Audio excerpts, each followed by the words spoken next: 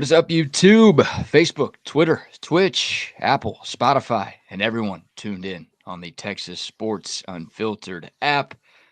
Welcome in to another edition of Bucky and BK live on Texas Sports Unfiltered and on the free TSU app.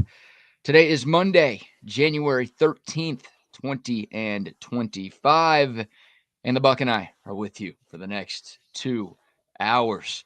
On today's show, we'll put a bow on the 2024 Texas football season as the Longhorns year came to an end in Arlington on Friday night. Texas 2 wins away from a national championship for the second consecutive season. We'll recap the loss to Ohio State and talk about the year as a whole. Plus, Texas basketball didn't make things any easier. The Texas men lose to Tennessee on Saturday. The Texas women lose to South Carolina on Sunday.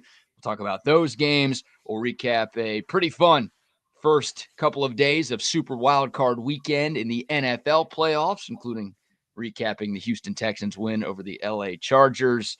All of that and more. But, of course, most of today's show will be dominated with Texas football conversation as we perform the autopsy on Texas and figure out where the Longhorns go from here. Plenty to get to on a Monday show. We are here for you all day long on TSU. What's going on, Buck?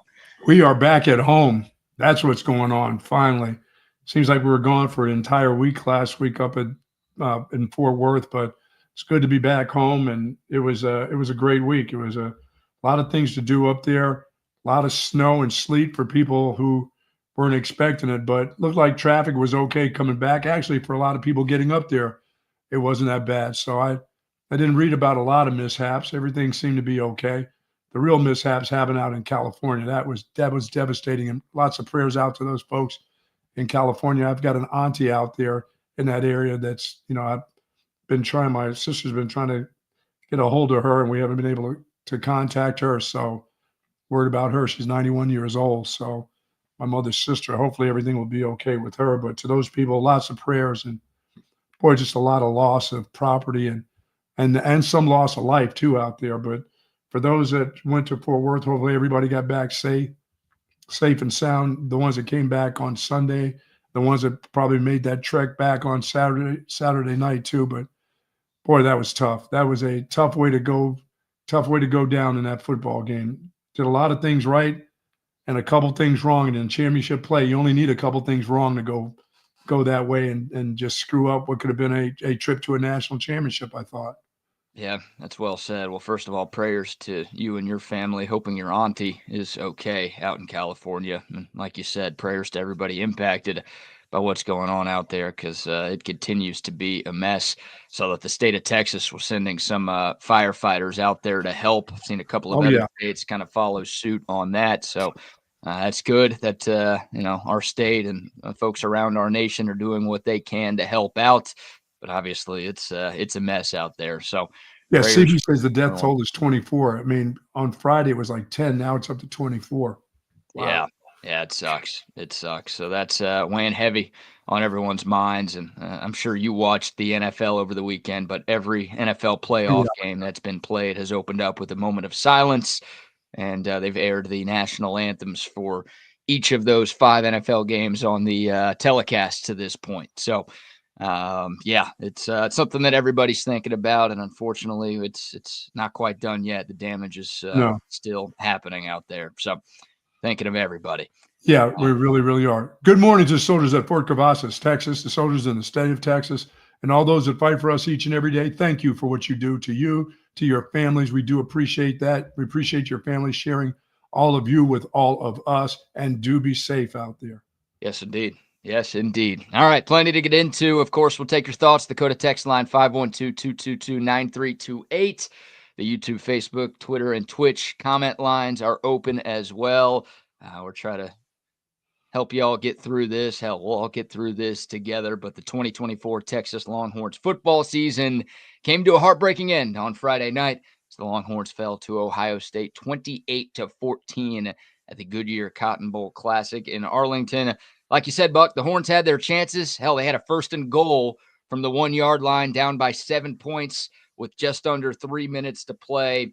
But a promising drive turned into disaster and it ended with Quinn Ewers being strip sacked on a 4th and goal.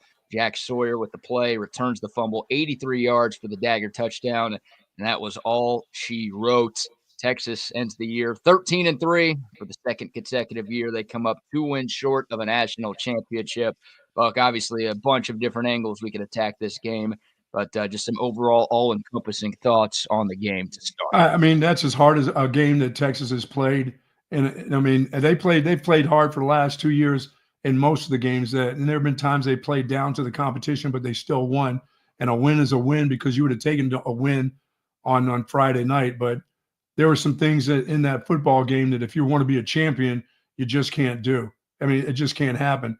And, you know, as hard as they played Sark should be as proud as he can be, but some of that falls on a little bit of everybody in that football game. A defense that played really well, they defended well against what everybody thought was going to be them throwing the ball down the field to a couple stars. You can't be a great defense and give up a 75-yard screenplay with 29 seconds before half. That's not great defense. Push somebody out of bounds, give them 3, but you can't give them 7. You can't, and not with 29 seconds and a half. That's just bad. And that's, once again, we've seen that before. We've seen that before in games, late in halves, late in games. Whatever they do in the secondary, whatever defense they put on, it's just not enough. You know, of course they're going to take their great wide receivers and run them to one side and force you to, if you're going to drop back 1,000 miles, which they did, there's nobody on the right-hand side. And they're going to take a fast wide receiver who I didn't realize, a fast running back who I didn't know had that kind of speed. My God, did he get down? He stroked it down that sideline, made one guy miss. And I'm like, where's everybody? Well, they're chasing the receivers on the other half of the field. And they couldn't even get over to put a hand on that dude. That's how fast he got down that sideline. But that's bad defense. And then the Sark's calls when you had an opportunity to tie the game, I thought were terrible. I mean, you did a gut run. Once again, you try to trick them by bringing in a couple defensive players. Here we go again. Bring in a couple guys on the other side of the ball who that's not their deal. Bring them in the game at the 1-yard line. And then take a freshman running back who hasn't been in the game for 58 minutes, and you're going to gut run him into the teeth of the best part of their defense is the middle of their defense. So you're going to run right up the gut because you bring in your fancy guys from defense and get that thing stuffed. And then you decide to run a toss sweep from the shotgun on that defense. First of all, you're already 2 yards back, and then you're going to be 5 yards back in the shotgun. And you don't generally on a toss sweep from the center. If the quarterback gets under center and tosses it, turns around and tosses it, the running back has some momentum going downhill on the catch. If he's right beside you and you toss it to him, you're going to go lateral first. Your first couple steps are going to be try to get width and then make a cut.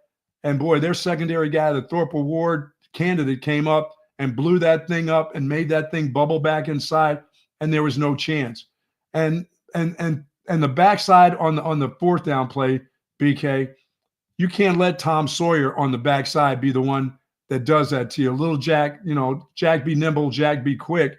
Jack beat the shit out of the guy at the tackle and got around him and jumped over the candlestick. I mean, you can't leave him alone. If you're going to your left side where your All-American is, that's security enough to know for your quarterback. But the game record is on your backside. So that running back that's on your left side who didn't have anybody to block should have been on the other side looking for the guy who's going to try to run. I know you sprinted out to the left a little bit, but don't leave that guy alone with Cam Williams. That guy went by him like crap through a goose. I mean, I don't even know if he touched him. But that was on a full sprint. At least if you got the running back over there eyeballing, they're one of their best players, if not their best defensive player. At least he can try to cut him, get in the way, and that lets your quarterback get a chance to throw it. He's lucky Quinn Ewers, he didn't dislocate his shoulder. Not only did he pick off, the fumble, but he really could have hurt the kid on the backside because I know you're expecting your tackle to at least put a hand on him. I would think you were, but dude, he went around him so quick. But there are just a couple of those plays. I'm like, where's the guy who got you down the field? Where's Jaden Blue, the guy who scored 2 touchdowns and has been a threat down there as a pass receiver? He's not even in the game. He doesn't even see the field then. Yeah. So I wasn't excited about that. I'm like, they're for sure going to bring Jaden Blue in on one of these plays and say, cover that guy and see if he'll beat you to the flat and beat you to the corner. He didn't do that. He got fancy on the one, and a toss. The worst was a toss sweep from the shotgun. That's going nowhere against that defense. Yeah, well, those two drives were the difference, right? One of those drives was at the end of the first half. It lasted one play. The other one lasted 10 plays, and both of them ended in Ohio State touchdowns. Obviously, the one at the end of the first half, Texas had just scored its first touchdown of the game, and it almost felt like a 29.5-minute drive. Yes. It was so hard for Texas to kind of penetrate through that Ohio State defense, and they finally broke the seal with that beautiful wheel route touchdown. Great throw from Quinn Ewers, great route by Jaden Blue. Finally, Texas gets into the end zone. They get points on the board. The crowd's going nuts. Felt like Texas had all of the momentum going into halftime. And then just like that, in the blink of an eye, you give up a 75-yard touchdown pass on a screen. And you said it, in games like this, I mean, Ohio State's too good. You give them an inch, they'll take a mile. And in this case, that's exactly what they did. You gave them an inch thinking, okay, it's just a screen. Somebody's going to push him out. Somebody's going to tackle him at your own 40. And now they're going to have to struggle to throw one to get in the field goal position even. Dude, it was one play and a streak right down the side. I'm like, where are these guys? Yeah, in that case, a mile was 75 yards. And, wow. People say Texas blitzed. They didn't really blitz. They rushed 4. Now, it was 3 defensive linemen, and they did bring Jalen Gilbo from the second level. That wasn't the problem. The problem was the other 7 guys who they had in coverage were all playing a prevent defense, and they were all 20 to 25 yards away. What is this prevent defense? I mean, play the defense that you've been playing all night. Nobody's gotten behind you. You've had somebody underneath the receiver and above them. Trust in what you got. I mean, to be dropping, and the receivers ran on that left side. Nobody was on the right side. I'm like, okay, you got them covered, but somebody's going to push this running back out of bounds, right? I didn't even see any colors show up. Oh, like Michael Taff had the best chance to bring him down, but it wasn't a great chance. And yeah, like you said, I mean, Henderson was pretty much untouched on his way to paint. And yeah, I mean, they had 3 or 4 offensive linemen who were able to get a head start, and they were rolling downhill. It looked like a flying V in the movie Mighty Ducks. I mean, there's just no getting to Travion Henderson because of the defensive play that Texas called. You had guys getting picked off. You had guys running into each other. And it was a disaster. I'll be honest, Buck. I thought the game was over right then and there. I felt, BK, I felt it almost the same way. I'm like, this is one that, are they going to be able, you know how they play in the third quarter anyway? Are they going to be able to come out of the third quarter and get something done after that disaster right there? Because that looked like Oklahoma when they came back, in that fourth quarter. I'm like, where are the players? Where are these guys? I'm like, somebody show up for me, please. And then the minute I saw a defensive player down at the goal line, I went, oh no, I know this is not going to be a pass. This is Ohio State probably goes, run, wherever the big body goes, you go. But you know what? Can you move a guy for a yard? That's it, right? Like, yeah, look, you should be able to run for a yard. I know Ohio State's defense is elite. It's the best in America, and they proved that on Friday night. But you ran it at the heart of where their defense is. That's where they're playing. I mean, that's the heart of it right there. And once again, you bring in guys that every once in a while they practice blocking at the goal line. Find some offensive players. If you got about 15 tight ends, put them in the game. I don't want to see Mr. Sorrell's son in there at the goal. I don't want to see those guys in there. All right, well, let's hear from Steve Sarkisian. We're talking about a couple of different sequences. Obviously, the screen pass for the touchdown at the end of the first half was brutal, and then what ended up determining the outcome of the game, the sequence of plays. Texas had a 1st and goal from the 1-yard line, just under 3 minutes to play, with a chance to tie it up and maybe force overtime. Now, who knows what would have happened in that alternate universe that unfortunately we don't get to live in. We'll start with the end, though. We'll start with what you're talking about. Steve Sarkisian was asked in his post-game press conference about the goal line play calling, right? Just the entire sequence of plays that started with a 1st and goal from the 1 and ended with a 4th and goal from the 8 that turned into the strip sack touchdown. Here's Steve Sarkisian on the play calling. The first 2 plays, we threw the ball into the end zone. We got back-to-back PIs. And when we got down to the 1, we went to a heavy package, which is Jarek's package. And so we ran it, and we obviously didn't get much movement at all. And we had a plan to try to get the ball on the edge when we got down there.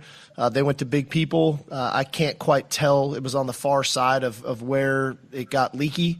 But that, it's one of those plays. If you block it all right, you get in the end zone, and we didn't, and we lose, quite a bit of yardage. And at that point, you're kind of stuck behind the 8 ball because we knew we were in 4-down territory because of the score of the game. And I was okay even if we didn't score, not that I didn't want to score, but thinking, all right, they're going to have to be backed up, and we'll probably get one more possession with good field position. The last thing you think is that, the sack, and this is going to bounce right to the guy who's going to run for a touchdown. So it was unfortunate that was the circumstances, because it was a really nice drive by the offense to get all the way down there, and first and goal on the 1, and we don't score. You quite frankly, you probably don't deserve to win that way. No, you deserve to call better plays. Yep. No, you deserve to win, Coach. Your team deserved. Yeah, your team. Sometimes you can't get a yard. That's the way football goes. That's all that stuff. When people say, if you can't get a yard, you don't deserve to win. That's bullshit. Call a better play. And a better play is not a toss sweep on second down when you're 5 yards back in the shotgun. If you talk about power football, that's not power football. That's finesse football. And by the way, if you're going to run finesse football, why don't you bring your fastest guy who can maybe get to the corner? And get your quarterback under the center and toss it where it comes downhill a little bit, and not where it's going sideways. He's standing right beside the quarterback, and the ball has to be snapped 5 yards. That doesn't make any sense to me. That's the running back coach and the head coach trying to be I'm like, what is that about? I'm like, you guys talking about want to play big boy football, but you want to toss it from the 2-yard line? That doesn't make any sense. Toss is okay, BK. I'm fine with toss, but I'm not okay with toss from the shotgun. Yeah, well, going back to that play, right? It was second and goal from the 1-yard line. It was sort of a shotgun, more of a pistol formation, but Quinn Ewers was 5 yards back. So he catches the ball at the 6-yard line. He turns left and pitches it to Quintravion Wisner, who caught it at the 9-yard line. Buck, you had a second and goal from the 1. Well, after a first and goal from the 1. Yes. Your quarterback caught the ball at the 6, and he pitched it backwards to the 9. So instead of having to go 1 yard, you make yourself go 9 yards. And not only that is, you've tossed it to a player that doesn't have the speed of a guy that you got on the sideline who's already caught 2 touchdown passes. You're right. I don't know if that would have mattered, but you're right. If you're going to call that play, call it to your faster running back who's having the better night. But you're asking, I know Kelvin Banks is awesome. He's going to be a top 10, maybe a top 5 pick in a couple of months. I know this Texas offensive line did a lot of really good things this year. But you're asking your offensive lineman to go east-west against maybe the fastest defense in college football. Like, you're not saying, hey, let's go downhill and try to use our size to our advantage. You're saying, let's try to outrace Caleb Downs, Lathan Ransom, Cody Simon, and Sonny Style. Let's send our 320-pound offensive lineman into space, going right to left, and see if they can block some of the fastest dudes in the country. Are you kidding me? I didn't realize that ball was back that far, BK. I didn't realize. I knew it was at the 1. I was thinking the ball was only back maybe 6 yards total when he tossed it. Maybe 7. It was 9 yards. Yeah. Quinn Ewers caught it at the 6. Wow. Pitched it to Wisner at the 9. He lost 7 on a play that started at the 1. It ended at the 8. Hopefully that makes sense. A lot of numbers there. I mean, as much as they love Trey Wisner, I'm thinking, okay, your other guy now is having the game of his life. He's caught 2 touchdown passes. Put that guy as a threat. Put Wingo in motion, hand it to him, because I'm thinking that big son of a gun from the 1-yard line, if he gets to the corner, if Sawyer doesn't knock him out coming across there, and maybe, what's his name, Cam Williams can get a glove on Sawyer, now he's got to the outside. Let somebody try to stop that guy from the 1-yard line. You got a better chance, but it's just too deep for a toss, and it's not the toss offense when you're in a shotgun. That just puts him east and west and not north and south right away. It's a terrible play call. It's a terrible play call. And the players deserve better. Like that. Yes, like I agree. Steve Sarkisian did a lot of great things. This is not Sark was awful on Friday night. He did a lot of great things for Texas, and he deserves some credit for calling the plays to get Texas down to the 1-yard line in that spot. But in the biggest moment in time, this is the second year in a row, Buck, Texas had the 89th ranked red zone offense in America in 2023. You and I spent the entire offseason talking about how that needs to be corrected. Well, guess what? In 2024, Texas's red zone offense finished 111th in the country. So it's almost fitting that for the second straight year, Texas's season ends with red zone failure. the head coach, the play caller, the offensive guru, he's got to find a way to get his team in the end zone more because it keeps costing them in these huge games. Well, and I think he's got to have his best players in the game. I mean, he always talks about feel. I'm thinking, okay, first of all, I thought as much as they wanted to make Trey Wisner the unsung hero throughout the year, this was not the time for him to have 17 carries. There was a guy on there who was having a night. I mean, Jaden Blue is having a night. He's a threat. He took them down the field, on that drive to get to where they were. And then he goes to the bench and I don't see him again. I'm like, wait a minute. This is weird. Make that guy's a threat. They're afraid of him. Whether you line him up in the slot, put him in the backfield, and don't even give it to him, there's a real threat right there. That guy is the threat. He's having a night. Let him have a night. I mean, if you felt like he was going to fumble, well, shit, you should have never thrown balls to him because he shook up a guy at the 5-yard line for one of the touchdowns, and nobody covered him on the second. That was just a great play by the quarterback. But you trusted him enough and he's excited. He's had 2 touchdowns. Give him the opportunity. He's a weapon. It's like seeing Arch Manning just get the ball snapped between his legs. I'm like, where's your best guys? Give me some good plays, coach. Don't give me toss sweep from the gun. I just didn't realize it was that deep. I thought I was giving him the benefit of the doubt where it was only 5 or 6 yards when he got the ball. And still against that defense, East-West, I mean, is not the spot. You just can't. The guy shot that defensive back who was the runner-up to the Thorpe Award. He blew that thing up so quick. And I think that's how – and some of the things that they do – I think Matthew Golden got hurt being a blocker again. Well, he got hurt. He missed 2.5 quarters, which was huge, right? Oh, no, because I think he would have had a field day. He and Quinn Ewers, they were playing these zones that I think they would have just chopped up because I thought there's been balls he would have caught and run with them. The one he caught to keep the drive alive was one he just had to catch and just fall down because I think he was hurting. But once again, they had some play where he was a blocker, like the lead blocker on some screen or something. That's where he got hurt again. That's where he got his ankle jacked up. And I'm thinking, oh, come on, guys. Don't get guys hurt on these things. No. I mean, I know it's a part of the game, but yeah, I know this. That complaint doesn't carry the same weight as the goal. I'll just say this. I know this. If you're talking about feel for the game, the guy who scored 2 touchdowns should have been in the football game more. I agree. I don't think how many carries did he get? He got all his carries were like in that one drive. 17 carries for Wisner was too many in that game. It was 7 too many probably. Yeah, Jaden Blue had 4 carries and 5 catches for Texas. He led the Longhorns with 59 receiving yards, obviously had both of the offensive touchdowns for Texas in the game. And, yeah, it does feel hard to excuse the fact that – and I thought that the call on Gunnar Helm was such a bullshit call. Guys get up and they point and they do all this first down stuff in college and everything else. And I don't think it didn't even look like he pointed directly at the kid. He just pointed. And I'm like, okay, let's move along. Why are we throwing flags on that kind of stuff? Yeah, that's not even bad gamesmanship. I mean, that's one you don't have to do it. And if you're Texas, you better not do it because they'll call a flag on you. So I just thought that was a kind of a chicken shit call for them to do because you see guys get up after a first down run and they do all these hand motions all the time. Nobody throws a flag at them. Yeah. I know he put the kid down to the ground. I know he kind of bullied him down and then he pointed. But I'm like, come on, guys. This is not guys going helmet to helmet with somebody. This is a push down. There's talking going on. And he really didn't say anything. Just pointed. Oh, yeah. That feels pretty subjective at that time, right? And the ref thought. I mean, that's an important part of the game. Keep your flag in your pocket on that. Yeah, no, that was a big one. That was a 34-yard pitch and catch to Gunnar Helm. And you mentioned the stiff arm, the great run after the catch he had. That moved it back 15 yards from the Ohio State 25 to the 40-yard line. And the next play was that 27-yard pass on that sort of post corner to Matthew Golden.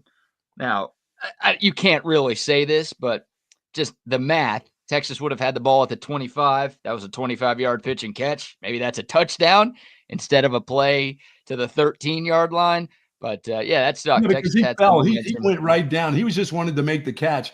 He wasn't attempting actually to stay up because I think his ankle or whatever was bothering him was just he knew it was a first down catch. And I don't think he was thinking about, hey, let me make the catch first, please. Well, he jumped. He didn't need to jump. I think he thought maybe he was in traffic, so he wanted to high point the football. If he just stayed on the ground and caught it, he could have turned upfield and maybe ran for a little bit more.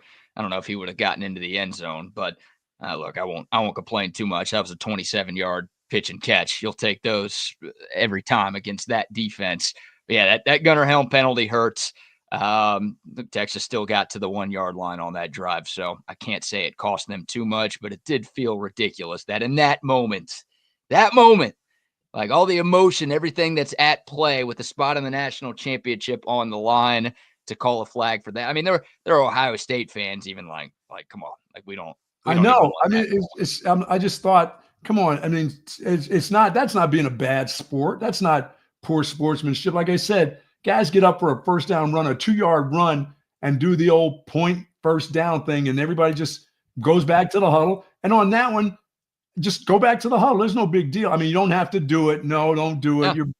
Yeah. If there's a chance of them calling something like that, you just don't do it. Right. If there's a chance. Yeah, no, it's like Gunnar Helm. It's, dude. If I'm at a crossroads here, right? Gunnar Helm's a senior. He's played a lot of football. Yes. He should know better. Yeah, you're right. I'm also like, oh my God, if I ever stiff-armed somebody like that, especially somebody as good as Caleb Downs, I would probably take a shit in his face. Yeah. I'd pull my pants down and drop trow, at least like rip a fart right in his face. So a little point is nothing. He didn't go through all those. He didn't go the double whipping it that way. Oh, you can point first down. He pointed. I guess the ref said he pointed to him, and he did. And he didn't say anything. I don't understand. He wasn't like he cussed the dude out like you just got punked or you're too short or whatever. I mean, I just thought it was for the official. Keep that one in your pocket. Let the game play on. We're having a good game now. It's going to be an exciting game. But I just didn't think the head coach called. I mean, you know what? And by the way, for Jaden Blue, all that stuff of not trusting him, that's on him. He's the one who fumbles the ball. That's the mistrust that you have. But I think the running back coach and the head coach have got to have they always talk about, Sark always talks about feel for the game.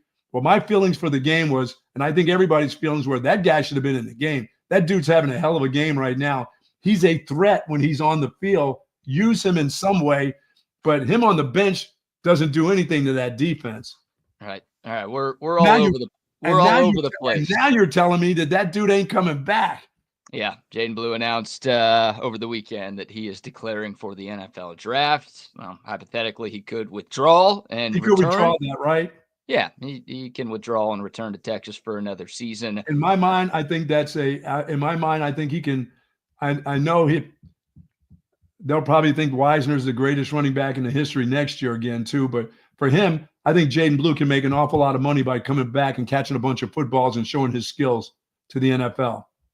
Yeah, well, we'll get into that. We're all over the place here. Let's give our first round of sponsor shout outs. Then we'll talk more about the game and obviously more about the season as a whole, and then discuss, some looming NFL decisions for some of these Texas Longhorns who played in that game on Friday.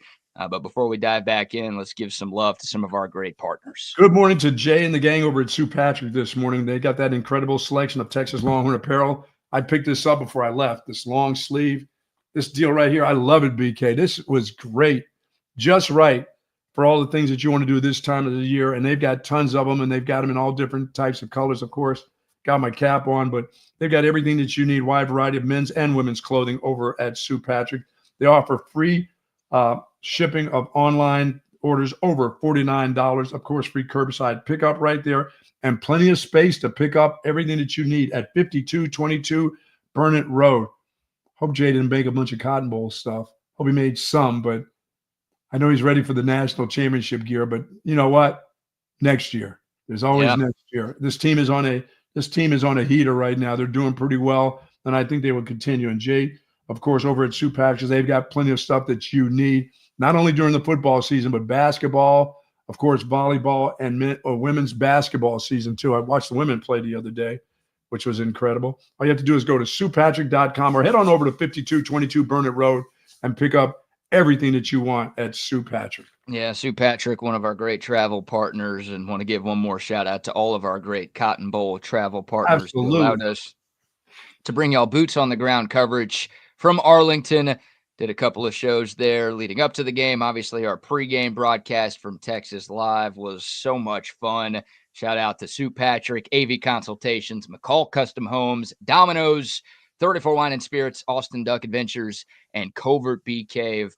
Salute to all of you for allowing us to be there at the Cotton Bowl. The game didn't end the way that we wanted it to, but we had a tremendous time in Arlington. No doubt. Would have been possible without the I met a lot of good Ohio State fans. Met a lot of good Ohio State fans that may become listeners of ours. We do appreciate them listening, and met a lot of those folks there in Arlington. Met a bunch at the Sheridan where we stayed, and of course up at Texas Live. Met a bunch of people up there.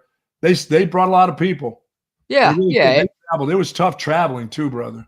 Yeah, no, salute to Ohio State fans. Look, it was definitely a pro-Texas crowd inside of Jerry World. Now, orange and red are so close together, it was kind of hard to distinguish exactly what percentage of AT&T Stadium was Texas fans and what percentage was Ohio State fans. Felt like it was 70-30 in favor of the Longhorns. But that's what I thought it would be, 80-20, 70-30, yeah. Yeah, still Ohio State fans showed out, and I didn't have any bad experiences with Ohio State fans. Now, we have a few who have been commenting on our show, but anybody will be weird online.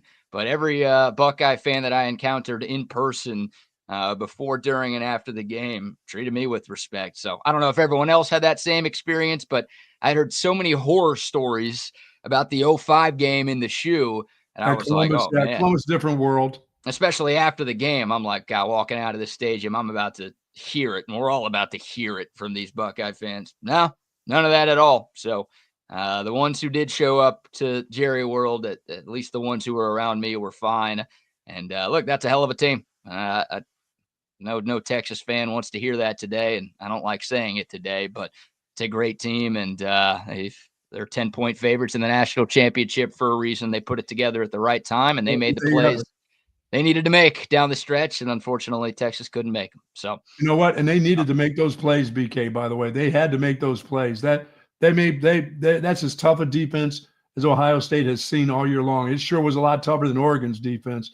Texas played out. I mean, it was a really good football game. There's just a couple calls that were the last two games, I don't think we've got the best of the head coach. That's all in the play calling.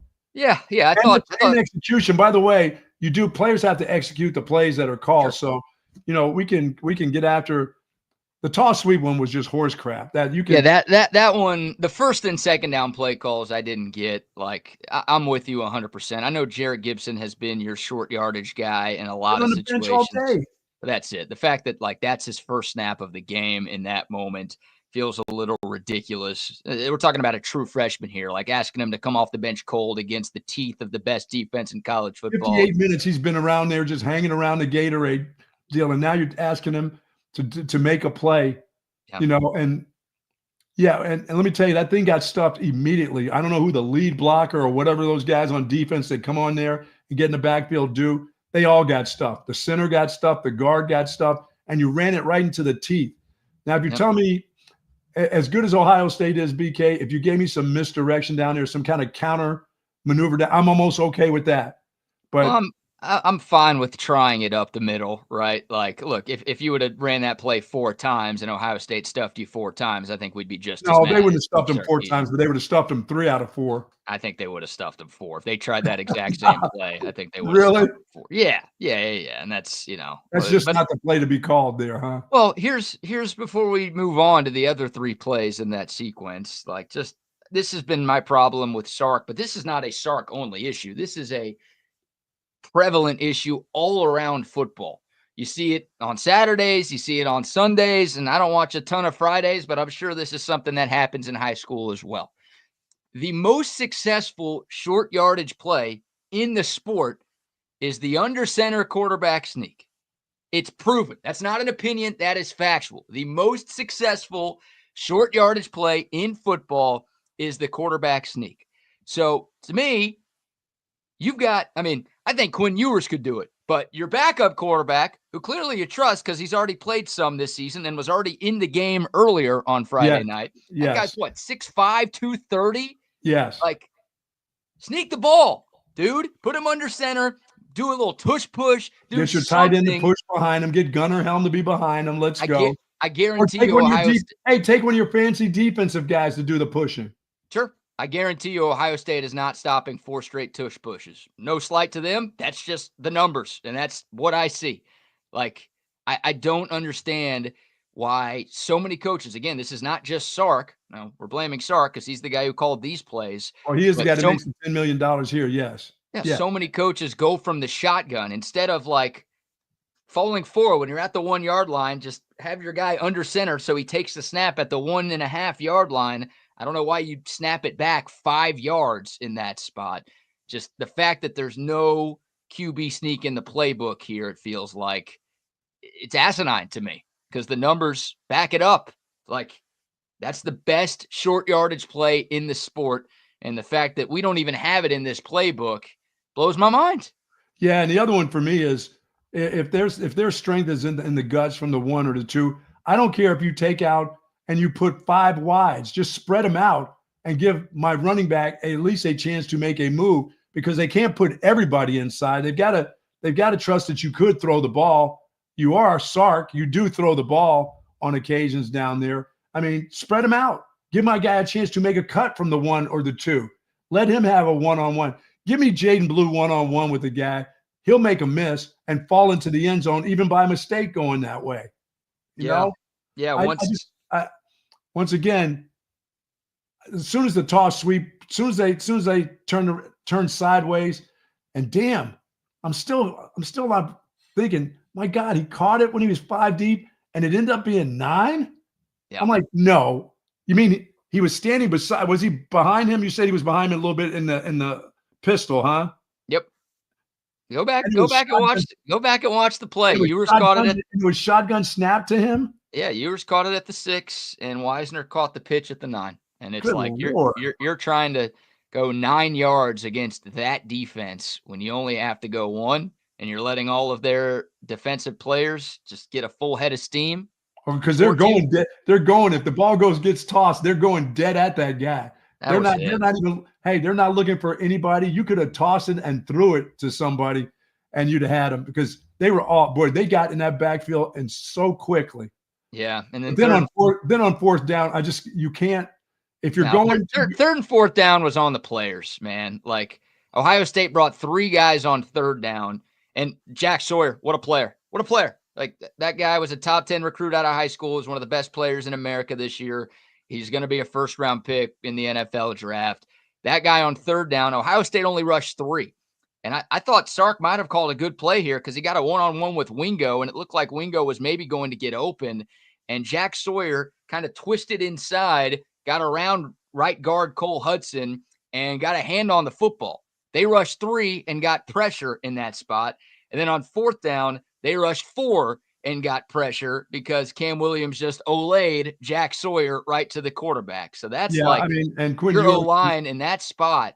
When they rushed 3 on third down and only 4 on fourth down, Quinn Ewers had 0 time to throw the football because the offensive line chose the worst possible time to crap the bed. Just whiffed the guy.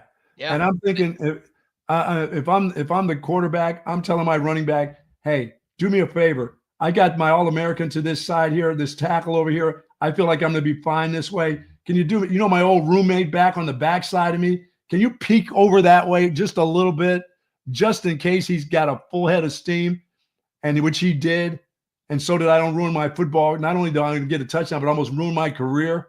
That guy came full speed. I don't even know how the ball stayed in bounds. It didn't go up into the stands the way he hit him. Yeah, and I've gone back and watched that play 100 times, and it's living in my head rent-free until I die. Like, I can see that play happening right now. Oh, no, I see it too. I've been seeing it all week thinking, dude, help. You got it. I know, but you don't need to help him a lot. But once again, the game wrecker is on your backside.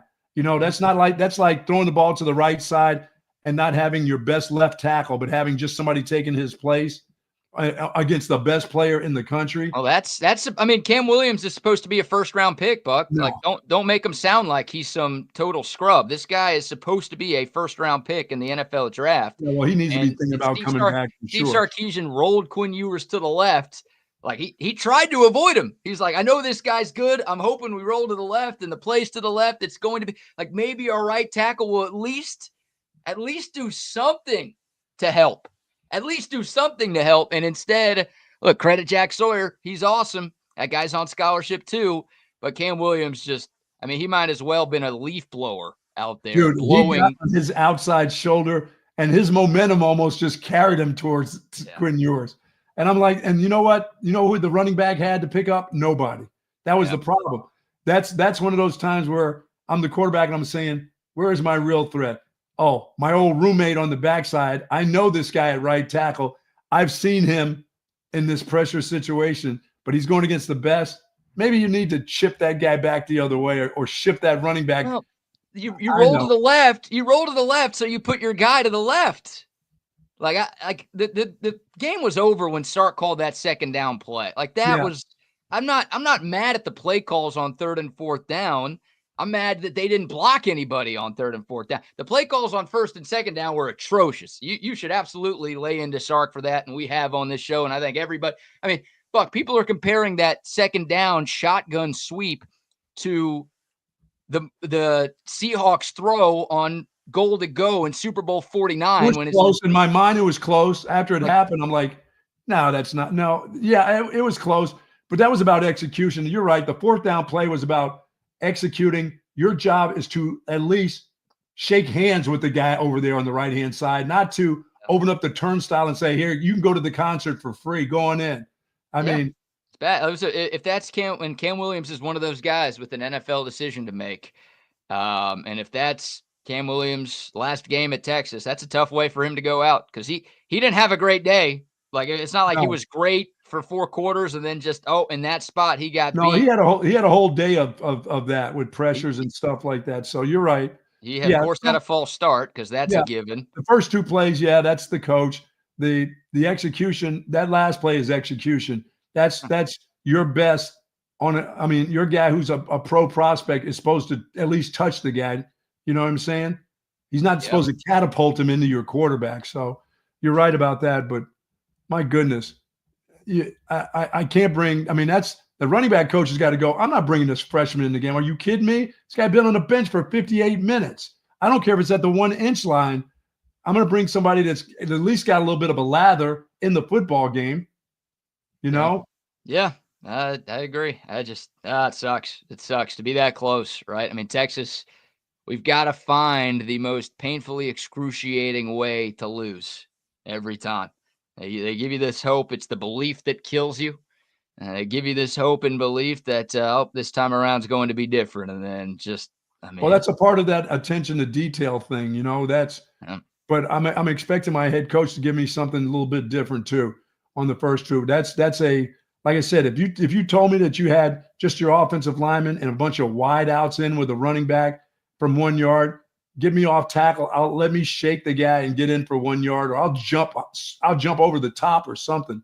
But that you're not really, when you're not given a chance. And if you have your best players, like you said, if Arch Manning's on the sideline, that big son of a gun, and you've used him as a runner, get him underneath center. I mean, he's better. He's good. He's better than just snapping it between his legs and almost hitting him in the nuts on trick plays, right? He's got to be able to take a center exchange, right? Center quarterback exchange and get a tush push, as you say, for, like you said, you do that 4 times, you need to get in there. I would think. And that's like, the last time Texas tried that was the Clemson game. And it was, late in the game when Texas was trying to put it on ice. They had a 4th down from about midfield. Now, Jake Majors, the starting center, was hurt. Yes. So it was a backup center, and they tried a quarterback sneak. And remember, it was a fumble. And Texas recovered it, but it was 4th down, so it turned into a turnover on down. So, like, maybe Sark and company were scared to call that because of that. But in my mind, it's like, all right, that game happened almost a month ago. You've had time to clean it up. Do you think that's the reason why Jaden Blue doesn't play? They still are scared about that? Well, yeah, I don't know. I mean, Jaden Blue's never been the short yardage back for this team this year. I would have liked him to be on the field. If you're going to run that pitch, to me, that's not really a short yardage play. You're going to run that pitch. You should have your fastest running back. Sure. Your biggest playmaker. Who's got enough ability to make one guy miss and then maybe slide into the end zone or fall into the end zone. Yeah, you're right. But or hell, just swing it out to him and see if Jack Sawyer can catch him from that. You run it to his side and see if he can catch him to the corner. I'm going to tell you, nobody's catching that dude to the corner. He was on a heater, and now that he's on a heater and he drove you down there, I'm like, don't put him on the bench now. This isn't the time for him to go sit down. No, the red zone offense. Your specialty plays. You know what I'm saying? Right. Yeah, the red zone offense. It's a problem. It was a problem last year, and it showed up at the worst possible time. It was a problem this year, and again, it showed up at the worst possible time, and it's going to leave a sour taste in the mouth of every Texas fan because they did so much right all season long to get to this spot, but red zone ineptitude, once again, does Texas in, and sucks. It sucks. So. Yeah, I mean, did we find out if it was Arch hurt? Did he get concussed on that first? I don't think anybody noticed him being wobbly or anything. I know he hit his head pretty good, but I mean, guys hit their heads all the time. Every time a guy hits his head doesn't mean he gets concussed. Some guys got some hard domes, and it may look bad, but it's not as bad as it's. They just get right up and go about their business. I didn't notice anything wrong with him, unless they're going to tell me today that he was concussed during the course of. That's why he didn't go back in. Right. I don't know. I mean, we didn't hear anything from Steve Sarkisian after the game about that. I haven't seen any reports about that. Arch did look a little shaky after the play when he got up. I did see him walking around the game on the field without a helmet. Now, someone could have taken his helmet because the game was over. Sure. Sometimes when a guy doesn't have a helmet, it's because the coaches aren't allowing him to go back in the game. But again, the game was over, so he might have just said, I don't need to carry my helmet right now. Yeah, and by the way, those guys played hard. That was a hard-fought game between two of the best teams in the nation. That's what that was. That was some hard stuff right there. That was hard football. It wasn't and by the way, nobody gave in. The Texas Longhorns didn't give in. They just made some bad plays at not good times. Yeah, there were a couple of moments. But that's how, in order to win a championship, those are the moments that you can have. As you said, red zone, you've got to dial up something in the red zone that gives your guy a real chance. And a toss sweep is not a real chance. Dude, first and goal from the 1 yard line, you shouldn't need your backup quarterback to score there. Like, you shouldn't need Arch Manning to find a way to punch it. Quinn Ewers can run a quarterback sneak, dude. Of course, I'd rather have Arch Manning because he's bigger there, and I don't want Quinn getting hurt in that spot because it's not like that was with 1 second left and a chance to win the game. Sure. But, you could still run a QB sneak with Quinn Ewers. You could still dial up some plays to get you in the end zone from a yard out. And they didn't do it. But you're right. There were moments in that game. There were moments in that game, first drive of the game, Texas, they move it, but they turn it over on downs. It's like missed opportunity. The Buckeyes get the ball. They march right down the field and score a touchdown. In that moment, I'm like, here we go again. Is this going to be a Tennessee repeat? Is this going to be an Oregon repeat? But it wasn't. That was one of the moments where I thought Texas was in trouble. Then the screen at the end of the first half, I'm like, well, that's the one that got me. Yeah, Texas is the worst third quarter team in the history of the universe. Yeah. And they just gave up that touchdown at the end of the second quarter, and Ohio State's going to get the ball first to start the second half. It's like, oh, shit, the game's over now. But no, it wasn't. Texas, they outscored Ohio State 7-0 in the third quarter to make it a game. And then the Buckeyes, they score again to go up 21-14. And I'm like, oh, that's it. And they go all the way down the field and give themselves a shot. So you're right. It's just the little things in championship games are costly things. And the plays that you call, they mean something. And, by the way, that's not to say that if it was 21-21 that Ohio State doesn't take the ball down and kick a field goal. Sure. But you need to have the opportunity and you need to put your team in the best situation. And I hear people saying, well, Gibson's their best short yardage runner. I don't care. He hasn't been in the game the entire football game, folks. He's been on the sideline. He hasn't been hit by anybody except for maybe a Gatorade cup or something. Why are you putting it? You don't put a freshman in there. I don't care how many times he's done it. I'm going to go, are you warmed up? He can tell me yes, but I'm going to look at a guy who has been warmed up in the game. And I'm definitely looking at a guy who's had 2 scores in the game, somehow, some way being on that field at that time. That's going to make that defense do something different. Right. Yeah, You know? it's a game of inches, and when you're as evenly matched as these two teams were, there are a couple of plays that are going to determine the outcome. And Texas didn't make the plays that they needed to make. Winning plays, crunch time plays, whatever you want to call them, gotta have it plays. That's what Dan Quinn says in Exactly Washington. right. They gotta have it plays. Texas didn't have, and Ohio State had. And yeah, you're a yard away from tying the game, and who knows what happens after that. And instead, the worst possible thing happens, and the game's over after that. Jack Sawyer scoop and score right there. Yeah, I mean, I felt if Texas got it in there, because that drive was a really nice drive to get that ball down to the 1 yard line. Yeah, I mean, there's a lot of things. Like I said, Matthew Golden is healthy during that game. I think Texas wins the game because he catches probably 5 more balls. They were playing zone, and there were balls open in the zone, and he's a guy that Quinn Ewers would have been looking for. He just was hurt. Yeah, that sucked. Matthew Gold missing 2.5 quarters, and just not, we talked about Texas needing more production from its other receivers, and some guys made some plays, but the running back ended up making the plays, so that's fine. They got what they needed from some other guy. They did. I just don't think they, if you've got all this faith in your short yardage guy, but the guy who's been in games is Wingo, you had needed to have more design stuff for him. I mean, that was a game where he could have got going in. You know what I mean? He could have taken Golden's place as that second guy getting some things done. By the way, that little pass that he had, that thing was going to be going down the sideline for a long gainer. He got tripped. An arm tackle got him on that. Yeah, that was his one catch for 22 yards and did have that run. There was nobody else there, BK, who would have caught that dude. No, I got tripped up by an arm tackle, the last possible defender there for Ohio State. Then I had to hear the announcers talk about how, they're the best arm tackling team in America, too. I'm like, give me a break. Oh, yeah. Oh, Ohio State alum Kirk Herbstreit. Are you surprised? Yeah, of the best. Can we maybe switch crews? Like, I get it. Fowler and Herbie, that's the number one crew on ESPN, and this was a much bigger game, name-wise than Notre Dame Penn State was. But maybe let's get the non-Buckeye calling the Buckeye game, please. Yeah, I mean, the best arm tackling team in America. I'm like, I never heard that shit before. Yeah, you're Herbie, the tackling the best blazing announcer in the country right there. Just take it out of your mouth, please, Herbie. But that team right now is playing lights out. They've got it going on. The quarterback played well. Will Howard played pretty good. He did everything that he needed to do. And the time that he actually ran, he got something out of it. And I was hoping that we didn't see a lot of him running. So I was happy with him dropping back and throwing the ball underneath to the third wide receiver in their group, because the other two guys got covered up pretty good. Texas did a good job. They did. Jeremiah Smith had one catch for 3 yards. Yes. If you would have told any Texas fan before the game that they were going to hold Jeremiah Smith to one catch for 3 yards, yes, everyone would have said, "Oh, we're going to win this game by 2 touchdowns." The defense, they had one bad play. Now, it was a horrible play. It was the 75-yard touchdown. But outside of that, I mean, they gave up, 2 touchdowns the entire game against the Buckeye defense that had scored 40-plus in their first 2 playoff games.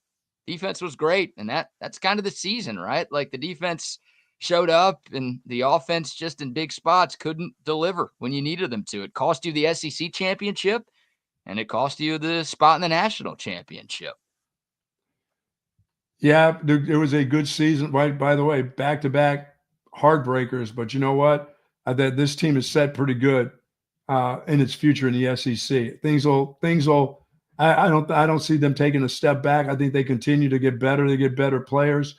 We don't know. I mean, once again, for people that I'm thinking that are saying, "Oh, you think Arch Manning's going to take them?" Well, no, I hope he does. I'm not saying I haven't seen enough of him play to know all that. So I think it's in good hands, though. Sure. Yeah, the future's bright. Like, we'll get to that in a second. This is anybody who's saying this is not a successful season for Texas football is talking out of their ass. And obviously it sucks. We're not satisfied with 3rd place or 4th place, whatever you want to call it. But this program is in a great spot right now, and it feels like Texas has the lasting power to be a major factor in college football for years to come under Steve Sarkisian. They got to get over this hump. I mean, he was 7-win Sark for a long time, and now he's semifinal Sark.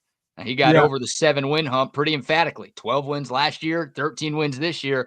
Ain't nobody calling Steve Sarkisian 7-win Sark anymore. He did a great job of putting that moniker behind him. Well, now he's become semifinal Sark. Hey, that's a lot better than 7-win Sark, but now you've got to get over that hump as well and find a way to lead this team to the national championship and ultimately to a national title. Yeah, and Ryan Day deserves a lot of credit because he got that thing flipped around where everybody thought that they sucked and they were the best team money could buy. His talent really came to the top. I mean, they really did. I mean, you get a guy going for 75 down the sideline. I mean, they used their running backs the right way. I was worried about their running backs. They didn't get off like I thought they would, inside and outside. They made some decent plays. They ran the ball okay against Texas. They didn't run it great, but man, they turned that program turned itself around, and that had to be mostly the players just deciding after the Michigan game, we are much better than this, and they are. Yeah, they've shown it. I mean, they've been very impressive in this playoff, and most people thought Friday night was the de facto national championship. Obviously, the Buckeyes have to go out and win it next week. Yes. But, I mean, they look like the best team in America right now for sure. I'm not picking Notre Dame to win that game. I can tell you that. No. So, but Notre Dame will be taking their running back and putting him on gas. If they blitz, they're going to dump it off to that Williams cat that we saw against Penn State, where he's going to go one-on-one with the linebackers, and the linebackers aren't going to be able to control him either. So they'll be ready for that. They'll see a couple things on film that they got to work on, and they'll be better at the 1-yard line with their big quarterback. Penn State, look, like that was a thing. Ohio State's red zone defense, the best in America this year. Yes. And their goal line defense was, I think, third best in America this year. Like Penn State, another semifinal team. They had a very similar situation when they played Ohio State in the regular season. Yes, they did. I think it was 1st and goal from the 3. They got stopped 4 straight times. So, like, Ohio State, it was weakness on strength. Texas's red zone offense against the number 1 red zone defense in America. That's what it was. And, Texas's 2 touchdowns, 18 yards. I guess it's the red zone, but it was a wheel route to Jaden Blue. And then the other one was a 26-yard wheel route to Jaden Blue. Well, they blitzed everybody and just said, we're not even going to cover him. Yeah. So it's like they didn't have to get tested at the goal line very often. The one time they did get to the goal line, they got stuffed and the Buckeyes defense bowed up. And that matchup scared me going into the game. And obviously it proved to be very, very scary. All right. Yeah, that was good football. Yeah, it was great football. It's a great game. I mean, both semifinals were awesome, right? Both of them came down. I mean, Penn State, Notre Dame came down to the final seconds. You had a game-winning kick with less than 10 to go. And then I know it's 28-14 on the scoreboard, but that game came down to the final, 2.5 minutes. Sure. And that was close, tough, and tight throughout. And, if you're a neutral college football fan without a dog in the fight, you really enjoyed watching those games on Thursday and Friday. If you're obviously a fan of Texas, not as much fun. All right, one more from Steve Sarkisian here. We've got plenty of Sark audio. We've got some Quinn sound. We've got some Jahdae Barron sound as well. But here's Sark just talking about the season as a whole, saying he's proud of his guys for what they were able to accomplish. I'm very proud. I told these guys in the locker room they need to hold their heads high. There's nothing to be ashamed of for what they did this season. The work that they put in, the challenges that we were faced with. Everybody's got their own unique challenges. We had ours. But never did anyone complain. We never got the poor me's. They just worked, and they came back to work. And as a coach, that makes you proud. But what I do know is I think that every player that leaves our program is a better man.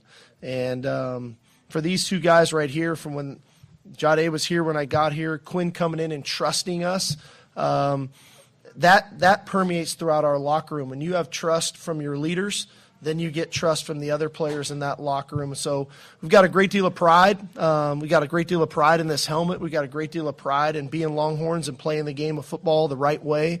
I think we do that. I think we win with class, and I think we lost with class tonight. And I think that that's something that you learn in life. Life's not always going to go your way, but if you can do it the right way, and then you show some resolve and some resiliency, and you be a man about it, and you be accountable for your actions, you can get on the other side of that adversity and keep going forward. And that's what these 2 guys will do, and that's what the other 120 guys in that locker room will do. Yeah, I mean, they as I said, they played hard. They didn't always play smart, but they played hard. And I mean, you got to commend them for getting that part of it done. just a couple plays. When you play in a championship game, you've been in championship games, you play in the SEC, so every week feels like a championship game. There's certain things that you got to get better at. They have to get better down there. The offensive line has to be a little bit more physical. That they played okay in that football game too. It's just a couple plays. That's just championship football. Yep, the way it goes. Margins are slim. Their guys make the right calls. Sometimes you'll make a wrong call, but the one wrong call you have can get you beat in a championship game.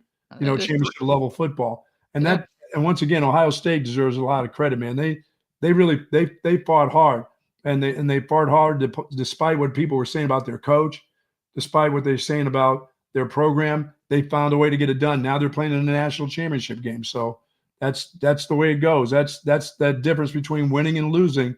It's not that big. You didn't make a lot of huge mistakes, but you did make a couple of them. By the way, they had a couple of legal procedures that were silly again too. Yeah, well, I think what you're saying is a testament to how good Ohio State is, right? Like you're saying that you've got. I thought they were the best team in the nation from the get-go. No matter how much they paid for their players or whatever, no matter what they said about their head coach, those guys can play. Yeah, you're saying Texas had to do just about everything right to win that game. That's right. Because Ohio State's that good. And Texas, there's three plays that cost Texas the game. The screen pass at the end of the first half, the second and goal play, and then obviously the fourth and goal strip sack fumble. That was the dagger. Those are the three Ohio plays. State wasn't happy about letting Jaden Blue, because he was about to be the guy who beat them. That would have been, a running back who wasn't running the ball was the guy who just about beat them. Yeah. That screwed up their season. So they got to be thinking, shit, we got to straighten that out too. I think Texas earned some respect from some folks around the country. Now, I don't take that as a moral victory. Please don't take that as me saying that. But a lot of people thought Texas had no shot in this game. A lot of people thought Texas was going to get blown out in this game, and they fought hard. They were right there. But unfortunately, close doesn't count in the college football playoff. Say horseshoes or hand grenades or anything else. Certain times good football games. We saw some good games Sunday night and Sunday. That if you just it only takes you one thing to screw up. That's why you gotta, nobody's perfect. Guys are gonna make mistakes, but things like having Jack Sawyer on your backside and you're the tackle and you're a pro prospect and you don't put a glove on him. Those are the things that's how things get. Not only could you lose the game, you could lose a quarterback, because that was, damn, I saw that twice, BK. I'm like, did he like shake hands with him at all or anything? Or did he high five him when he was going by?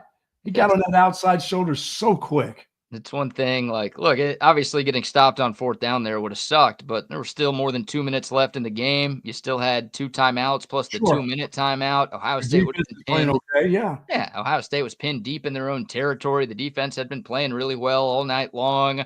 You at least give yourself a shot if it's just an incomplete pass. And I don't know. There was nobody really open when Quinn Ewers threw the ball. No. He was going to have to pump it. He was going to have to pat the ball at least one. There was nothing there. Well, he tried to get rid of it, obviously, before he wasn't pump faking there. He tried to get rid of it when Sawyer was right there. But you could feel his breath in his ear hole. Yeah, it would have been a 50-50 ball or something like that, because there was nobody really open. But still, just you get the ball off, and it's like, all right, well, we didn't get it, but we give ourselves a shot here. And obviously, when Sawyer takes it 80-plus the other way, then yeah, there's a couple things that people will look at and wonder. Your guy from Oregon State, I'm thinking he just didn't use him enough. That's probably one of those games where you needed a guy with quickness like that in these zone coverages. Get him the ball, let him make one guy miss, and then they just didn't. They had it set up as if they were playing just, with their regular offense at times. And I was like, no, not in this game.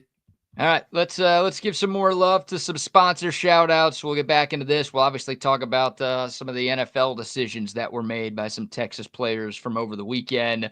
Still NFL playoffs to get into, and some Texas basketball we sadly have to talk about. But before any of that, how about a few more sponsor shout outs? Say hello to our friends over at Relax the Back. I've been looking for the right support for my back for years, and nothing gave me the comfort that I needed. And believe me, I've looked everywhere, but then I discovered Relax the Back, folks, and they have helped me become pain-free. Relax the Back embraces a holistic approach for a healthier lifestyle based on 35 years of proven expertise, and my back couldn't be happier.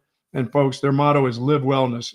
And now you can have your body transformed and your life transformed if you've got a bad back, if you've got lumbar area problems, if you've got thoracic problems, neck, shoulders, even your hamstrings.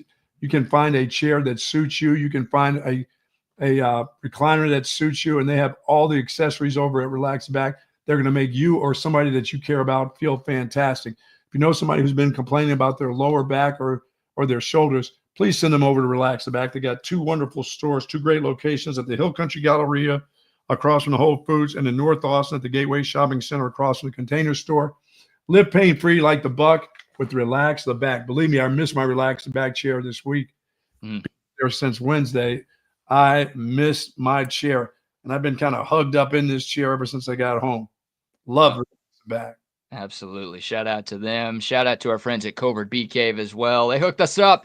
We rode to the Metroplex in style. Denali, GMC Denali. That thing was very big. nice. It was smooth. It was to the nines. It was a beautiful ride, and it made the trip a hell of a lot more fun. Shout out to Covert Bee Cave. They can make all of your trips a hell of a lot more fun. If you're in the market for a newer pre-owned car, truck, or SUV, don't spend all of your time and money driving around the city, dealing with a bunch of different car salesmen, because those guys and gals usually suck. Don't spend your time online searching 50 different used car sites. No, covertbeecave.com, or go to the dealership, Covert Bee Cave, right there off of Highway 71. They've got 7 different brands and 42 acres of vehicles for you to choose from. The selection is unmatched. The service is unparalleled. What do they say about those Covert prices, Buck? Nobody beats a Covert deal. Not now, not ever. Not ever. Love our friends at Covert Bee Cave. All right. Quick shout out as well to Olipop. I got to go restock on the Olipop. See all the commercials this weekend with Olipop? I'm telling you, man, they're taking off. I'm hoping they won't need us anymore in the new year. They're on like national TV now and playoff games.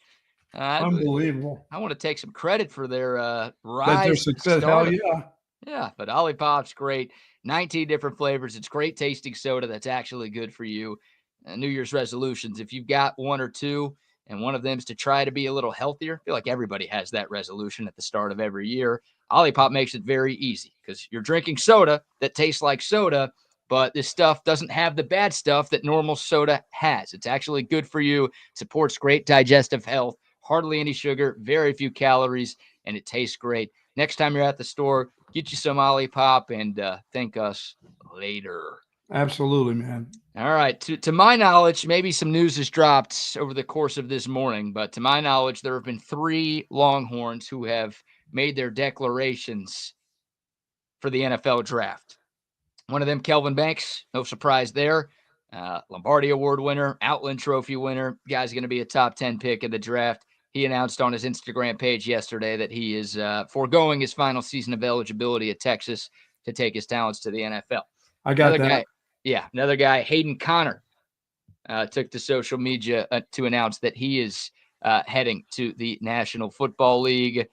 He had 1 year left. I believe he was a 4-year player at Texas. Could have come back for one final season, but he is off to the National Football League as well.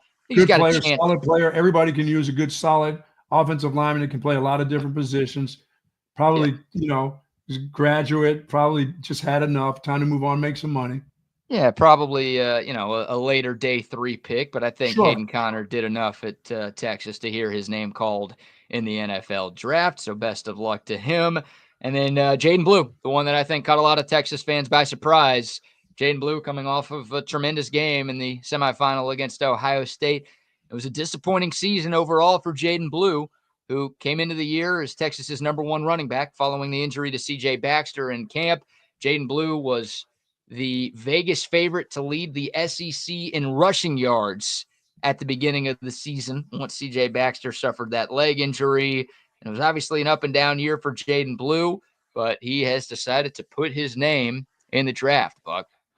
Yeah, I just as a guy who's coached that position and watching him play, I think he has a lot to offer for any NFL team, but I think he could have used another year of catching the ball because his attributes of coming out of the backfield and getting hooked up on safeties, nickel backs and linebackers could be fantastic. I think, being around Sark for another year would have really, really helped him out. But I've got a feeling he doesn't feel like he got a fair enough shake in this year, carrying the ball enough. But you know what? Half of that's on him.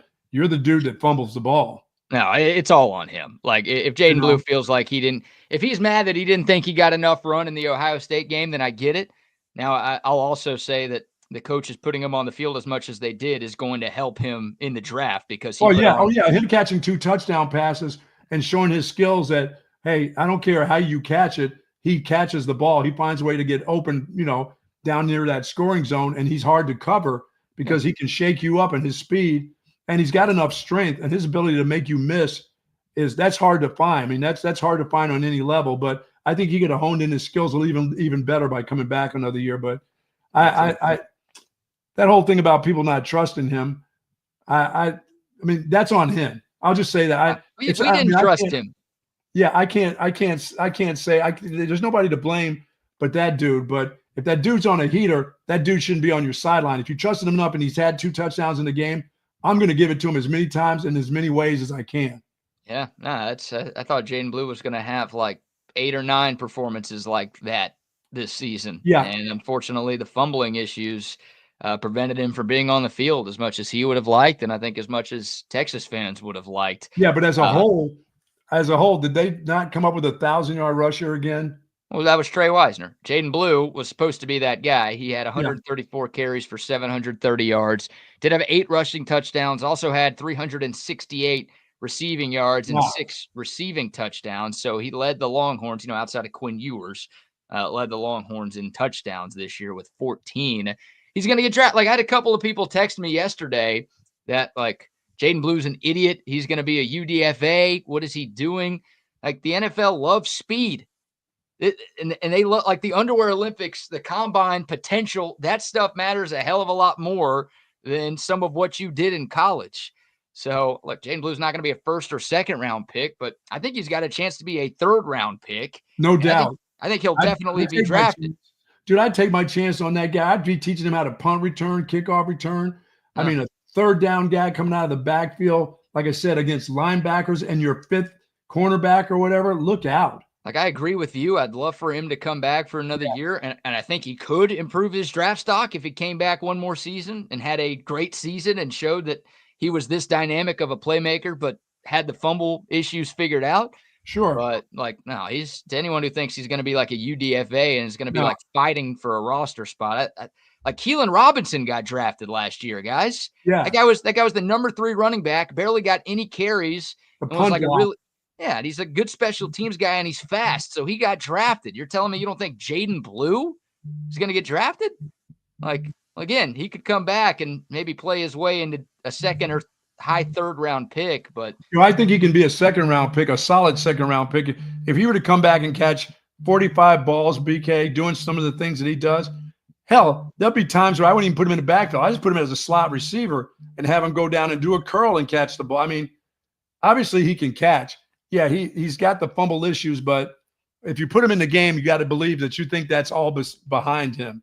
Sure. And in a game of that magnitude, and he does those kind of plays, that's why I said I thought it was a shame that he was on the sideline, because on the final drive, that guy had like a 13-yard run. He had a couple really nice runs in there, and I'm thinking, okay, now get him down there. He's going to be a threat. Or like you said, if you are going to silly toss the ball from the shotgun, he needs to be the guy. He wasn't going to go anywhere anyway either. That thing was blown up. That play sucked. Yeah, I mean, you could have had. You're right, dude. You could have had Ricky on that play. You're right. You could have had Bijan on that play. You could have had Priest. You could have had. That didn't matter.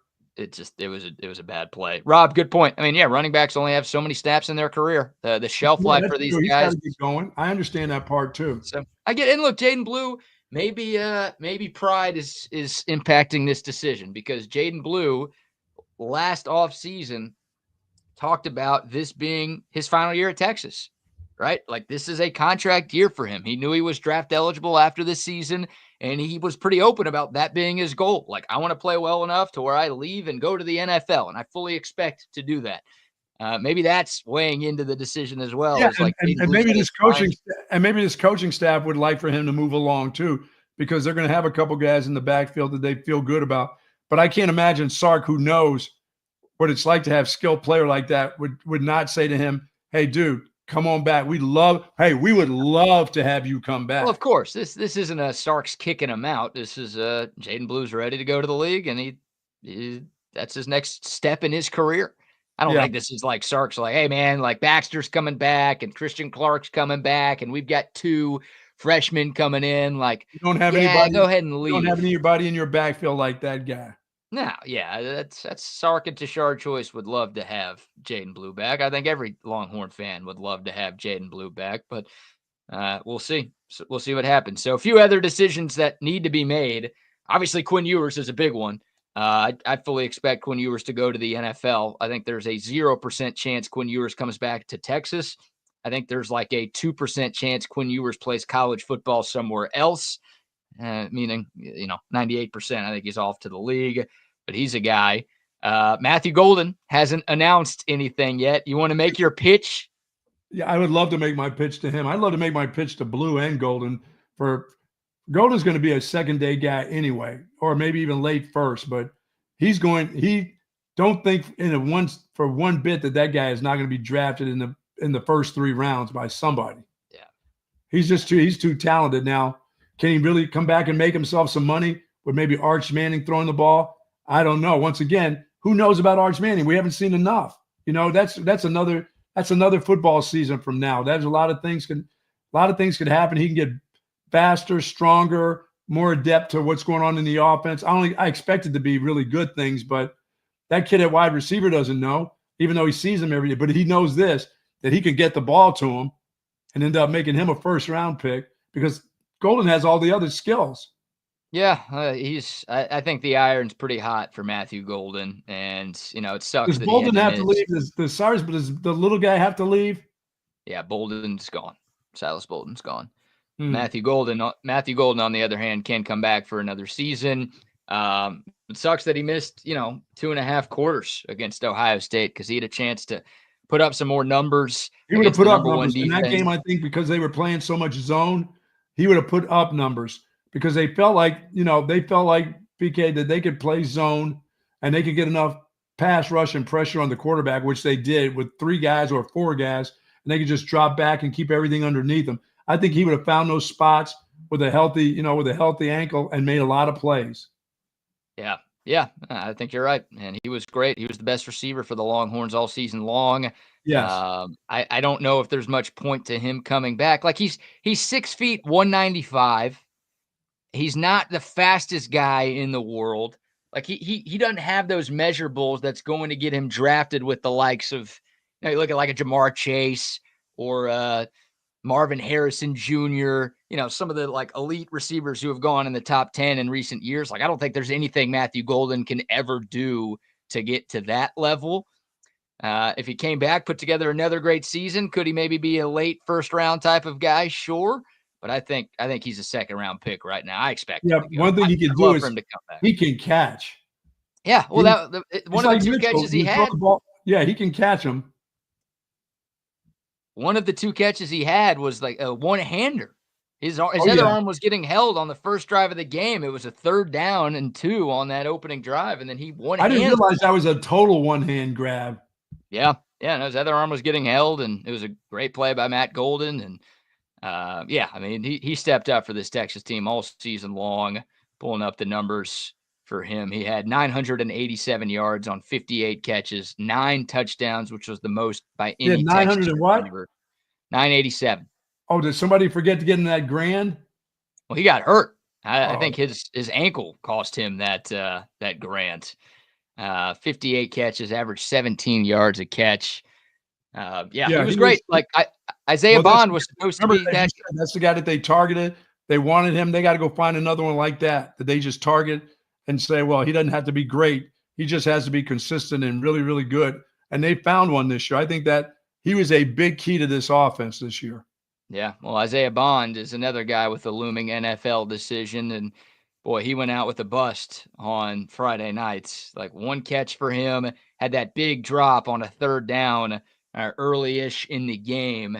Texas had to punt, and the ball was right to him, and instead he jumped and made an easy catch look a hell of a lot more difficult than it needed to be. And yes, you want him back, but you like to have him back, get him healthy, and have him have a great year.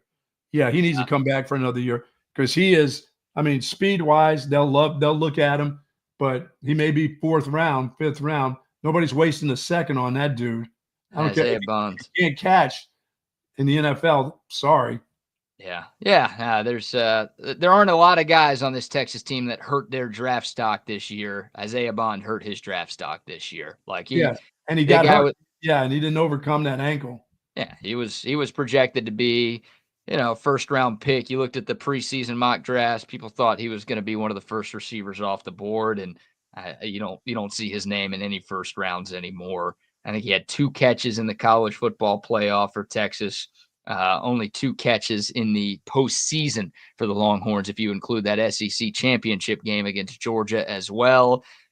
Just the injury cost him. He got banged up a couple of different times, but whatever it was not the year that he wanted to have, and it was not the year Texas wanted him to have either. So I'd like for him to come back, but he's another one of those guys, like maybe before the year started, he had his mind made up, like, this is going to be my only year at Texas.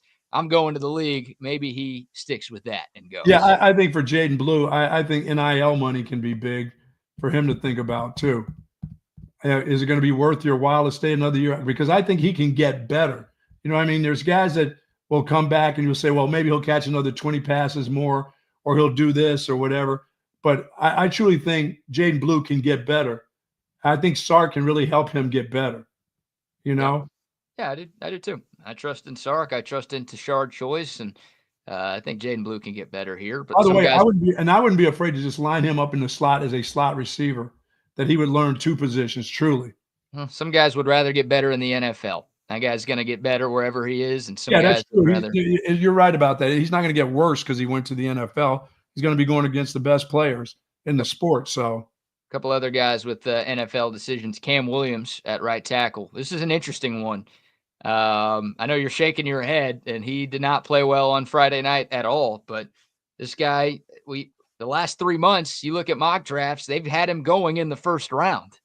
So does he just say, maybe I could use an extra year of development, but I might as well go right now to the league because I might be a first round pick? Or does he say that, no, I could use an extra year of college. Let me solidify myself as a first round pick and come back to Austin. Let me solidify myself as like my buddy on the other side did. Yeah. Let me come back another year and get and have no doubts about what's going to happen. Boy, that sure would help this program out if that dude stayed another year. It really would. As much as I'm upset at him over one stupid play and a couple plays during the year, love to have him return. You know what I mean? Him and Gooseby on both of those ends, that would be fantastic for Texas. Agreed. Yeah, Cam Williams, frustrating moments. The penalties were costly, and Jack Sawyer got the best of him on that goal-to-go sequence on Friday night. But he's still a very good player who has, I think, a lot of room to improve. The NFL loves his size and his length and his measurables, which is why, he might take his talents to the league. But I think he needs to come back for one more season. And, you're telling me you've got Gooseby and Cam Williams as your tackles. Look, Kelvin Banks is one of one. That guy is special. But if you get those 2 guys as your starting tackles next year, this offensive line should still be really, really effective. So I'm hoping the Texas One Fund and whatever, absolutely, they're able to raise whatever they need to raise, and the coaching staff's able to do whatever it needs to do to convince Big Cam to come back. Yeah, I mean, a lot of that is that's a lot of rear end kissing. How much do you really want me to come back? Do you think did I screw up enough to make you think that, oh no, we can find somebody? No, those bodies are hard to find. They've been looking for years to find bodies like that. Now that they got one, hell yeah, I'm going to kiss that rear end to get them to come back again if I can. Yep. Yeah, DJ Campbell, another guy with an NFL decision to make. I think he's more likely to come back. Sure. And if you get both Cam and Campbell on the right side of the offensive line. Who's the next guy to have the baton passed to him as the center? That one of the most important parts. That will be the question for me, because for years, Jake Majors, they've been trying to get rid of him, but that guy ends up being here 6 years and has been really, really good for the program the entire time he's been here. Yeah, maybe it's Cole Hudson is that guy. Okay. He comes back for another year. He was the backup center. He played a lot of right guard for Texas this year, kind of rotated with DJ Campbell at various parts of the year. But maybe he is your next in line center. You've got Connor Robertson, the Westlake kid, who's a backup center right now as well. So got a couple of options there. Okay. I don't think it's Cole Hudson. And if that's the case, he doesn't have a ton of experience playing center, but he is going into his senior season at Texas. Sure. So you do have an experienced player and a guy who's gotten plenty of game run. And if you get good, you can make a lot of money as a center in the league too, believe me. Yeah. Yeah. You're right. Jake Majors will be missed. He has no decision to make. He's got to go. Are you sure? There's a COVID year somewhere? You don't have to go home, but you can't stay here, Jake Majors. And another big one, and this is the last one we'll talk about for right now, Michael Taaffe. Amazing season. All-American, a former Walker. Everyone knows his story, right? He meant so much to this Texas Westlake kids like to hang around for a while. That's the thing. I mean, it's like Michael Taaffe, he'll never be a first-round pick. How much can he improve his draft stock if he comes back? I don't know. Now, would he get drafted in the league if he left? Yeah, absolutely. And now you're seeing some white defensive backs actually make rosters in the NFL and make plays in the NFL. So perhaps it's a good time for Michael Taaffe to be having this decision to make. But you wonder if, a local kid, you talk about bleeding burnt orange. I don't know if there's anybody on this roster that embodies Texas football and everything it stands for more than Michael Taaffe. I would not be surprised at all if he decides to run it back, just because like winning a national championship might mean more to him than playing in the NFL, which is crazy. Yeah, and absolutely right. I mean, he'll be a hero in this town for a long time about what he's done, from being a walk-on to the way he's played and All-American and the whole works. I mean, he can help himself. I don't think there's anything that's going to hurt him, except for the people that may not be around him that may be going, that will put more pressure on him. But I think another year here, I don't think it hurts him, BK. I'll just say that. I mean, that's a tough position, man. He hits hard. Once again, you only got so many hits in your body, and that guy only knows how to play one way. So, yeah, the fear of Michael Taaffe returning is he won't have Jahdae Barron and Andrew Makuba play next to him. Right. So that's how he looks worse. Like Michael Taaffe. Yes. Michael Taaffe. I don't think Michael Taaffe was that bad in 2023. But because he was on one of the worst pass defenses in America and the guys around him sucked, he looked really bad. He got burned a lot, and he was pointing fingers, and he was giving up big play after big play. You're right. So it's like there's some risk, obviously injury risk involved with any of these guys. But it's like you're losing your Thorpe Award winner, and you're losing we all know how good Andrew Makuba was. Now Texas will get Derek Williams back from injury. Oh, yeah. They still have Jelani McDonald. They've got Jalen Gilbo. They've got a bunch of dudes back there. But I think they've got some dudes. I think they got some dudes that are going to make some big strides, and include Manny Muhammad. I mean, I thought he was okay. Whatever they did in that game defensively against those wide receivers, the guys played it really, really well. They did a good job. Now, as you said, the Ohio State third receiver is as good as a lot of guys in the country to be playing and starting and catching a lot of balls at a lot of places. I mean, that's how good that dude was. But for what they did in the secondary this season and in that particular game, they were efficient in that game against a really, really highly touted wide receiver group and a guy who was calling plays, Chip Kelly, that knows how to call plays. And generally, you can do whatever you want and say, this is what we're going to do, but you have to execute it. I thought they executed. Yeah, the defense played great. Once again, one bad play. That was what cost them. But, they gave up 21 points to an Ohio State offense that had scored more than 40 in its first two playoff games. Sure. I would have absolutely signed up for that number before the game started. And unfortunately, they didn't get the help they needed. But, yeah, Michael Taaffe, obviously a huge part of this defense's turnaround, or the secondary's turnaround. The whole defense was really good in 2023, but the secondary was not. Michael Taaffe deserves a ton of credit for what Texas was able to do, finishing as a top 5 pass defense in college football.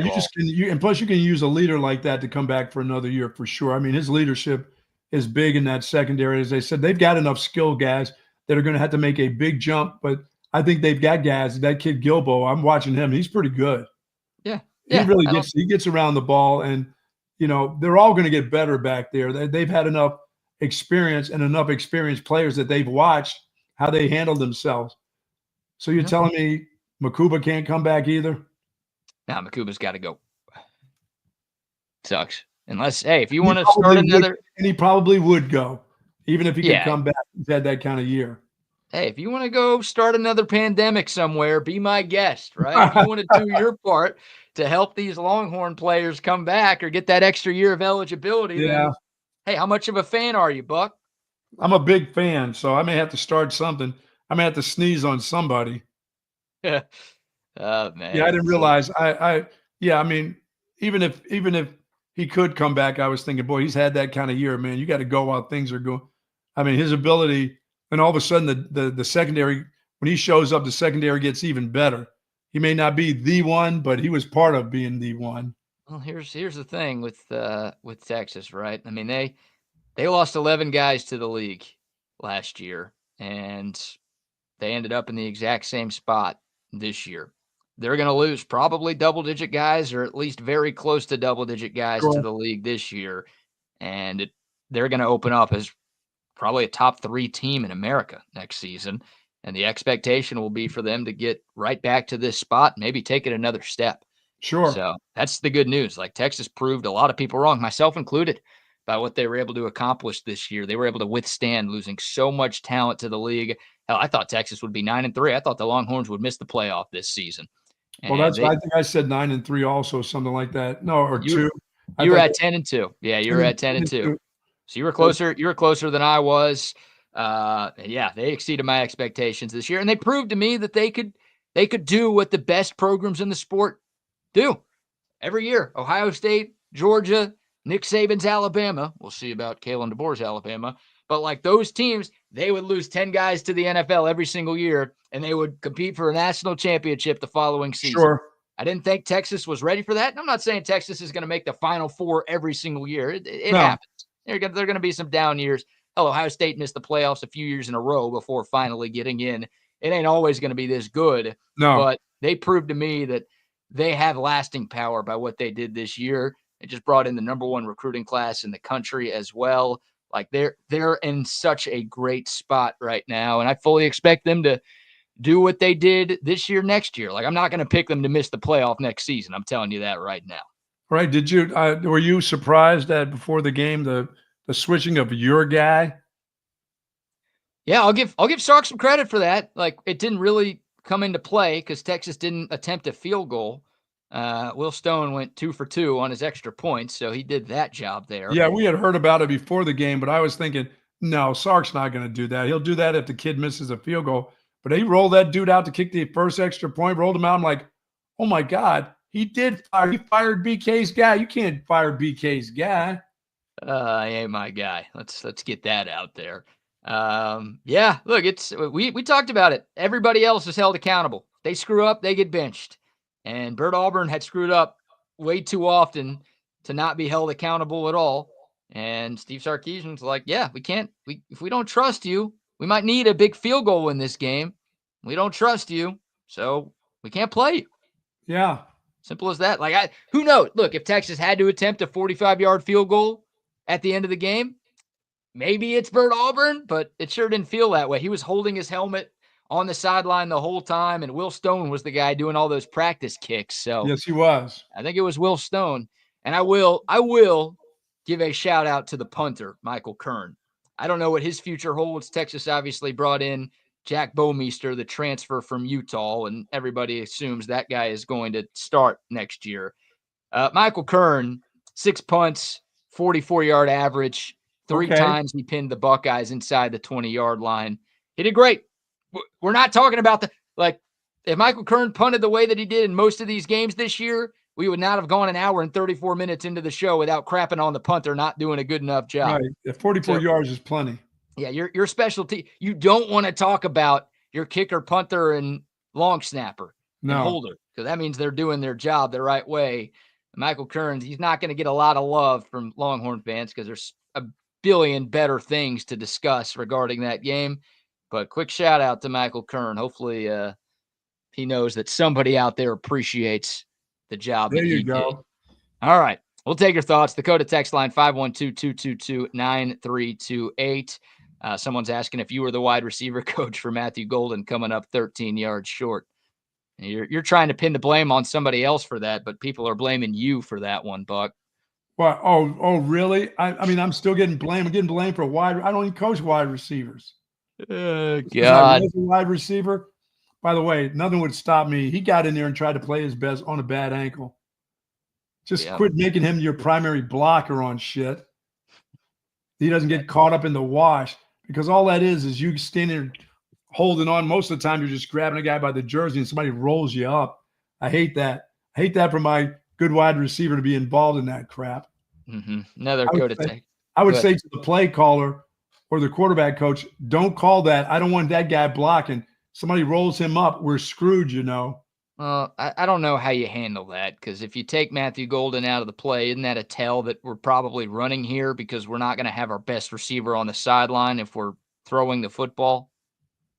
No, just get him out of there. Don't tell anybody anything. You don't have to tell us shit. Just don't let him get rolled up. Certain things you just don't let him get rolled up. Don't let him. Hey, help out the guy on the backside with the best player on the field, the best defensive player on the field, who's rushing from the backside, even if you're going the opposite way of where he is. You're moving the goalpost here. No. Like that we're talking about Matthew Golden here. Don't change that. There's injuries happen. It's unfortunate there.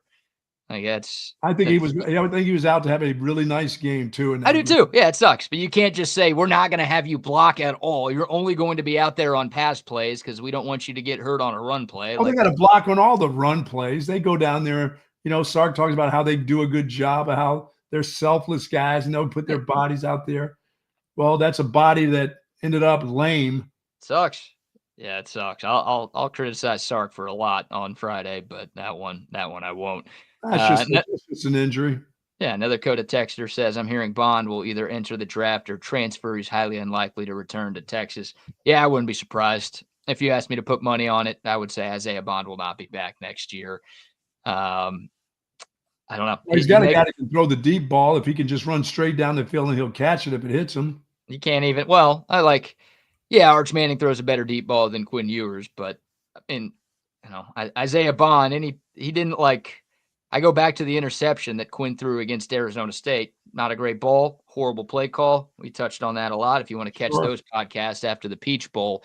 But Isaiah Bond just made zero effort there to go get the ball. So, yeah, if he can run by a defense maybe, and if your quarterback could throw it 60 yards on a dot and hit him in stride, then it's a touchdown. But he didn't if you're a great deep ball guy, I think you got to be able to go up and get a deep ball from time to time.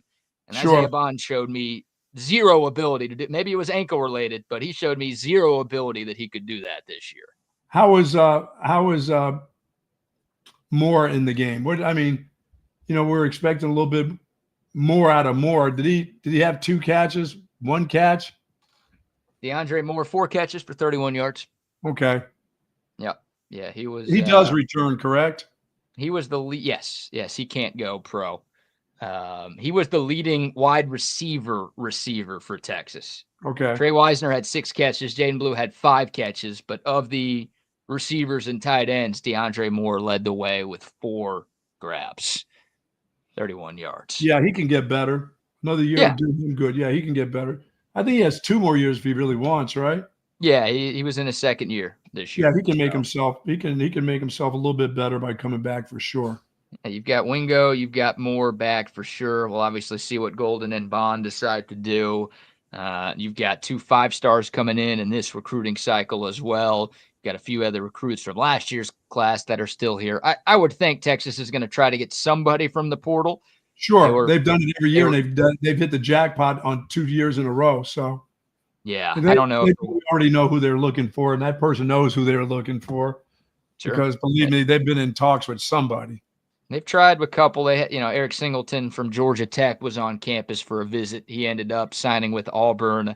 There's a few other guys out there. I do think not a bad thing playing this far into the college football playoff, but Texas probably didn't hit the portal as hard as they could have because they were focused on trying to win a national championship. Sure. I have zero problems with that. I do have a problem with the schedule and the fact that all of this stuff is going on at the same time. It makes life freaking impossible for coaching staffs out there.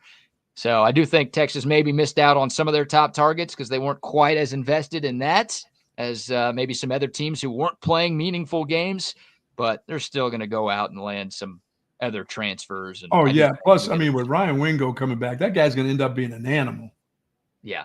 You know, They're gonna settle him into a couple things that he does really, really well, and he'll end up being a beast. I think you're right. Hopefully that happens next year too. Oh yeah, no doubt. You saw flashes of greatness from the true freshman, and he's going to take a much bigger role. So many other guys. They just had other guys. You couldn't take away throws from the other guys. But as the season went on, he almost got less. But now from this point on, guess what? He'll be the guy. He'll be the main focus guy now, I believe. Yep. I think you're right. All right, we'll take. Matthew Golden decides he's coming back again. Yeah, if you told me you get a 1, 2, 3 of Golden, Moore, and Wingo next year, plus oh my goodness, yes, plus your other guys, plus Jamie French and Kalik Lockett coming in as 5 stars, because you're already you've got to make up for some offense because of losing the tight end. You've got to find another wide out or another position that's huge. That guy, the pointer. I'm pointing at you. That's not that. Bush call. That's such a Bush call. 15 yards right there, man. Don't point. Wow. Don't point at anybody. That you might as well stab a guy. You might as well shoot a guy. They're all the same to me. They're all felonious crimes. I mean, somebody needs to tell me if he said something to him like, "You suck." Well, the funny thing is about this sport, right? And look, there have been plenty of bad unsportsmanlike conduct penalties called in the history. There is. But Gunnar Helm could have gone up to Caleb Downs and literally smacked him upside the head, and it would have been the exact same penalty as what he got for being 15 yards away and kind of pointing his finger at him. So what you got to do is you got to point like that, like first down, but you got to go over and put your hand out like you're going to pick the guy up. Then they can't throw the flag. Then they look at you and go, "Damn, he was going over to help this dude out. He wasn't pointing at him. He was going over to help him up." After you just stiff-armed him right to the ground. Right. Yeah, it's weird that's the same in the rule book is literally, I mean, you could get ejected if you punched a guy, but if you don't, it's a 15-yard penalty for throwing a bow after a play or whatever after a play. It's the same exact penalty as what Gunnar Helm did on Friday night. And Texas still got first and goal from the 1, so I don't know how much that Gunnar Helm play really hurt Texas, but godly, it was pretty ridiculous that was called. Yeah, I mean, when fans on both sides are like, really? Ohio State's like, yeah, sure, we'll take it, of course. But when even their fans are like, ooh, yeah, no, that wasn't very much. That probably should have been let go. That's when the refs. Well, I just think it's just the refs just wanting to be involved, and that's not the time. Let's go. Let's play. That's a nice play. He stiff-armed the guy down. He pointed in his direction. He didn't say anything. But as I said, guys are doing it every time they make a catch. They do all that weird shit. You don't know. Is he pointing at the? I mean, what are they doing? They're letting that go every time now. Yeah. If Gunnar Helm's point was instead of here, if it was just a little higher, sure, it's a first down point. And if he points it back to the field, if he points it back to the field without saying anything, what are you going to do? Now you got to call all of these. To me, if you're going to do that, when guys making those first down motions and doing that shit, okay, well, let's throw it all the time. Yeah, if you're going to call that, let's just go back and play another down. If you're going to call that, how about you call the obvious hold on Colin Simmons on that 3rd and 8 on the Buckeyes' last offensive drive, or at least their game-winning touchdown drive? That's a huge call. How did my most valuable player defensively do? How did Alfred Collins do? Was he a factor? Well, obviously they didn't run the ball great either. Yeah, he made a couple of plays. I mean, not a huge box score night for Alfred Collins, but Ohio State ran it for 3.4 yards per carry in the game. Texas, Will Howard hadn't been sacked in the last 6 games coming in. Texas sacked him a couple of times, had a few TFLs as well. So again, I mean, the defense held Jeremiah Smith to 3 yards. Let me pull up all the numbers here because I wrote them all down. Okay. So Ohio State scored 40+ in their first 2 playoff games. Texas held them to 21. Mm-hmm. Jeremiah Smith was held to 1 catch for 3 yards. Texas had an interception in this game. David Benda, shout out to him. He will be missed. Held OSU to 3.4 yards a carry. They had 2 sacks. Mentioned the Buckeyes hadn't given one up in 6 weeks. They forced 6 punts. Ohio State was just 3 of 10 on 3rd downs. So, the one play killed the Longhorns, but even with that, I thought they did enough for Texas to win the football game. As I said, I thought they executed the plays they wanted to against the wide receivers. No matter what that defense was, they were playing underneath, over the top. They executed that well against a great wide receiver. Yeah, it's a lot of zone. It's a lot of zone. Two guys. Sure. Yeah, Texas plays a lot of zone. So everyone, leading up to the game was like, oh, none of these guys can play man coverage against Jeremiah Smith. And not to say people were wrong, but like Texas is one of the least man usage defenses in America. So they were going to bracket. They were going to give extra help in the area of Jeremiah Smith on just about every snap, because that's what Texas does defensively. They don't play a lot of man coverage. Less than 20% of their defensive snaps were man-to-man this year. So, it was a great game plan by PK. Gave up some stuff over the middle of the field, but that's fine. Like, I like that. It's you don't want to give up those big, explosive, game-changing plays. And outside of the screen pass, which was literally like a 2-yard throw, Texas didn't give up anything deep down the field. That thing was like, okay, you got it off. Come on, guys, come over here and just push the guy out of bounds or tackle him and make them have to go down and really work to kick a field goal, not a touchdown. I'm like, you're not going to give up a touchdown here, are you?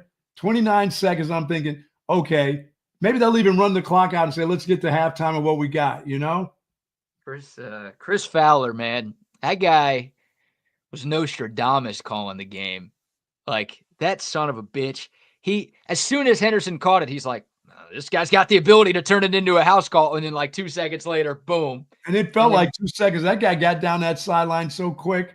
And then, 1st and goal at the end for Texas. He's like, man, this Buckeyes defense is bowed up at the goal line. This won't be easy for the Longhorns. And it's like, it's stuff that announcers are supposed to say.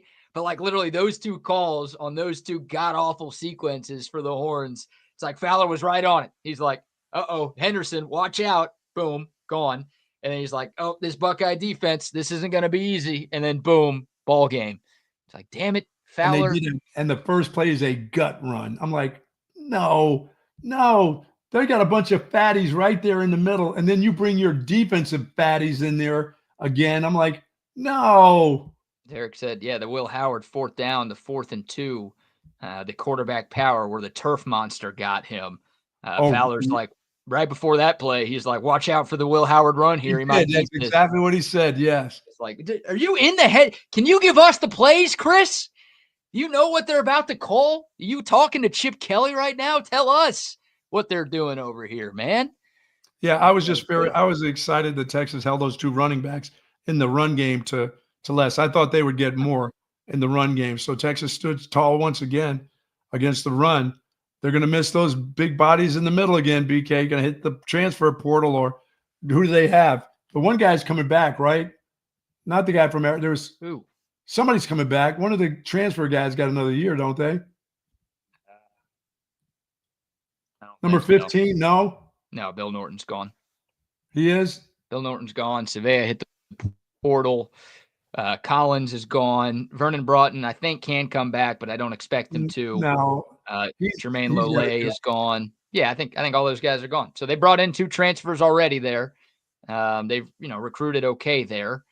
But they're probably going to try to add at least 1, if not 2 more defensive tackles, because we were worried about what they'd be like without Sweat and Murphy. They obviously held the fort, but last year they had Alfred Collins and Vernon Broughton coming back. Those guys weren't the most proven, but they had played in the system for a few years and gotten plenty of run at Texas.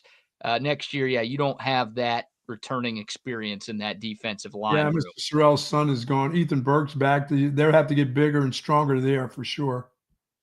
Yeah. And they should. They'll be coming into the years where they should be. Trey Moore's another one of those guys with a decision to make, too. Hopefully he comes back on the edge. Mm-hmm. But there's some dudes to replace. There's no doubt. And they got some dudes too. Collins, I mean, Simmons coming back, and Anthony Hill coming back. They've got some dudes still too. Yeah, they do. They'll be all right. All right, we'll take your thoughts, Dakota. Yep, Dakota text line 512-222-9328. We'll wrap up the show with some NFL postseason and some Texas basketball, sadly. But before we get to that, how about some sponsor shout-outs, Bucky? Our friends over at 34 Wine and Spirits, 4601 Southwest Parkway. Head on over there. Hey, football's not over with. We still got football. We got basketball. So your drinking needs are still available. And if you're having a big party, they are a wholesale distributor in Travis County. They can get it to you. You don't have to come to them. But if you do want to come to them, they've got everything you want when it comes to wine and spirits and all your liquid needs at 4601 Southwest Parkway. And thank those guys once again for being our game sponsor during the course of the football season. We do appreciate that. And you'll appreciate what they have to offer you right there. Nobody will beat their prices, folks.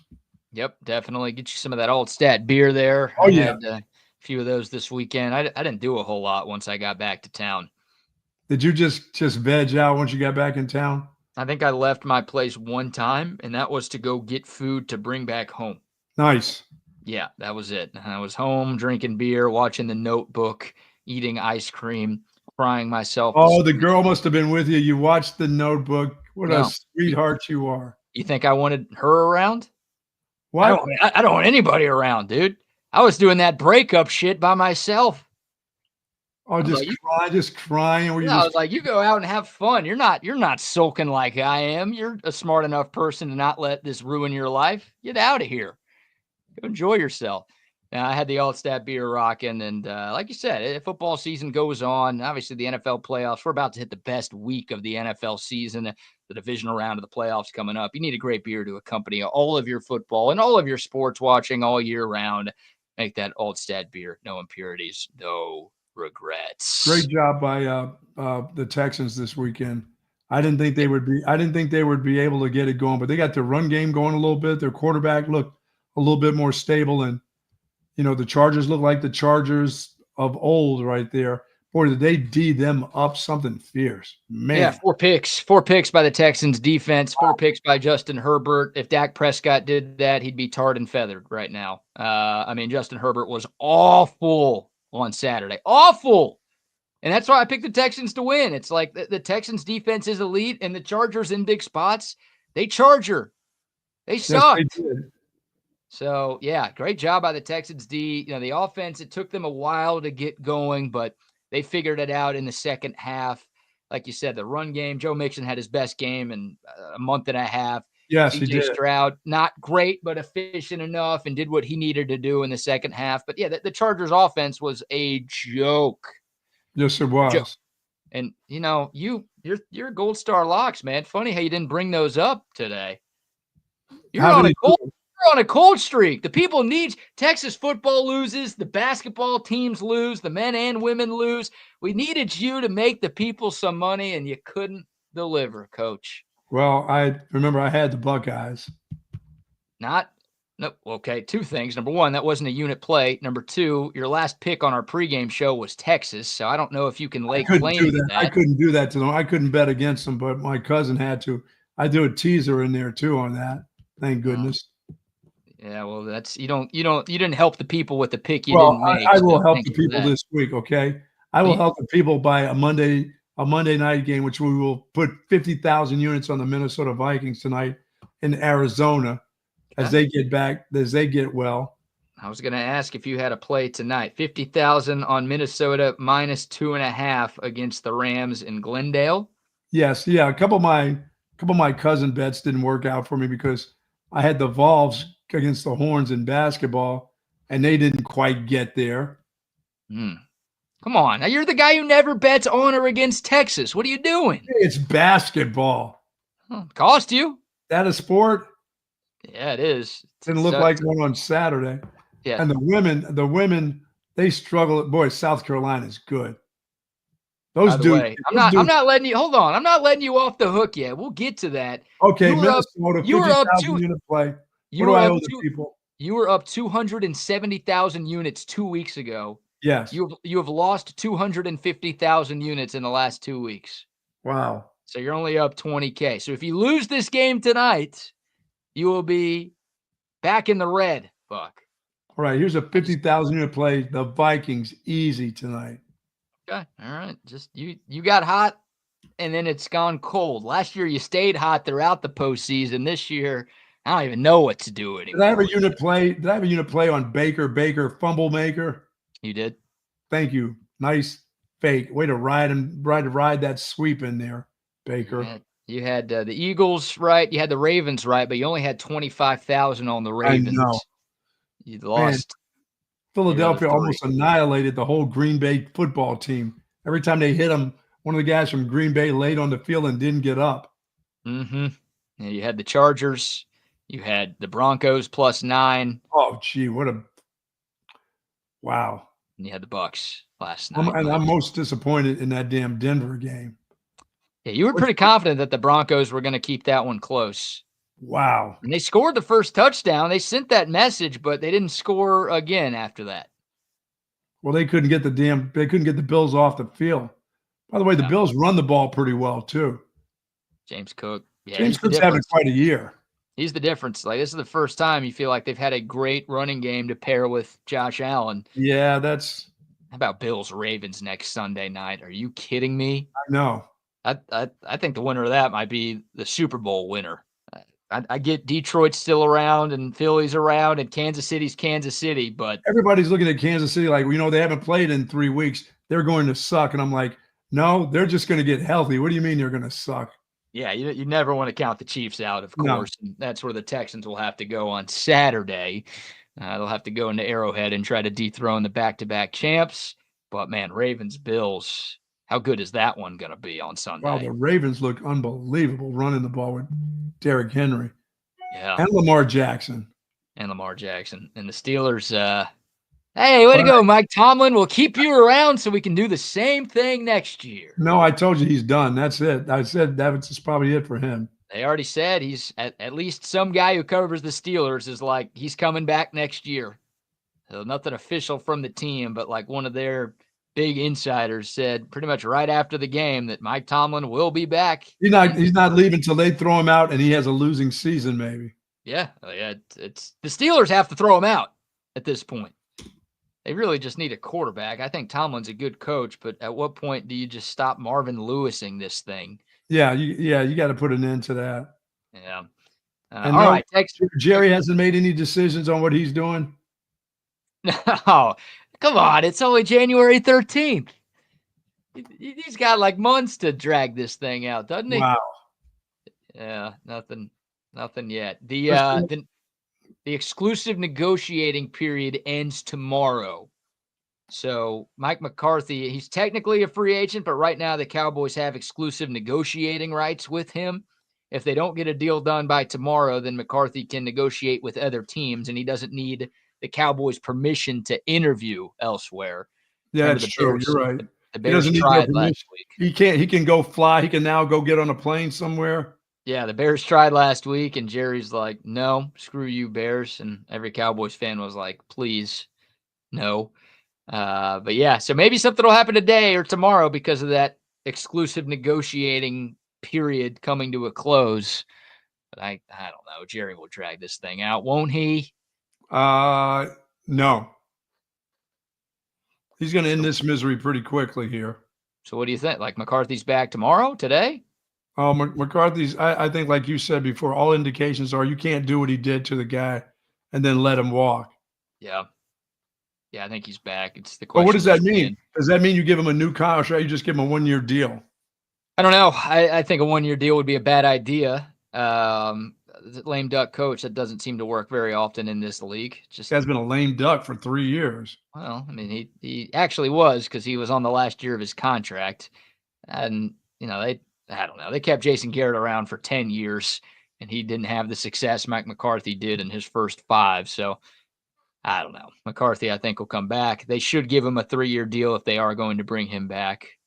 Who knows? It's the Cowboys. Yeah, that's true. BK, I see they had some, and I'm glad everybody was okay. I mean, a couple people got injured. A little Delta airline problem with one of their planes in Atlanta. Oh, I didn't see this. Oh, no. They had to abort some takeoff or something. And the chutes went out and everything, and a couple people got injured. But it was another Delta airline problem over the weekend. On the ground or in the air? On the ground. Is it a snow issue? I don't know. They haven't figured it out. I don't know. Somebody dropped an oil can or something. Who knows? But one of those flights. We'll have the details for that tomorrow. Yeah, my wife is going to go. She's going to in March going to head to Jerusalem on a Delta airline flight. I'm like, oh boy. Uh-oh. Hopefully not in Atlanta. No, don't ever stop in Atlanta. It's the only thing about Texas not playing the national championship. You don't have to go to Atlanta again. Yeah, I would have happily gone there. Yes. But, maybe it just wasn't meant to be this year. No. All right, Texas basketball. They fought hard and lost. Yes. That's twice in a row. They played a good game against Auburn. Couldn't get it done down the stretch. They played a good game against Tennessee. They actually led by 4 with about 10 minutes left, and then they led by 2 with about 5 minutes left, but weren't able to get the job. And I'll say this about the young freshman. He had a different type of attitude in this basketball game the other day. He really did. He looked like he was, he was hitting his shots, but he looked like he was encouraging everybody on his team. You know what I mean? He looked more like a leader than a guy who is, it's about me. That somebody got in his ear about that. I don't know if it's the coaches, friends, family, but he looked a little bit different as an individual player with a lot of talent. Yeah, he his best SEC game by far, 26 points, 11 of 17 shooting. He was great, but here's the problem with Trey Johnson, and some of this falls on coaching, but some of it falls on the kid just not being aggressive enough. And it's funny, I dunk on Texas for playing way too much hero ball all the time, but the way Trey Johnson was rolling, it felt like the offense should have rolled through him. Yes. He didn't take a shot in the last 6 minutes, and he only made one basket in the final 11 minutes. Yeah, he doesn't go to the free throw line a lot, He just, Tennessee did a great job, and Rick Barnes, we know how good of a coach he is. The Vols are the best defensive team in America, according to Ken Palm. They obviously did their part in making sure Trey Johnson wasn't getting the ball in his hands, but they got to find a way down the stretch when Trey's playing the way that he's playing. Yes. You got to get that dude the ball. I don't care if he's missing shots at that point. Let him get your shots up. Yeah, and but their little 5'9" guard goes to the hoop, and this dude doesn't go. And he's got all the skills in the world to get to the basket and get a lot of free throws, and he doesn't do a lot of that. He does love his jumper. Yeah, he didn't shoot a free throw in this game. He shot, I think, 7 or 8 against Auburn, but he did not get to the line once against the Vols. What does that sign say? I can't see that sign. What sign? I'm old. Oh, here we go. We got Cole filling in for Double R today, and we've got Wags, of course, the boys of Chaos Theory. Cody Parkey getting a shout out today. We're doing Doink Talk on the show. Well, listen, man, I'm sorry, but we got to figure out, is he okay? I mean, there are still Chicago fans looking for his address, and now that Washington's won a playoff game sooner than they have, I don't know. Is he okay? Oh, my goodness. Can someone please tell me if he's okay this morning? Doink. Yeah, how about that? Yeah, the Commies doinked their way to a win last night. And it's, the Cody Parkey double doink for the Bears a few years ago against the Eagles in that playoff game. Yeah, sometimes the uprights are kind. Usually they're not, but it worked out for Zane Gonzalez and the Communists last night. Yeah, they weren't kind of my bank account. That's for damn sure. Oh, no. Bet on Baker. Baker money loser. Yes, I did bet on Baker money moves. I did. You want to know why? Because he's fantastic. It wasn't his fault that Todd Bowles doesn't know how to call a timeout or clock manage properly. In both halves, I might also add in both halves. What was the fake wide receiver?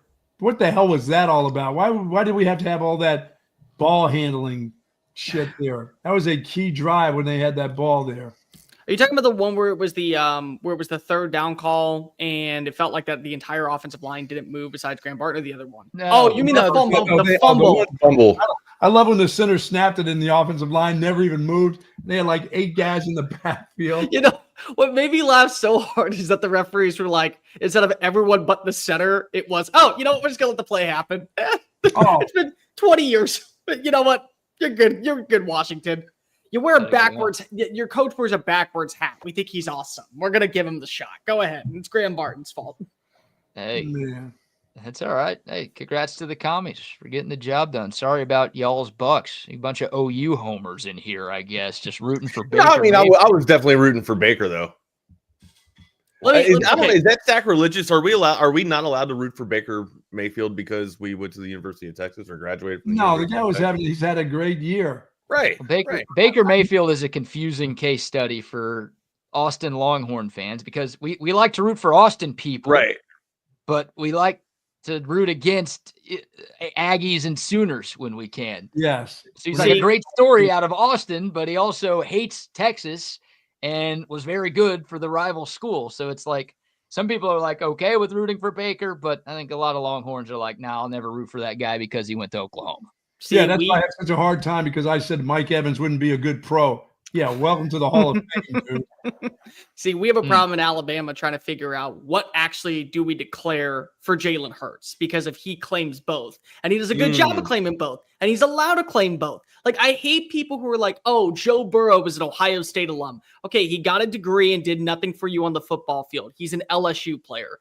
Yeah. But Jalen Hurts led you to a national championship and an SEC title. It's a little different. Like, if he wants to claim both because if he was a Heisman finalist in Oklahoma, I can't flaunt him on it. But then they're like, but we did better with him. It's like, we went to the national championship with him as our quarterback and benched him. You got boat raced by LSU. It's a little bit of a different story, guys, okay? Yeah, so Quinn's basically an Ohio State Buckeye, right? 100%. Yep, 100. that $1 million and 4 snaps later, he is fantastic. Or is he an Ohio State Buckeye? Is that what we're talking about conspiracy today? Coming in? Did he throw the game? Did he get that? Was $6 million waiting for him from Columbus? Did he call up Collier and be like, "Hey, take his shoulder out"? Steamrolling at him, he could have killed him. That too. He said, "Hey, buddy, let's make it look a little bit easier next time, huh? You don't have to kill me." It couldn't have gotten any easier for Jack Sawyer as he strolled around the tackle. I don't want to talk about Cam Williams. About that. I don't want to talk about Cam Williams, okay? Because I bitched and moped for a good 3 hours on the phone, and then it was 4th down. I'm like, it's gonna happen right here. Like you could feel. I called it. You know what it was? It felt like seeing a dam with a little bit of water coming on out in the opening drive, and you're like, oh, that's going to break eventually, but let's just try and go ahead and patch it on up. And then you ignore it, and then eventually the water comes cascading through, and you have the news crew come to your city.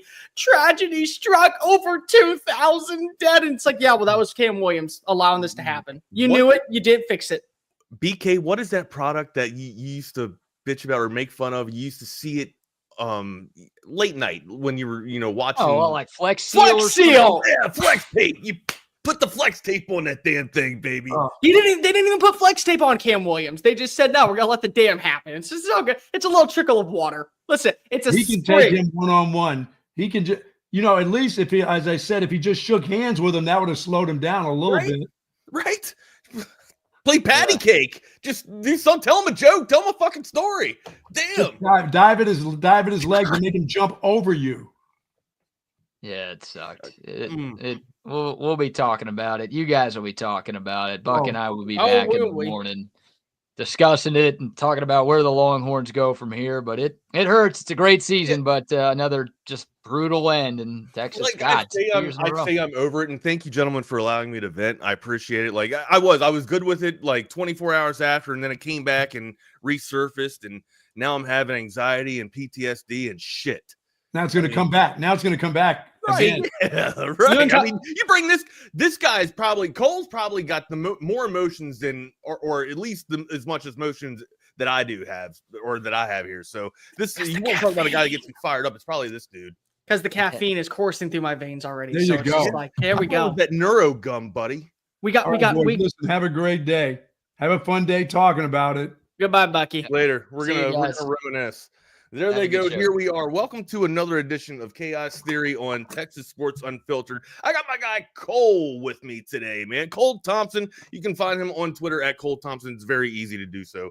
Mr. Cole Thompson. You got to put the same thing in there. You got to put the Mr. Cole Thompson in there. But also, he is sitting in riding shotgun with me in Rodney Rodriguez's stead here. Rodney Rodriguez is doing some stuff for O'Reilly's this week, so we got to make sure and get the other crew in here. And usually, it's the boys from the SEC Unfiltered that come in here and give us a little bit of a reprieve. All right, my guy. Let's not even flirt around it. Let's get right into it here. Yeah. First off, make sure you follow us on all our socials if you haven't done so already. If you're out and about and if you're mobile, hit us up on that Coda text line 512-222-9328. Let's get ready to delve into this and dissect it. We want to hear your thoughts too. It's not just going to be us venting. We haven't heard from the fan base from Austin yet either. Put your comments in the chat channel here for YouTube, and let's get it out there. Let's have our Monday morning quarterback session. All right, Cole, you got greens, amigo. What's up, buddy? How you been? Well, I've been busy. That's a good thing. Ladies and gentlemen, if you can't tell, this apartment that people make fun of me for because it's decorated like it is the female equivalent of a bathroom is no longer going to be here in 2 months because I am moving. Congratulations. Into a house. I am. It's very exciting. We're very excited to close on this new house, in this new chapter of our lives, Kirsten and I. So in about 2 months, you will have a brand new studio, kind of like what Wags has behind him. So I'm good, but I'm trying to save up money. I'm talking Texans football every single day because of somehow, some way they beat Justin Herbert, which I'm sure that we're going to get into. They're playing against the Kansas City Chiefs next week, which I'm sure we are not going to get into because I don't want to go ahead and cry. And we got to talk college football because the SEC season has come to an end, which means now I have to start coming up with content ideas to go ahead and salvage SEC Unfiltered for the next 8 months. Because this is where creativity comes into play, right? Exactly. This is where Chris Phillips pulled me aside and said, you're just going to go have your own comment section. Do whatever the hell you want. Like, just if you have an idea, write it down, start talking into a microphone. You have your own autonomy. Yeah, you're not scripted anymore. You work for a company Were called you ever Unfiltered. scripted? I don't. Even if you had a script, I think you usually go off script, and that's why we flow so well. I have bullet points, so there are bullet points to where I stay online of where I want to go. But if it's like, it's a 15-minute video, it was supposed to be 11. Okay, well I went 4 minutes over. Sorry, I have a lot of feelings. I have a lot of pent-up aggression. I have thoughts in my brain that need to get on out, and if they don't, then I'm actually going to be probably stuck inside of my own ways, and it's going to come out in a very bad performance to my wife, with my dogs, and they don't want to hear that. It's like that last drive. It doesn't matter how much is getting poured into the cup. It could be a stream or it could be drops, but regardless, that cup's going to overflow if you don't. It's going to have to eventually. Just because we got to tip it out, Cole. We got to tip it out. We got a lot of thoughts. I have a lot of thoughts on this game. I have a lot of thoughts on Quinn Ewers and what his impact is for the history of Texas football. I have a lot of thoughts on people screaming that Steve Sarkisian is an idiot and he's not the right guy for the job. I have a lot of thoughts on saying that Arch would have been a better fit. Actually saying that? Yes, surprisingly, it's really, really annoying. It's really annoying. I have a lot of people who are like, I have a lot of thoughts on people saying that the SEC is overrated. I have a lot of thoughts on saying that clearly overrated. Okay. Stop it. Stop with your sarcasm. I'm done.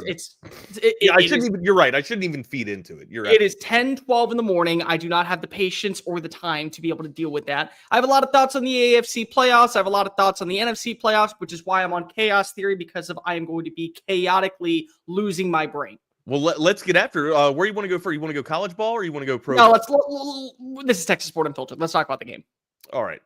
So yeah, and to the points that the aforementioned people are just sitting here thinking that Sarkisian is an idiot, that is a bunch of horse shit. Okay. No, one of the greatest minds in college football, one of the greatest minds in football, honestly. Yeah. And look, so he had a brain fart, and honestly, like that last sequence, sure. My question is, you've already used Arch Manning in a 4th and short conversion here. You're basically on a goal line conversion for the game, or to stay in the game for survivability here, right? Arch came in, he got you 8 yards, and the first time he came in, I don't know why you don't bring your more athletic quarterback in, or maybe if you just want to have like a secured body frame of a 6'4" dude with 240 pounds, just keep the ball in his hands and lunge behind there and kind of a QB keeper like the Tom Brady or maybe the Jalen Hurts tush push, right?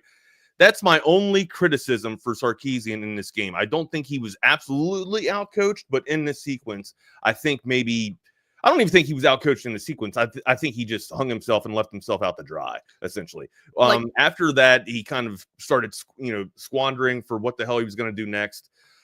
Then brings in a defensive tackle, right, for fullback, when defensive players don't know how to block. They just don't, right? And you can say, hey, you're going to go here. This is your assignment. You're going to hit this guy. Even if you don't hit him, just make sure you chip him. Well, you got to make contact, right? And especially at the point of attack, or you're going to squander. And that's what happened, right? Then the next play, they did a pitch into the strength of their speed, into the strength of the Buckeyes' speed. And then after that, too long of actions with the offense developing two slow plays. And look, it's not all on Quinn, because Williams did miss his block. We know that. But also, let's counterpoint the Williams miss, right? Williams is also going up against an All-American, okay? So Sure. maybe you want to have some slide protection there, or maybe bring your running back over there to kind of, give him a little bit of a double team or a little bit of a chip. And like what Buck was alluding to earlier, just play patty cake with him. Just slow him down a second. He had a direct rush to Quinn. So what seemed like 4 seconds, right, of a play developing into the end zone, trying to find a wide receiver in the back of the end zone, you basically damn well knew it was going to be a sack and the ball was going to come out. As a matter of fact, Cole, I said that is the nightmare that I have that's going to happen is Cole's going to get hit from his blind side and the ball is going to come out. I didn't call the scoop and score, but I definitely called a takeaway. So here's the thing. Or a turnover. I have been preaching about Steve Sarkisian all year, and I think I have been very pro-Texas. I went down with the ship. I picked Texas to win this game, and a lot of people came to me in the comments section of the post-game show saying, you thought this wasn't going to be a blowout. Let's just call a spade a spade. This wasn't a blowout. You can look at the score and say it was a 14. No, it was not indicative of how close. Not even remotely close. You didn't watch the game. Just openly say you didn't watch the game when you're understanding that this is a team that was at the 1 yard line and just couldn't punch it in to tie it at 21. That's a 14-point swing right there. Literally. Everyone from like Indiana was saying, well, we lost to that team in Ohio State by 23 points. I mean, by 18 points, and Texas lost by 14. It's like, guys, let me make something abundantly clear. You also didn't have, it was 27-3 with a minute 14 left in that game against Notre Dame. It's not even remotely close. So don't bring up 10-point swings or differentials on national championships. You were never in the game. You were playing prevent defense at the very end, and ultimately you got into the end zone twice because of it. But with Texas, right. the thing I've been preaching about, you got garbage points is what. But the thing I've been preaching with Texas about is why were they so good in the SEC in year one? And everyone wants to point to the quarterback, and everyone wants to point to the fact they won a Big 12 championship, and everyone wants to point to the fact that they had star power at wide receiver, and they did. But Wags, the reason why they're not Oklahoma and sitting at 6-7 in year one of a conference is because they built up an offensive and defensive line. Well, I was going to say coaching too. I think Sarkisian.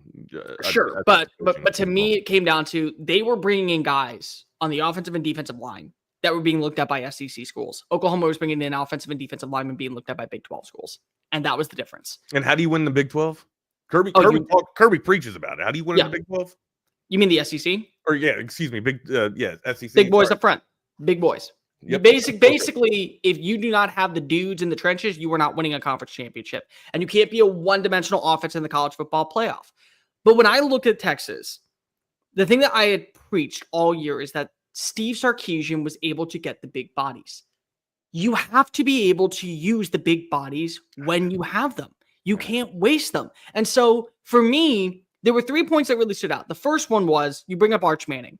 From what I gathered from people around the facility, Arch was not 100% available after taking that hit. So they didn't have a game plan because of it was more than just the fact that maybe he was in concussion protocol. They didn't want to risk it. So I understand that. So if we're going to throw that one out there, that's fine. Well, that's confusing because he had his helmet on and he looked like he was ready to go. So you're at the 1 yard line. You're at the 1 yard line. You get 2 first down conversions because of pass interference calls. You get one at the 2, and then you get another one at the 1 yard line. You have guys like Trevor Gooseby. You have guys like Bill Norton. You have guys like Vernon Broughton. You have guys who are still way behind in the pecking order. Why not just corral the box? The only rule when it comes to having an when having a more offensive lineman out there is you have to report as eligible. That doesn't mean you have to report as eligible on the line of scrimmage. You can be off the line. Right. Why not just have 9 or 10 guys in the box and then have 2 running backs with a Vernon Broughton as your fullback and punch it on in? And here's the thing. If you're at the 1 yard line, you get 4 opportunities to get 1 yard. 1 yard. Your big boys against their big boys. Their defensive line versus your offensive line. And if you don't score at the 1 yard line with all of those big boys, I hate to break it to you. And Steve Sarkisian said it himself. You don't deserve to win. But you don't allow yourself to give up the play calling. When you ran that pitch out, when you ran it, there were 2 things I really hate about that. The first one was there are people bringing up the Super Bowl 51 pitch out to James White Number one, that was a defense in the Atlanta Falcons that had been on the field for 6 minutes. Yeah. Let's throw that out there. Exhausted. And they also ran 86 plays in the second half of the game. So completely different outlook when it was 28-3. So let's start there. The other thing was Tom Brady was not in shotgun formation. He was under center. He's under center, correct. So that play, already, what you have is the shortest distance to be able to create separation. When you're in shotgun, you've already created a larger distance for a player like a Joshua Simon, like a Caleb Downs, to be able to go ahead and run on up. They already had that play. The execution was terrible because if somebody missed a block, Kelvin Banks didn't fully get to the outside corner, so there was a whole other thing with that. But you ran it underneath center. You ran it in shotgun. The other thing is that as soon as that play... Didn't they blitz B-gap too, didn't they? Yeah, they blitzed B-gap Caleb Downs, and he didn't make the play. Cody Simon made the play, but because of they blitzed, you watched as Trey Wisner had to kind of cut back in, Right. which Yeah, is he where got Cody extended. Simon was, Yep. and then he got stuck. The other thing that was really bad about that is that now you're living in 3rd and 8. You were at 3rd and 1. I mean, you were at 2nd and 1. Now you're in 3rd and 8. It's a 6-yard loss. You show your cards at that point because you're not running the football. You can't run the football at that yardage. You have to throw. The other thing that I will say, and this is the one part that I do want to bring up, I don't want to blame Quinn for a lot of things because of Quinn. He's going to get enough flack from the Longhorn fan base. He's going to get enough flack from people in the media. He's going to get enough flack from everybody who said he didn't live up to the expectations that were never going to be met, by the way, ever. Sure. They were never, ever going to be met. He was doomed regardless, right? And I'm going to make this clear real fast to all the Longhorn fans listening right now. Arch Manning is never going to meet your expectations, ever, unless he wins a national championship. Texas's expectations are unreal. Unless you win a national championship, he's never going to win. He's never going to win a national. I mean, he's never going to meet up the expectations. But Quinn's a 3-year starter. You can see what the line is at the scrimmage. Why not call an audible?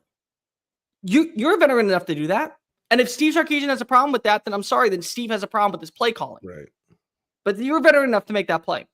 But when you put yourself in that situation to where now you're living in 3rd and 8, now you're living in that vicinity. You're playing into the hands of Ohio State. You're playing in the hands of the you already showed your cards. So there's a lot of things to go on with it. Damned if you do, damned if you don't. The way that we're looking at this from a Monday morning quarterback perspective, and we always will, is that if the play ended up working, we'll call Steve Sarkisian a madman and a genius. If the play doesn't work, we call him an idiot. That's always going to be the case. I'm not going to sit here and second guess what the play design was in the moment. What I will do is I will be able to go back and micromanage and say, this is why you should have done it. And the thing is that if you go from the 1-yard line, just like Penn State did, and you don't get it in, you don't deserve to win the football game. Correct. But at least you know that you did it the right way. And I think everybody can live with that, right? Because those are the high percentage plays. I think it's the play call selection that people are just boggled with, and it's really given just a shit stain basically on the season.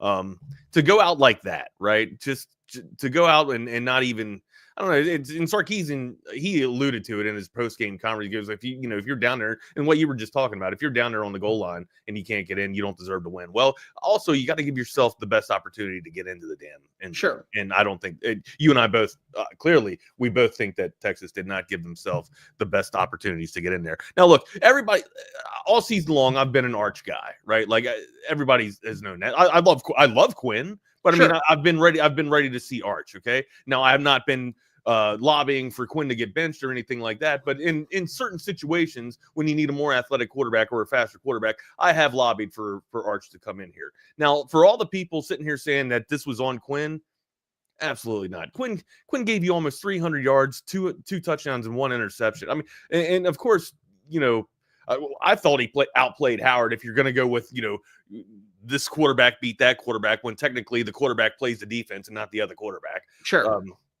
That shit always gets to me. But anyways, this is not on Quinn. If anything, it's on Sarkisian and a little bit. No, it can't even be on Sarkisian. That last sequence was on Sarkisian, and it's a team thing. It sucks that Williams missed his block, but let's be realistic. He missed his block on an All-American defensive end. Wags, this wasn't on Quinn, and honestly, right. you can blame the play call. It's one play. It's one play that will live in infamy, and until Steve Sarkisian gets to a national championship, it will be the scar that was not properly healed, and it pulses, and you can feel the vein whenever you get around lightning or whenever you're in a bad memory and you feel that thing kind of pop up on the back of your neck. it's there until you get past the hump. I don't even know if you can ever even live it down. Even if you get hardware, I don't even know if you can ever live this one down. This is just one that's squandered. The thing that happened is the exact same thing that cost Texas 2 other wins this year. Yes. Your inability to run the football. Yeah. I mean, keep first, and then this kind of alludes to that too. My forte is Sark too creative on first and goal. I kind of got to say yes right now. I mean, just line up and be direct. Sure. Get the point of attack. And what Cole was alluding to, Texas has the bodies. Texas has the mass. Push that mass around, man, and win that battle of the trench warfare there. If you don't do that, and we've just been talking about it for 10 minutes here, man, you do not deserve to win. And that's now. But like, again, you go back to the game against Georgia. You averaged 1.1 yard per play. You had less than 40 yards.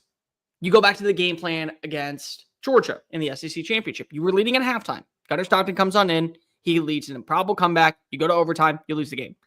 You average 1.8 yards per play. This game, you average just under 2 yards per play. And then you throw in the game against Arizona State, and people want to talk about the defense bailing. And you know what? I will sit here and say I have blamed the defense for one thing.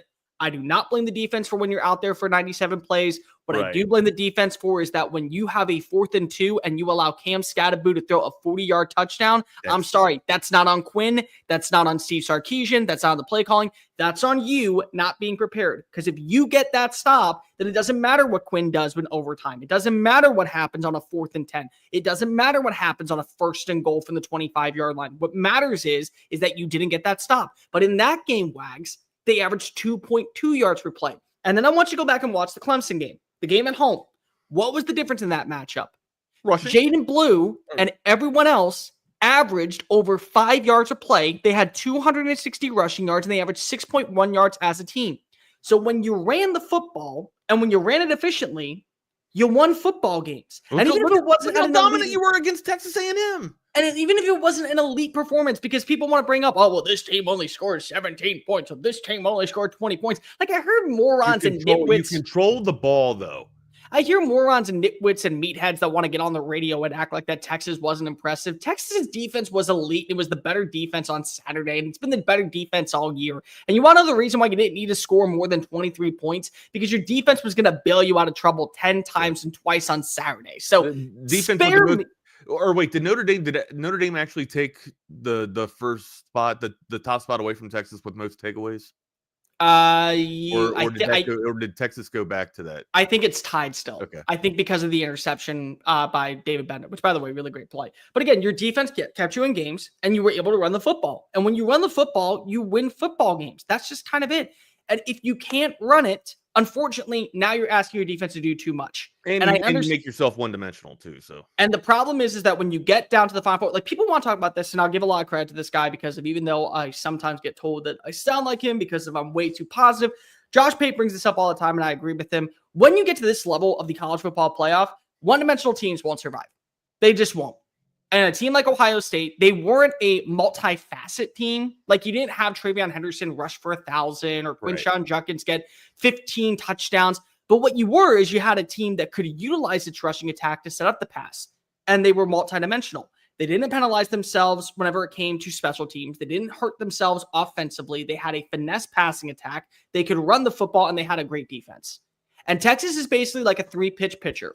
They have a fastball, they have a changeup, and they have a secondary pitch that you can use, whether it be a curve, whether it be a slider, whether it be a 2-seamer. I'd love it to be that Mariano Rivera splitter and knock people out of the game, man. And Ohio State's a 4-pitch team. And Ohio State, when you're a 4-pitch team, you were the ace and the guy's number 2. And that was the game plan. You had two explosive plays. Yeah. 2 explosive plays defensively. I got down here. Explosive plays right here. Yep. 2 explosive plays defensively. And you weren't able to score it in from the goal line.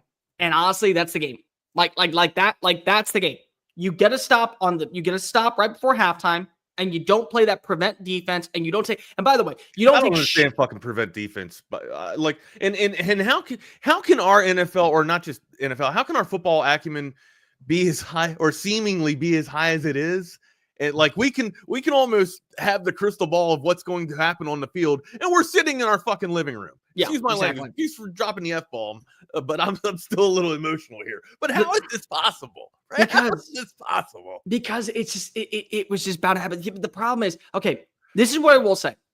PK on the blitz on the 75-yard touchdown run by Travion Henderson. Number one, you were watching them play zone far too much in the first half. And I even tweeted out, you have to start lining up in man. And if you lose in man, you lose in man. But here's what you're doing. That was, I was going to say, how much of that was because of the fear of Jeremiah Smith, though, right? But here's the thing. People want to go ahead and look at that triangle angle that they were running against Jeremiah Smith. Yeah, guys, the try bracket or whatever the hell they were doing. That wasn't it. Like the problem is that this is why I hate social media so much. Because if you actually have to watch the play, Malik Muhammad's on the outside.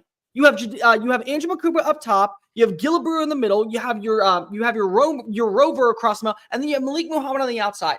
So it's really like four guys that are covering two dudes, and they're not playing that triangle formation. What it is just Ohio State has two other wide receivers that if you threw them on 125 other schools, they would be number one, and they would be enforcers, the exact same way Jeremiah Smith was. So like, stop with that BS. What this was is that it was bad angles to the football. Go back and watch that Travion Henderson touchdown run. Anthony Hill is too far inside. In the pursuit, too, or that goes to the angle, the pursuit that you were talking about. Yep. Andrew Makuba is under pursuing. It was somebody. I'm blanking on who was the third. Tab. It wasn't. Yeah, it was Tap. Yeah, Mookie was too low. He got called.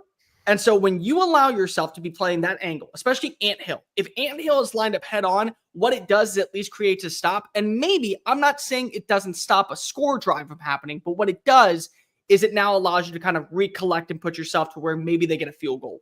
But when you took the angle and you went too far inside, that allowed Henderson to cut back outside, and he was off to the races and no one was near him. The bad pursuit of the angles allow the explosive plays. People want to talk about when it came to the all-out blitz. Guys, it wasn't an all-out blitz. They blitzed 4. You should have blitzed more if you really want to go for it and bring down a guy in Will Howard. But it was bad angles, and there was no separate, and there was clear separation. I mean, Wags, where was the nearest guy from Henderson? You didn't have a spy on him because if you blitzed, the nearest guy was 20 yards downfield, and they all took bad angles to where you watch this 32 cuts to the outside, and he's off to the races for 6 points. I mean, like, that's it. And then the fourth down call. Yeah. I said on the freaking broadcast, and I got made fun of relentlessly by Longhorn fans and by Buckeye fans, saying you don't know about Will Howard. Will Howard is not running the football this game. What? Fourth down.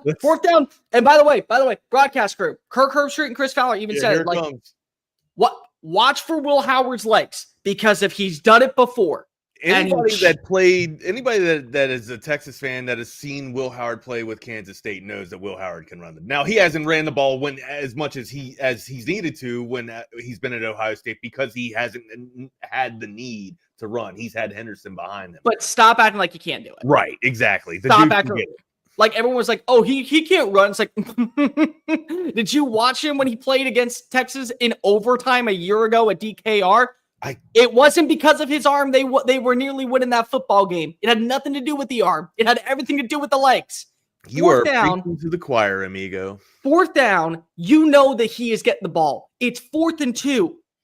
You know it's going to go to him because if it's his body frame, he's 6'3", 240 pounds. Why not?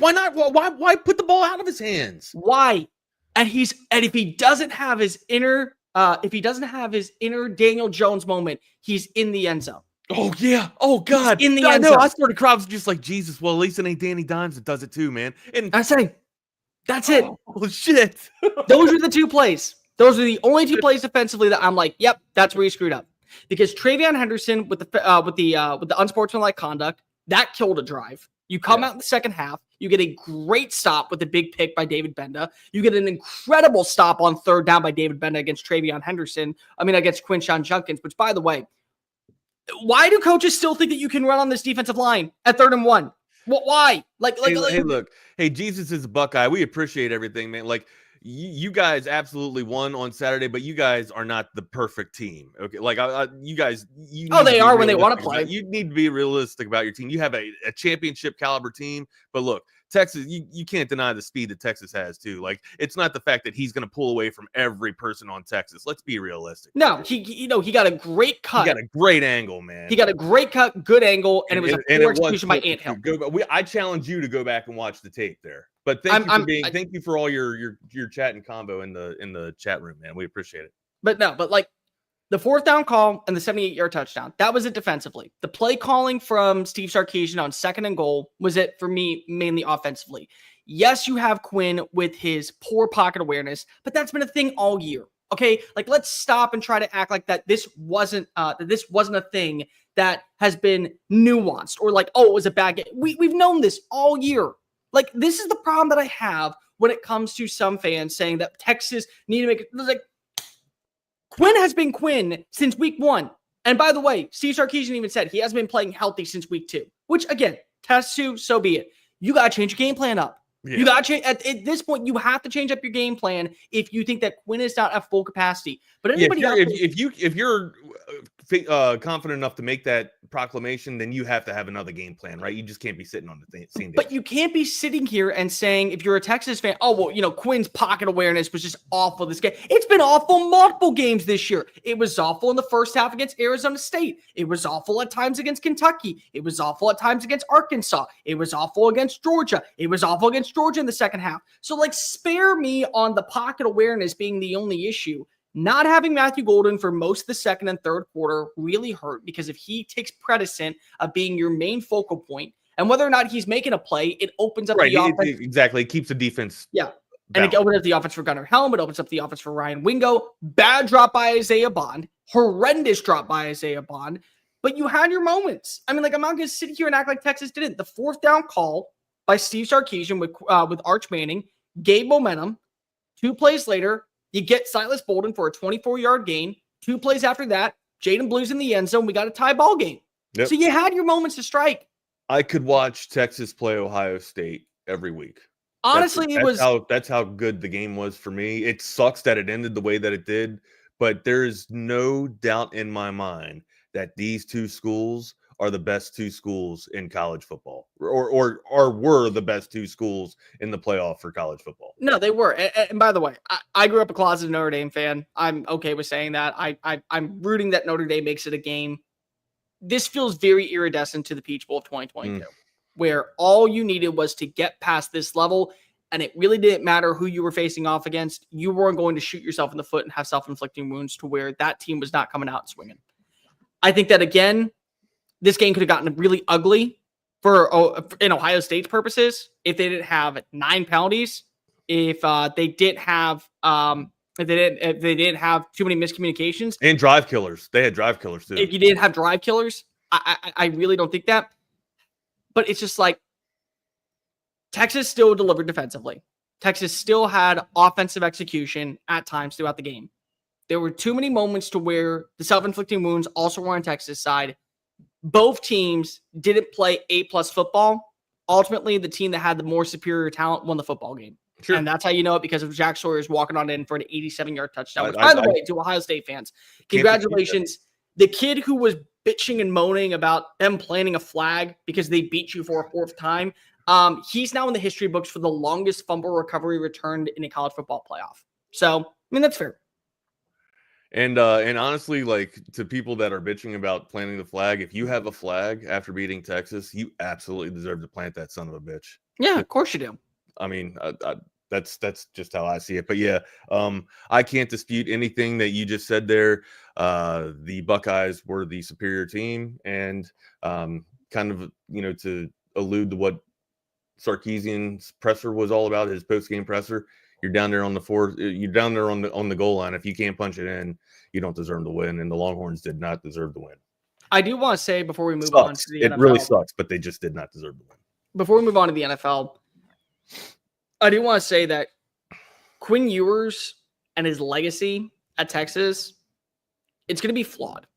I think that we can all agree. What do you say? I mean, one, because he doesn't have the hardware? I think it's because of him not having the hardware that people will say that he didn't get the job done. Twice down inside the red zone, and he couldn't connect for a touchdown. One of the most accomplished quarterbacks in Texas football. Here's the thing. I think that Quinn Ewers, and I'm going to piss off a lot of people with this take and this opinion. I don't really care because I've been standing on it for years. I might as well. You don't care. You live for that. You live to piss people off. Quinn Ewers is going to be like Dak Prescott in 15 years. And what I mean by that is that there are so many fans in the NFL that just love to crap on Dak Prescott. Prescott can't get the job done. Prescott's overrated. Prescott is just an overpaid quarterback. He never was able to get the big time win. You're saying that Quinn will just never be able to win, right? And then when you're looking back at it, is going, well, Dak Prescott took a Cowboys team to the playoffs 5 different times. Dak Prescott is one of 2 quarterbacks in the history of the NFL for the Dallas Cowboys to have multiple 4,000-yard passing seasons. Dak Prescott is a guy who was able to lead his team to multiple division titles. And we're going to shit on him because of it's a meme. But I promise you, the second that he comes back in and he goes and he delivers a performance against the Dallas Cowboys, Cowboys fans are going to realize, crap, we really did actually have a pretty damn good quarterback. And that's going to be Quinn. Because I don't think Arch Manning is ever going to live up to the expectations that Texas fans have. I don't think that Trey Owens I think a national championship will come under the helm of Arch Manning. I don't think that Trey Owens is going to live up to the expectations that we ever see. And here's the thing. What we're going to hear is what we've heard for years in and years out is that, X quarterback is bad, go to his backup. X quarterback isn't living up to expectations, go to his backup. Are you saying the number 2 quarterback will always be the more popular? It's always going to be the more popular option in Austin. It always will until you get over the hump and win a national title. It's been that way since 2009. I saw some meatheads say that Case McCoy is probably more of a comp to Quinn Ewers than Vince Young. And for starters, to Case McCoy. And I'm like, for starters, nobody is comparing either of those two. Nobody is comparing either of those two to Quinn Ewers. Nobody's saying that he's Vince Young. Nobody is saying that he is Case McCoy. Nobody's even saying that he's Colt McCoy. What we're saying is that he's going to go down in history as one of 2 quarterbacks in the last decade to have back-to-back 3,500 passing yard seasons. He's going to be one of 2 quarterbacks to lead his team to at least 1 conference championship and the first quarterback since 2009 to win a conference championship.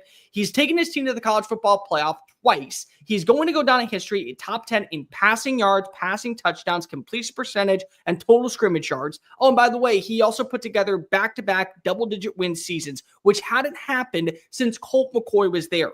The reason why Texas is where it is because of Quinn Ewers and Steve Sarkisian were able to stabilize this roster. And what did they do during that span? Well, they were able to go ahead and build up their recruiting trail. Well, what did they do during that span? Well, they were able to go ahead and get NIL to buy more into the process down on the 40 acres. Well, what else did they do? Well, they were able to riddle the transfer portal to put themselves in a good position to where talent continuously is attracted to Austin. So without Quinn Ewers, Texas wouldn't be where it is today, just like without Steve Sarkisian. So we're never going to give him his flowers when it's due. But in 15, 20 years from now, when we see Texas, if they are a 4-time national championship program, if they are a team that constantly is winning in the SEC, if they are a team that constantly has a culture that is sustainable, regardless of who is the coach, who is the quarterback, what does the personnel look like, it's because if you had the right people to lay the foundation. The foundation would start by Steve Sarkisian and Quinn Ewers. So we're never going to appreciate him, just like we don't appreciate Dak Prescott in Dallas. But the second that you realize that, oh no, things are really south or things are really good, it's either A, because of the quarterback position was so god darn awful, and it will be when Dak is gone in Dallas, or B, our culture is so strong because we had the right leaders. You had the right leaders in Steve Sarkisian and Quinn Ewers. No, I can't dispute that either. Let me ask you this, though, since we're on the topic of Quinn.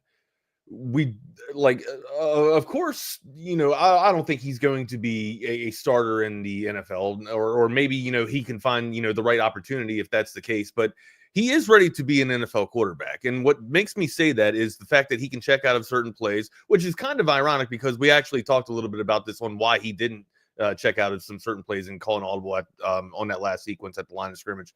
But also, he has that wherewithal to get his team out of a bad play and check into a new one there and then dissect the defense. We saw the throw that he was able to make, the clutch throw that he was able to make against Arizona State there. Sure. But also we know that he's got some just debacle of plays where, who the hell was that through? Is that, or that might just be, miscommunication, but I do think he's got the acumen to be an NFL quarterback. I just don't know how, I don't know how dominant he will be in the NFL. I don't see him putting a team on his shoulders. I don't even see him getting a starting opportunity unless somebody gets hurt and he's able to step into the position. Okay. Colt McCoy was a 12-year player in the NFL, made millions of dollars, and is now going into broadcasting. Great career. And you know what? He got to start some games. He's going to be fine. He's going to be fine. Here's the thing. When I look at Quinn Ewers, when I look at what he could be at the NFL level, I do see a Colt McCoy path. I see a Davis Mills path. I see in the right system, maybe even what Case Keenan was. You can start if you need to. You have a really long career. You're really good. My question is, do you think that if he goes back to school, things are going to change? No. I think he's got the most talent around him right now. And I spoke with Jordan about this too, Jordan Scruggs. I think if he gets out of Texas, he's going to take away some of the speed and some of the opportunities and the weapons that he has around him. And then I also think he's going to get more bad film out there. I think he's at the top of his game right now, or it's as good as he can get. And that's why ultimately I think he needs to enter the NFL draft and just kind of accept where he falls. Honestly, you're playing on. I think he's playing on house money at this point. Here's the thing I will say: you just watch Carson Beck get paid. So that's what I want. That's the fun part I wanted to bring up. You want to call this tampering? No, it's not. No, it's not. It's actually not tampering. You don't. Hold on. You don't think Cavanagh is whispering sweet? It's not tampering. No. Wax, legally, it's not tampering. Because I had to do some research on this. Okay. So when you declare for the NFL draft, before you actually can declare, legally, to put your name in, you have to have representation. Carson Beck never had representation. So what Carson Beck did was exactly what Cam Ward did. So Cam Ward last year said, I'm going to the NFL draft. He never signed an agent. He never got an agent. He was waiting behind. He was still doing some NIL stuff. He never signed an agent that put his name into the NFL draft. So what did that do? Technically, he no longer is allowed to be sitting behind with Washington State. There's no tampering. There's no one saying that they're going out and they're calling him and they're making some moves because if he said he was going to the NFL draft. Shannon Dawson met with Cam Ward's family, gave him an offensive execution and said, if you come here, two things will happen for you. Number one, your draft stock will improve dramatically because of next year's draft class at quarterback is weaker than this year's tenfold. The other thing is we will pay you what you would probably make in the NFL over 2 years for 1 year. What's he getting? So when they did that, what's the bag, $6 million or $4 million? For Carson Beck, it's $4 million, but for Cam, it was about from Cam. What I heard, it was around 3. But still, regardless, so Cam went to school. Cam went to work in Shannon Dawson's offense, and after he crushed it this past year, he's going to be a first-round pick. Now, do I believe that Cam Ward is a first-round talent quarterback? No, I do not. But do I understand the value of the quarterback position, and in a weak draft class, how that only enhances your value? Absolutely, and it did. It absolutely did for a guy like Cam Ward. So because it did, Carson Beck did the exact same thing. He bided his time. He went into the quote-unquote NFL draft to where if he wanted to sign an agent, he could, realizing that he just came off a UCL surgery. He wouldn't be available throughout all of spring to be able to go through the training camp or through combine or through any pro day stuff. So that already would have hurt his draft stock, and he wouldn't really be there until the start of rookie mini camp, which is in mid-June. So already he's hurt his draft stock. He already knows what he has done as a quarterback. They already know how well he has played and how bad he has played. And there is a middle ground. I'll be completely real. As somebody that covers the SEC, watches every single Georgia game, Carson Beck had his moments of disaster. Carson Beck also had the most wide receiver drops in the NFL this year. So there's a giant difference between what Carson Beck was. He did sign with an agent. Because he didn't sign with an agent, anybody can contact him. Okay. Miami contacted him. Miami said, we believe that this is the best fit for you. Here is $4.1 million to come play for us for 1 year. Look at what we did with Cam Ward. You're going to have an entire offseason to get healthy. You're going to be able to better your draft stock. And Cavanagh going to be right there. Showing up at Coral Gables. Cavanagh wasn't used in this whole scenario, Cole. Cavanagh wasn't used as like the deke or the spy. I mean, it probably was, but at the same time, let's be real for a minute. Who was going after him? Because when you look at the names, who was courting? I don't even know who was courting Beck. Texas Tech was the main one, was the main competition. He ain't going to Texas. He ain't going to love it. No. There were rumors that potentially that North Carolina was going to get involved, and then it was Ohio State. And Ohio State, I just don't think that they were ever going to make the right offer because of what they have waiting in the wings with Julian saying. And at some point, you have to realize we got to go to our younger talent, because if we don't go to our younger talent, eventually they're going to leave. Because that's the new rule. Like everyone talks about right now when it comes to Nick Saban. Like I bring up this with Alabama people all the time. Nick Saban and his inability to be able to create a dynasty. We're never going to see that at Alabama again. You're right. Wags, we're never going to see that at Alabama again. We're never going to see that again in college football. I don't think any college is going to be able to stockpile NFL talent anymore. Because you're no longer going to have the depth at certain positions. You're no longer going to be one step forward the way that you were in the past. Oh, we got a 5-star quarterback that's waiting in the wings. No, you don't, because he went to Virginia Tech because he couldn't play for 2 years.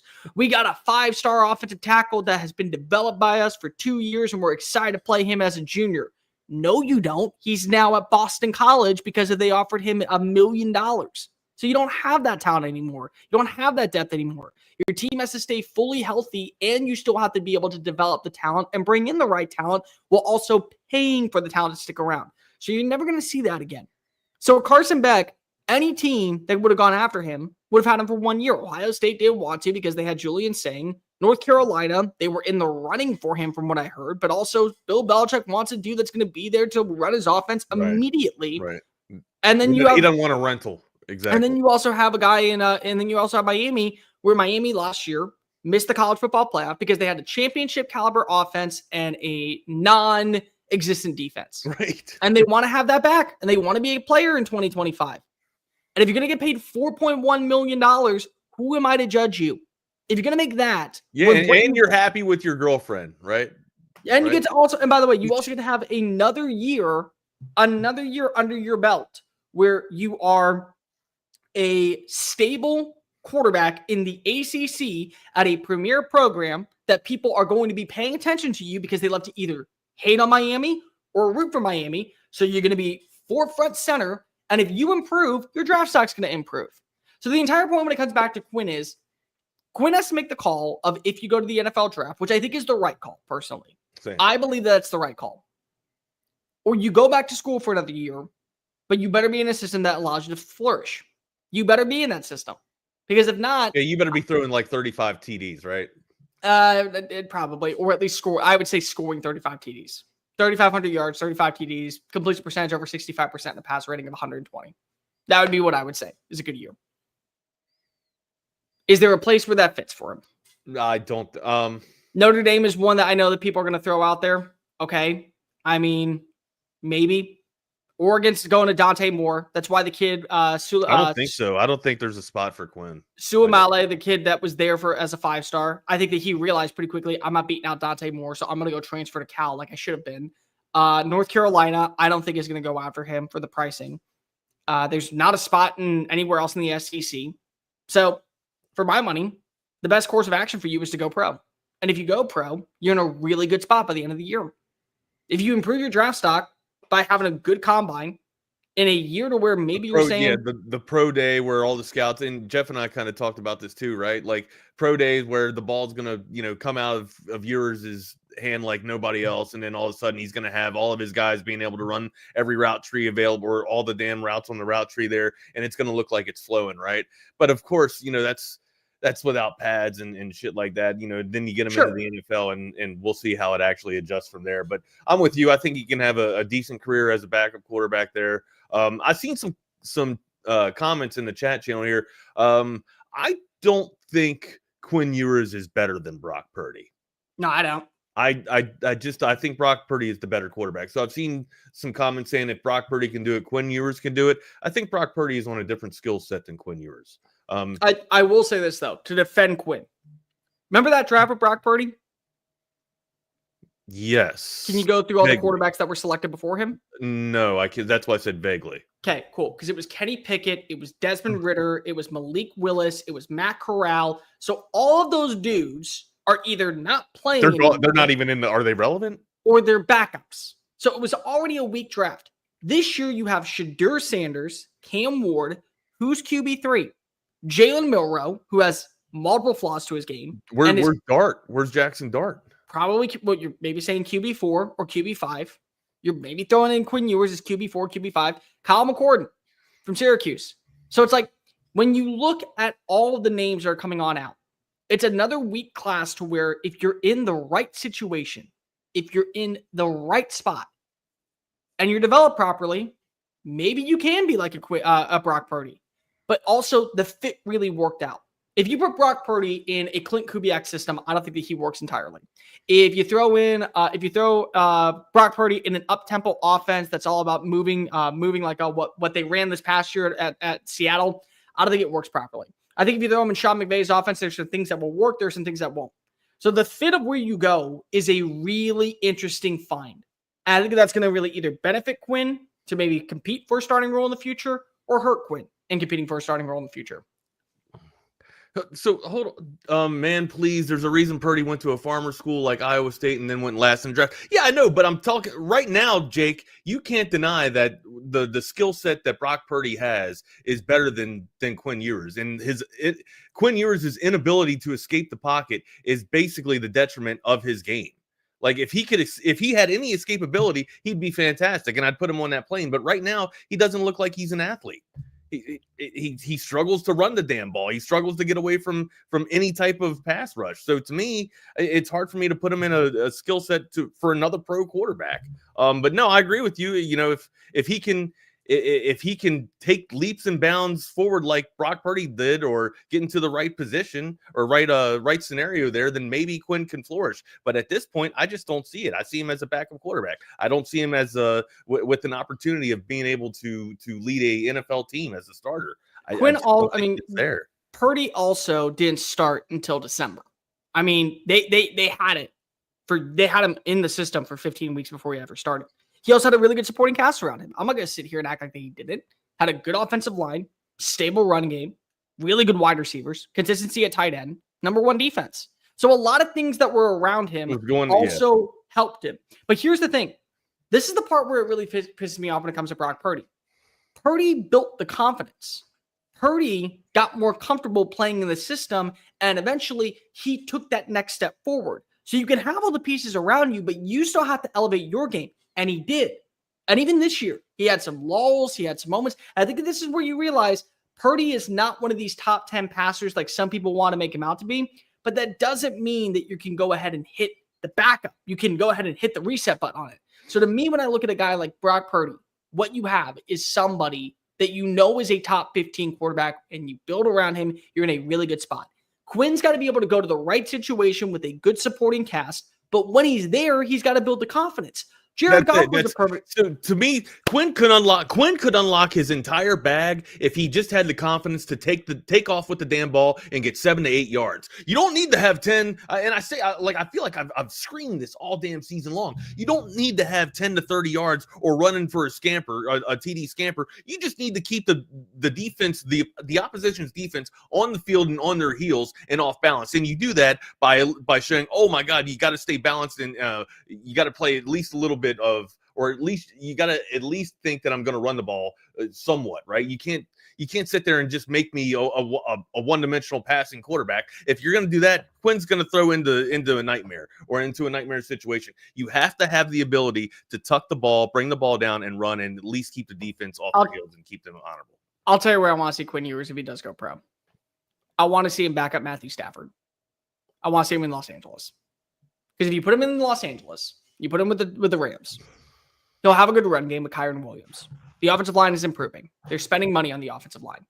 On top of that, they also have 2 wide receivers in Cooper Kupp and in Puka Nacua, both of which are going to be here for at least another year, if not 2.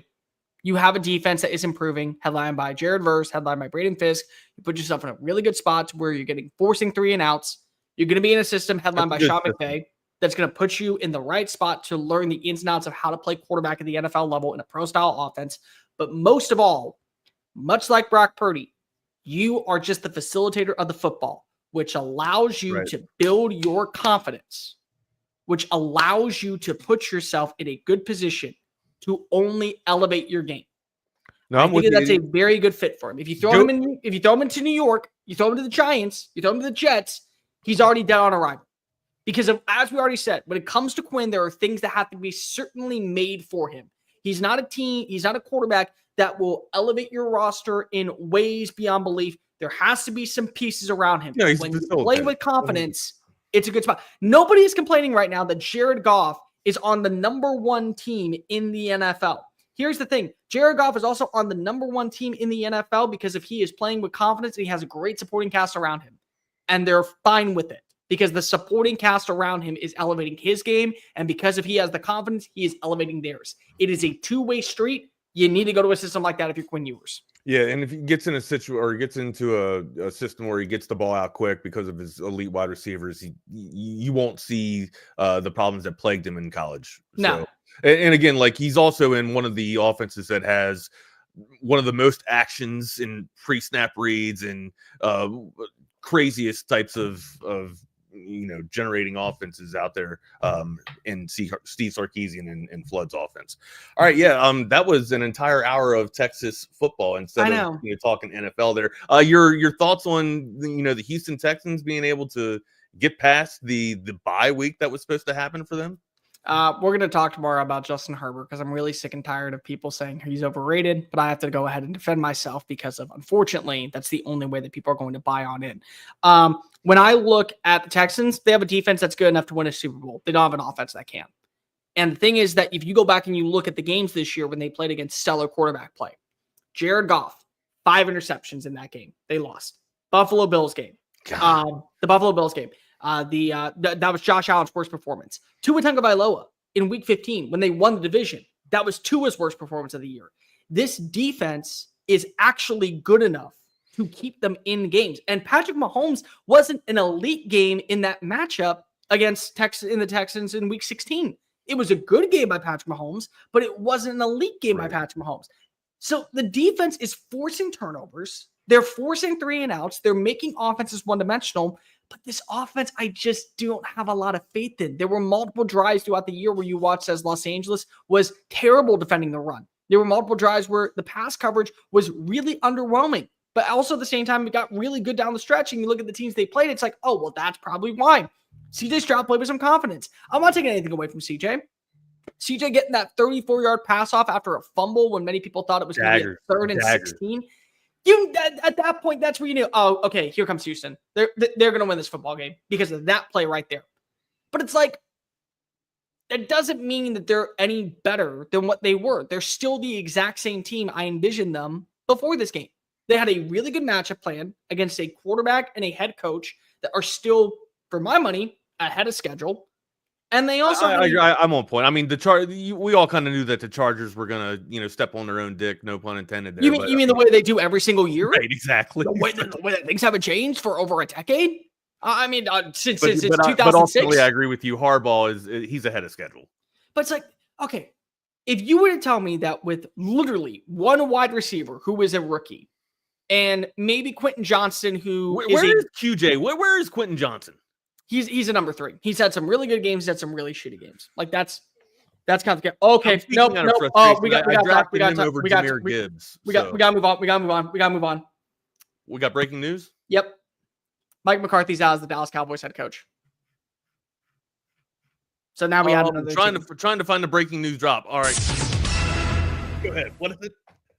Mike McCarthy is out as the Dallas Cowboys head coach. According to Tom Pelissero, the sides could not agree on the length of a contract, and McCarthy will pursue other opportunities.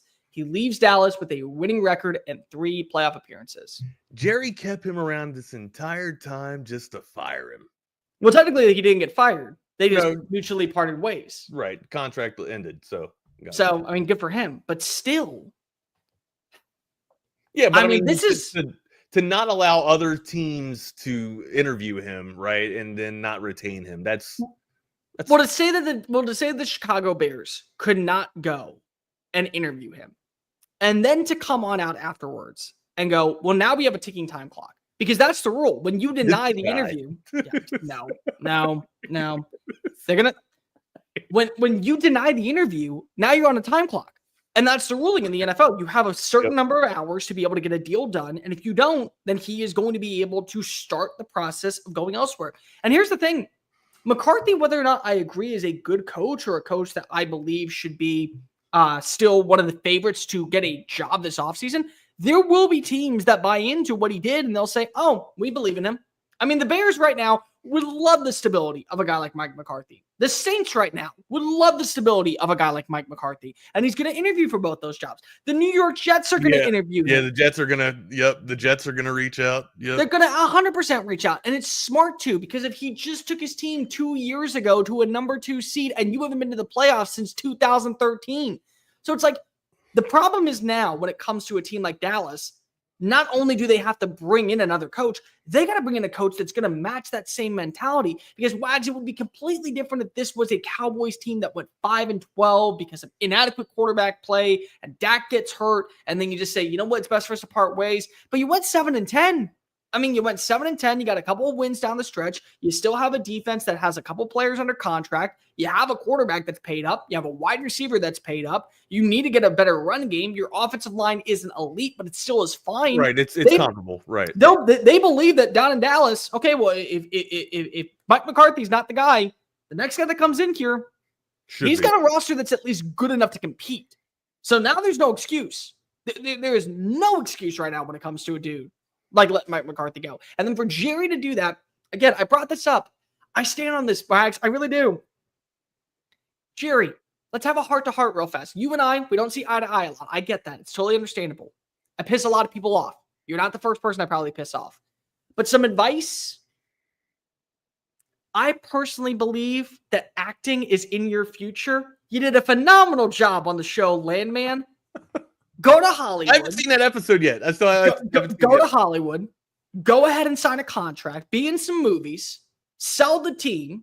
Because then you'll win more gold than you will in winning Lombardi trophies. You'll win an Academy Award before you'll win a Lombardi trophy again. Allow someone else to run the Dallas Cowboys, and everyone walks away because you're a fantastic actor. You brought a tear to my eye, Jerry, and a tear that was of joy, a tear that actually made me feel moved. You're speaking of Landman here. I still need to see that last episode. And as a dude that, loves the Paramount Productions right now, Taylor Sheridan, if you're out there, cast me in one of your series. Put me in Lioness, dude. You need a savvy veteran to go out there and go back to Afghanistan on the big screen. I'm your guy. I'm your guy, Taylor. You want me to wear some KT tape or some KT? What the hell is it? Yeah, it's KT tape. KT tape. You want me to wear some kinetic tape, kinesiology tape on my arm to strap in and put my guns up? Let's go, Taylor Sheridan. Let's go, amigo. He's gonna. Who do you even go after? I don't know. Who do you even go after is my question. I'm not sure if you're the Dallas Cowboys. I don't know what the succession plan is, but I do know who's going after us, and it's the boys from It's Only an Hour. It's Jeff and Jordan. What's up, gentlemen? How are we? Dude, I don't know what the hell the Cowboys are doing. Why?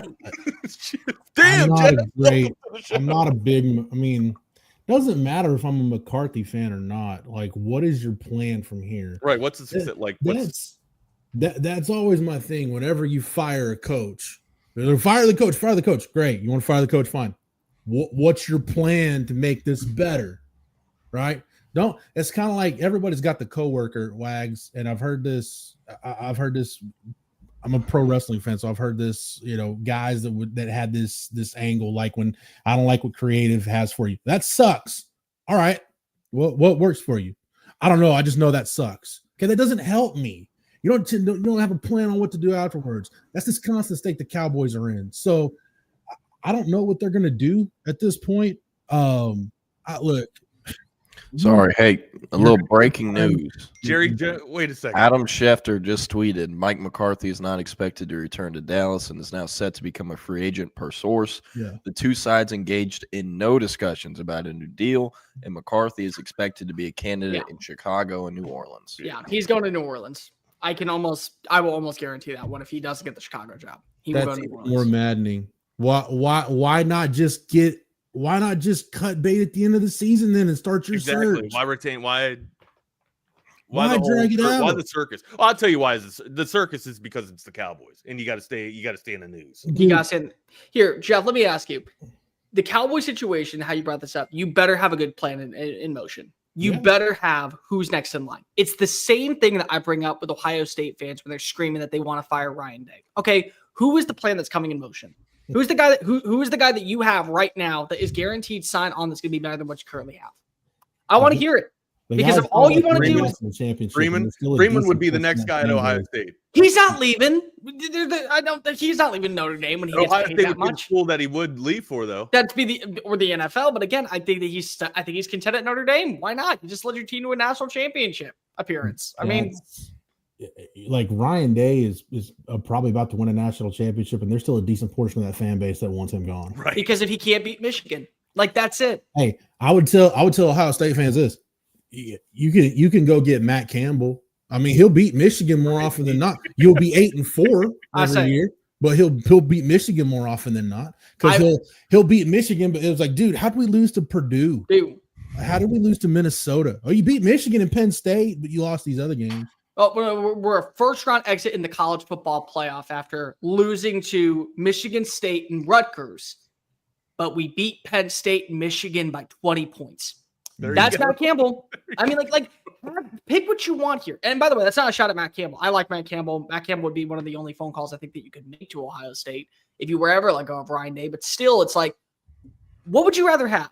A national championship or 2 regular season wins? And I get it. I understand what that rivalry is. But it's not hardware. It's a little bit more than just that. And meanwhile, what do you do if you're Dallas? Okay, we hate Dak Prescott. Dak Prescott's an idiot. He's got to be gone. Okay, what's your backup plan? Who's coming on in and is going to put up better numbers than him? Oh, Mike McCarthy's an idiot. Mike McCarthy's got to go. Okay, what's your backup plan? What's the move? But now you got it. So what's the move, Jerry? Because you didn't like what you had. I guess the move is burn the bridges and see what comes up on shore. I guess that's kind of what Jerry's go-to is.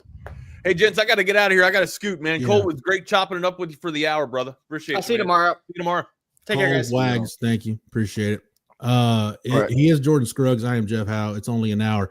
Yeah, I was going to talk Texas, Jordan, but this Cowboys thing, I say we talk a little bit of Cowboys, then move on to Texas and just get the Cowboy stuff out of the system. And it's funny because I saw some of our mutual friends in Dallas at AT&T on Friday during the game and talked a little Cowboys. And the prevailing thought was, I mean, I guess McCarthy's coming back because nothing's happened so far. And now to hear that there were never any negotiations and McCarthy was never coming back. Well, then what the hell did you wait a week and a half for? It's the same old stuff, and I don't know where they go at this point. Like to Cole's point, what he was talking about, like, hey, get rid of Dak. Have you looked at Dak Prescott's contract, Jordan? What it is for 2025? Yeah, I have several thoughts. So on Saturday, we both spoke with people who cover the Cowboys, have plenty of sources in that building. Some of them even work in the building, some of the people we talked to. I've also talked to people outside of just seeing them in person on Saturday just because, as someone who works in the sports industry, football world, whatever you want to call it, the top to bottom mismanagement of the entire franchise is baffling to me. It's incredibly interesting to me because there's no part of me that is a Cowboys fan. I don't root against them. All my friends are Cowboys, fans, but just watching from an unbiased perspective, like it's like a reality show, except there's no cameras, it's like the moves they make. It's like they're doing it so the reality show does better. But again, there's no cameras. So it's just time after time, it's baffling. But what's really baffling, I spoke with multiple people this weekend, and on Friday, I kept saying Saturday, I meant Friday. The game was on Friday. But spoke with multiple people this weekend, and all of them said, when I asked, like, what's going to happen with McCarthy? What are your guys saying? Yeah.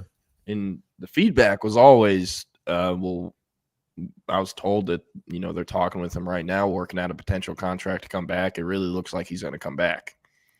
They don't say that for no reason. And with the amount of people that were saying that, it's not like, 20 sources got together and are like, all right, guys, let's fuck with the media. That's not how it works. Yeah. So, like, what was going on there? That's what I want to know. Because I know Schefter reported there were no discussions. Yeah.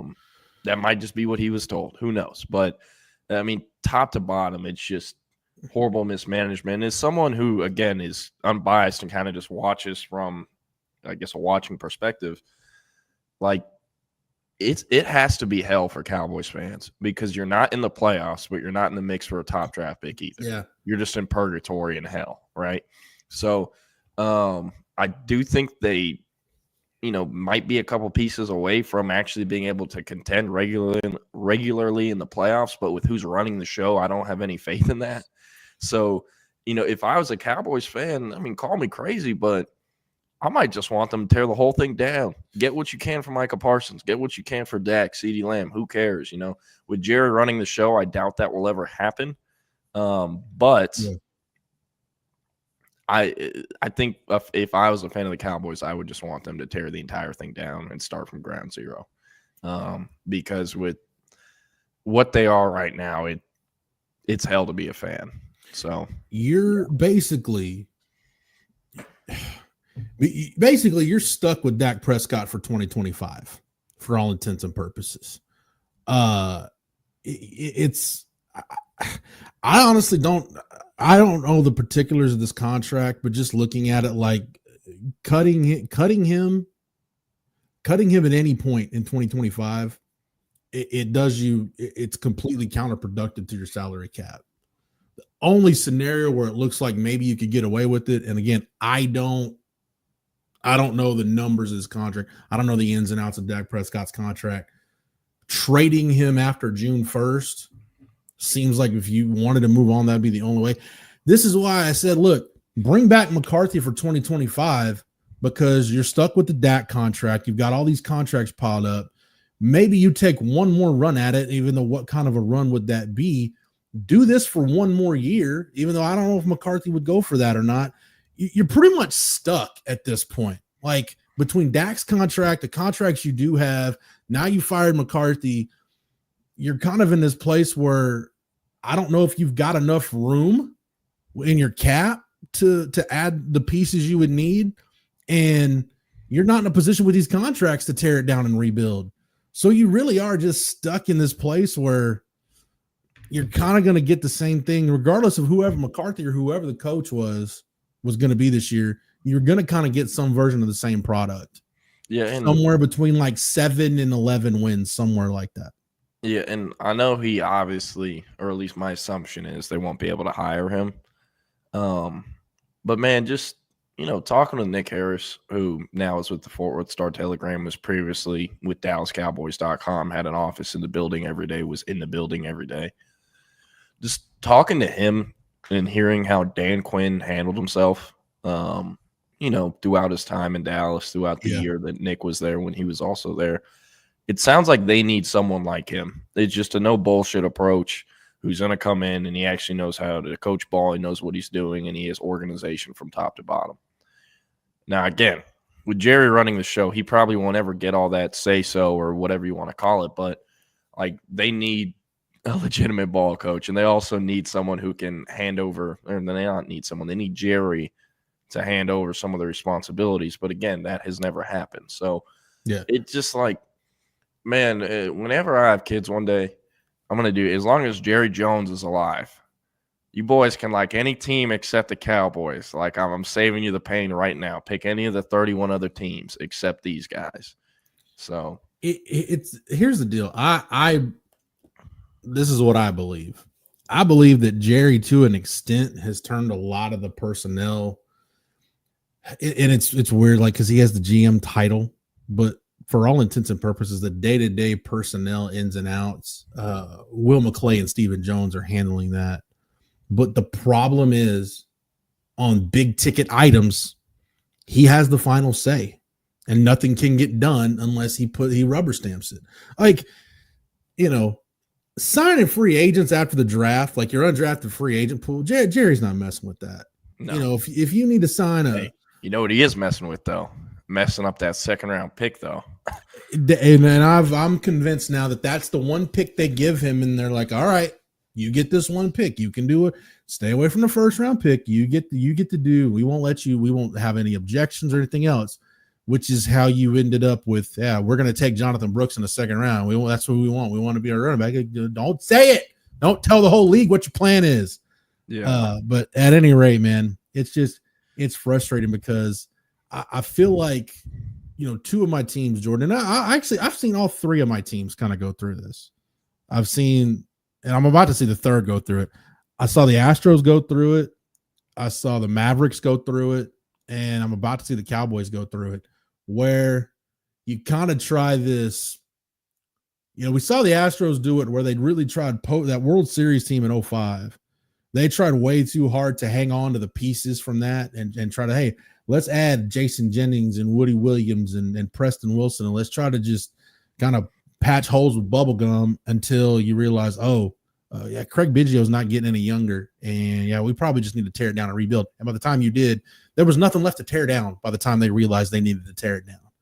And with the Mavericks, every year it was like, all right, we're going to load up and what's the big free agent we're going after this year? We're going to go after Dwight Howard. We're going to go after Darren Williams. We're going to go after fill in the blank free agent. It was DeAndre Jordan a couple of times. Yeah. To the point where when they got screwed by DeAndre Jordan, it was like, oh man, dude, now we actually do have to tear it down and rebuild. Yeah. And by the time they were tearing it down, there was nothing left to tear down by the time ownership and management realized it. And I just feel like the Cowboys are at the point where you're at hey, we're going to patch holes in the boat as best we can, hope this thing stays afloat. But by the time you realize, no, we just need a new boat, the one you're in is already sunk. It's too late. Yeah, I'm fascinated to see what happens with the Cowboys, because they obviously have roster needs. They've shown their dumbasses in free agency, so you can't really expect them to do anything there. So they're going to have to draft a running back. Speaking with multiple sources, it's not going to happen in the first round, apparently. But luckily, it is a pretty damn good running back class. Like guys like Jaden Blue will probably go day 3, which I don't think usually happens. And they can get someone day 2 or day 3, but there are glaring needs there. And also, like, how many years in a row I know every team deals with injuries, but how many years in a row has Dallas had bad injuries at certain spots? And not just the starter, but the second string and third stringer too. Like, folks have to realize, like, the NFL is not college where the first and second stringer go down. You can just go get a kid that is really good. He's just young, and you recruited him there, and you like all these things about him. He's just young and needs some time. That's not how it works. Your third stringer is a dude you're paying less than $1 million, and he's third string for a reason because he went undrafted free agent, and he's really not that good, but he's third string caliber. Him versus starter is night and day compared to third string in college versus starter. There's a big difference there. So they need depth at pretty much every position. They have glaring needs at some positions, and as long as Jerry's running the show, it's going to be his call with just another head coach's name on it. So, like a car wreck, can't just stop or you can't look away from it, and I won't be looking away from it. But you're right now, as of right now, Jordan, your 2023 draft class for the Cowboys, it's the only saving grace you've had in that draft class so far was the year DeMarvion Overshown was having until he got hurt. Yeah, which was what, 13 games you got out of him? 14? Probably not. He's going to have to start the year on IR, and honestly, I don't even know if he's going to play next year. Yeah, when I asked Nick about that, he said, it's too far out to have like a guesstimation of which week, but that there is hope he will be able to play next year in the regular season. So he'll at the very least he'll start the year on IR, and that first, what is it? I think after 8 games you're eligible to come off of IR. Yeah, but last Cowboys, I'm watching Landman last night. Which also is just a dog shit TV show. Like, I get people like it. I get why it's popular. Just like I get why Yellowstone is popular. But it's so unrealistic and so just like extra, all the different lines and scenes. But anyways, like them showing the dude in the hospital and they just cut to Jera giving him the spiel about how he needs to work with his family. Mm-hmm. It's like, man, like what? Why did they think this was a good idea? And 2, like, Jerry, you're trying to look all wholesome and all this, like, you basically just called your kids a bunch of dumbasses because you're a dumbass with how you've managed the entire franchise and you hired all your kids. So apple doesn't fall far from the tree. You got a lot of money, businessman. I get it. I got respect for you there. But in terms of being an owner, you're great at making money, but horrible at making success with the football franchise. So I heard the part. I saw a clip from Pardon My Take where they were talking about the Cowboys, and like Jerry Jones bought the Cowboys in '89. By February of '96, he had already won 3 Super Bowls. What would Jerry Jones have done if you'd have gone to him in February 1996 and told him, hey, this is your last one. 3 Super Bowls you won, you're never going to win another one. This is it. There's no way he'd have believed you. Yeah. Like it's almost like the climb to the top, like the sprint to the top that they had when he bought the team in 89 and they were 1-15, and then in 92 for that Super Bowl team to come together. I think for Jerry, in a lot of ways, I think that was the worst thing that could have happened to him, because success, it happened so fast. To where he thought he was the one, pushing all the buttons and stuff. And not just that, I think the fact that he was proven right. He had his line when he and Jimmy got into it at the owners' meetings where, hey, 500 coaches could coach his team to a Super Bowl. And then he proved himself right. He hired Barry Switzer off the couch and won a Super Bowl. I think he probably thought, yeah, the NFL's not that hard. It's easy. Look, I mean, I just pulled Switzer off the couch and won a Super Bowl. Yeah. But they weren't ready for the salary cap. There was a lot of different things in the 90s that went on. And dude, it's just I don't know. It's for a while he's trying to recreate that, and then you just kind of look at the way the organization has gone since then. I don't know what the vision is right now, Jordan. That's the thing. There is none. There hasn't been one. Yeah. I don't we're going all in, and they signed Ezekiel Elliott as their big name free agent. Like, what in the hell? And like, there never has been a plan. I remember reading a story about how when Todd Dodge was at Southlake, Jerry Jones tried to hire him tried to interview him, and he was going to hire him no matter what the interview was, but he tried to hire him to be tight ends coach. You want to know what the problem was?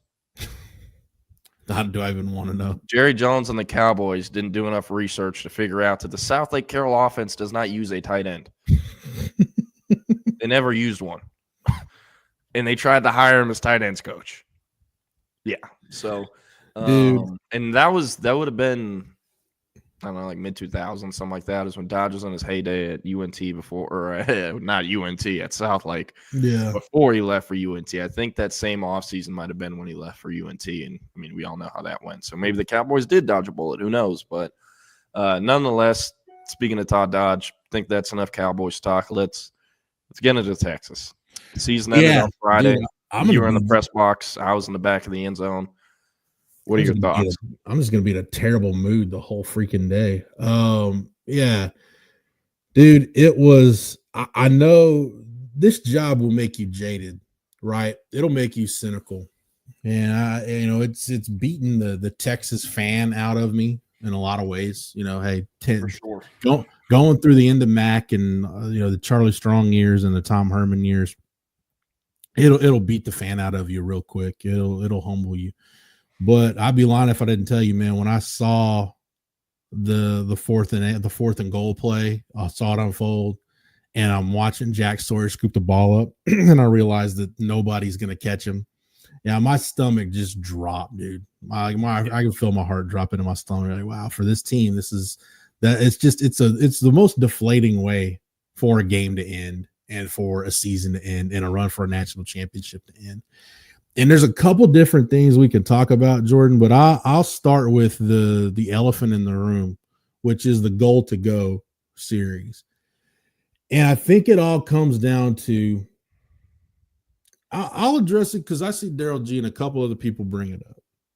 I don't think Sark needs to hire an offensive coordinator. I don't think he needs to hire a play caller. And here's why I say that.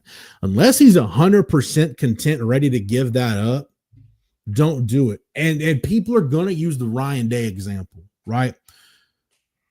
You look at Ryan Day giving up play calling. First off, if you think Ryan Day is still not very much involved in that Ohio State offense, you're fooling yourself. Second off, it just so happens that Ryan Day's mentor is Chip Kelly, who was looking to get out of UCLA, just needed a get out of jail free card, and Ryan Day offered him the golden parachute to come call plays at Ohio State. Sark doesn't have any kind of mentors like that. He's going to go call Pete Carroll to call plays for him. No, Norv Turner's not coming to call plays at Texas. Norm Chow's not coming to call plays at Texas, right? So that's just not going to happen. Sark doesn't have that kind of mentor. One, two. the Texas offense, it's not like we're talking about Jimbo Fisher's A&M offense, right? Like you're not that bad of a shape where he's got to give up the call sheet on game day. It's causing it's a detriment to your program now. It's causing negative effects for your program. What I do think though is Sark needs to find an identity in the red zone. They've got to find their red zone identity, Jordan, because I wrote about that for our roundtable that came out last night. Like, hey, the topic was what needs to happen for Texas to get over the hump in 2025. And I look at Sark and, you can look at all kinds of numbers. You can look at trends. The numbers and the trends I looked at, red zone offense has gotten worse every year he's been there. If you just look at red zone conversion rate, it's got now touchdown rate is a different thing, and I'll get into that. But you look at that red zone scoring rate. If I can pull it up real quick, just give me a sec. I was not prepared for this. All right, so red zone scoring rate under Sark. Go back to year one, that 5-7 team. They were fourth in the country in red zone offense. Scoring rate was 93.6%. And in touchdown rate, they were top 5 in the country in touchdown rate in the red zone. Yeah, and the O-line was respectfully dog shit, but they had a Bijan Robinson and a Roshan Johnson. I'm glad you brought that up. Go to the following season. Texas was 19th in the country in red zone scoring rate. Now, touchdown rate dropped to the point where you were 65th in the country in touchdown rate. Here's the difference, though. Bijan and Roshan, those two combined for 15 of the offense's 35 red zone touchdowns in 2021. They combined for 19 of the offense's 36 touchdowns in 2022. So 53% of the red zone touchdowns in 2022, even though your touchdown rate dropped, you still had Bijan and Roshan accounting for well over 50% of your touchdowns. You had an identity in the red zone. It was your two NFL running backs, and that should be your identity. Let's go to 2023. In 2023, you go from 19th, and you go from a top 20 red zone offense to 90th in the country in red zone scoring rate. You went from, what was your scoring rate? In 2022, your scoring rate was 89.7%. You're down to just above 80% in 2023 with a 50% touchdown rate. You were 120th in the country last year in red zone touchdown rate. And this year, the touchdown rate was up. You went from 50.8% to 63.8%. So you're just outside the top 50 nationally in touchdown rate. But your red zone scoring rate, you're under 80% for the year, 79.7, 101st in the country. It's the worst red zone scoring rate under Sark. So red zone scoring, you've gotten worse every year. Yep. You lost Roshan and Bijan, but it's not like you're hurting for weapons. Like you've still got weapons, but you've gotten progressively worse in the red zone every year. Yeah, and I don't know what the number is now, but I'm pretty sure heading into the Ohio State game, Texas averaged like 3.15 points per red zone trip. It was like bottom 10 in the country. Do you know how ass that is? Terrible. It's awful. And, hey guys, Texas, one of the worst teams in red zone offensively. You know who is second best in the country red zone defensively? The Buckeyes. Yeah. And they have a Caleb Downs who, everyone's talking about him making that play. Yes, Trey Wisner stiff-armed him into the turf, but if that doesn't happen, he might be able to get the edge. I personally think Lathan Ransom is going to make the tackle no matter what, with or without Caleb Downs shooting the gap on that play. But, it was a horrible red zone possession. And, I can't think of another one, Jordan. Maybe it reminded me of the Texas OU game in 2023. This was worse, though, not just because of the stakes of the game, like the calls actually, you couldn't. Yeah. And correct me if I'm wrong. The goal-to-go series against OU, Sark ran a toss during that series too, didn't they? I think so, but it didn't lose as much yardage, and they tried going up the middle several times, if I remember correctly. And then they ran the screen to Xavier Worthy on the tunnel screen to Worthy on 4th down and couldn't get it. Kind of want to go back to what you were saying about Jack Sawyer's play at the end. Like, never in my life have I had a big a moment as like that where it's like, did that just happen? Mm-hmm. Like, that's what it felt like. And because it felt like that, I'm like looking around like, holy shit, this is real. There's no flags. Yeah. Holy shit. And like, I'm at the back of the end zone they were trying to score into right there, seeing the whole thing. And it was just, holy shit, this is real. And, with people are talking about Quinn Ewers, people are talking about the play calling. Very few people are bringing up how Cam Williams had his ass beat all night by Jack Sawyer. And I do not think Cam Williams is 100% by any means. There are multiple plays when they're in pass pro, and he's just not getting vertical up the field, and he's not even getting horizontal. He's coming out of his stance and is moving his feet, but he's not moving anywhere. And Jack Sawyer's running around him, running through him, and, I mean, he dominated him. Mm-hmm. That last play was, a great reflection of what Jack Sawyer did to Cam Williams all night. Yeah. And – even Kelvin Banks, he graded out pretty well, I think, PFF-wise. Early on, I think JTT was giving Kelvin Banks a little bit of fits. And then JTT went down with the injury, took a minute to come back. And by then, I think Kelvin had kind of, centered himself, and he was good to go the rest of the game. He was just fine. But, like, man, I kept asking myself, like, how many times does Cam Williams have to get beat for them to put Trevor Gooseby in? I get it. It's Jack Sawyer. I get it. He's likely a day one pick and all that. Trust me, I get it. I don't think they would have done that to Cam in that situation. I think if he's healthy enough to play, then you ride with him. Yeah, that's just my thing on the offensive line. The offensive line to me is a different animal than any other position group. Well, what about all the rotations with DJ Campbell and Cole Hudson? DJ Campbell's healthy. Okay. I'm glad you brought that up, because let's just break down that since we're talking about it, let's just break down that goal to go series at the end. On 1st down, they bring in Jaden Chapman. They go heavy. They brought Jaden Chapman and Nate Kibble. And if you watch that play, Nate Kibble gets blown up, and the guy who Nate Kibble is supposed to block is who makes that tackle. Right. Also want to talk about that. Why in the hell in that game are you putting a true freshman offensive lineman who has not played all year outside of special teams into block? That's a very horrible good decision making in my opinion. And Jaden Chapman, like, I get it. You have those two guys, but why are those the two guys you used at those positions? And, like, again, you haven't had Nate Kibble on the field blocking anyone outside of special teams the entire year, if I'm not mistaken. And you chose to stick him on the line of scrimmage to have the most important block for the running back to get into the end zone at that part in the game with the chance to go to the national championship. Like Malik Ogbo couldn't do that? Yeah, it's the same thing as, like, why the hell is Keelan Robinson on kick return with the cast on? It's the other personnel decision. Go back and look at the right guard on that play. Who's lined up at right guard? It's not DJ Campbell.